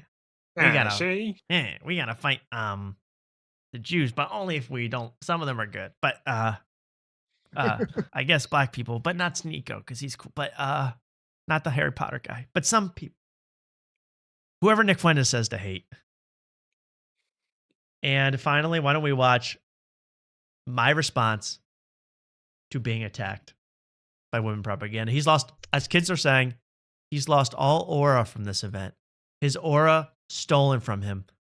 Any goodwill he had in the alt-right community vanished. Aura, and I need to log off. First of all, any aura I lost was regained by the fact that I was the #1 trending story on Twitter all day today. It was me and the mass. So you sound like Tony Hinchcliffe with his cope. I Yeah. was It's the not headline of the news for a day for shitting my pants. Pretty cool, right? It sounded like the girl in Far Carnival after we trashed them in the live chat. Shooting in Australia. You're only you call me a loser. You're only helping my algo. Hey, Tony, the whole Tony thing and this guy getting slapped, you know where they both happened? New York. Oh, New York, baby. the only city I know. The only city that matters. So anyway, I actually was in this guy's live stream earlier today just to really just rub salt in the wound. I've been really enjoying this guy's attempt to come back. I mean, all the comments are against him. I guess it's gone now, but he was live. Oh, I guess it's gone. I was in his live. Just I was saying like, hey man, are you gonna bring your Mason whistle next time you go out? Did you ask Nick Fuentes for secret security? I asked a bunch of questions and he read some of them, but I didn't really care. I just wanted to annoy him and he lost his aura, folks. He lost his aura. To me, when you learn a guy graduated from Hustlers University, let's all log off for life. Let's all take a break. Yeah. Come on. And that's all I got to say about that. And I'm losing steam. I'm losing my voice. I'm losing the will to slap. I'd like to hit some folks right now, hit their lines, because thank you all for watching. First of all, Luke, thank you very much for joining us tonight. Where can the folks find you? And then we'll say goodnight. Luke DK on Instagram, Sick Ghouls on YouTube. That's pretty much all I got. Oops, an Thank you for absolute having me. killer of Thank the you. game, murderer. We'll see you later. See you, Luke. Yeah, see you, Tom. See you, Mark. And Mark, where can the folks find you? On this show. Yeah. No need to promote anything else. I figured. I like that. And in that hotel. That's where really they can find you. Yeah. 324. 324. So check them out. Check them out. 324. I would look at you by the decor. You could Google. You could figure that out. That's probably a Hilton or something. A La Quinta, perhaps. No. I think I guessed it. I think I guessed it on the first one. I think it's a Hilton. No. Yeah, now I'm giving away too much. By even So it's answering not a these Hilton. questions. Okay, now I know. Narrowing it down. I want to say thank you all for watching the show. I'm planning on being back. We are planning on being back December 23rd. That is next Tuesday. With a lot more show. We might have a guest. In fact, I'll have to talk to Mark about that off the show. We might have a special guest, which will require some homework, Mark. We'll see. Wow. Okay. We'll see how that goes. It'll give you. It's like it'll give you a good excuse to get away from your family, though. So Terrific. Beautiful. Well, I'll talk to you later, Mark. Have a great night. See you. Good night. And everybody else in the world, you are angels to me. You have never looked better. And frankly, it looks like you're all lost some weight. So you look great. You sound great. And I hope if you watched this far, you have made sure to be sure to like, comment, and subscribe. This is a show made possible by you people supporting it. If you guys weren't in the chat, if you guys weren't watching the show, liking the show, subscribing, I would give up pretty much on everything. So thank you all for watching. What else do I have to say? I guess nothing. I guess I just want to play some music and get out of here. Oh, I promised I'd play, of course. That's what I got to play. Remember the Drummer Boy? Well, this is one of my favorites, and I will sit along with the end of this because this is one of the absolute classics of the Christmas season. I assure you that you're going to want to add this to your playlist. Love, affection,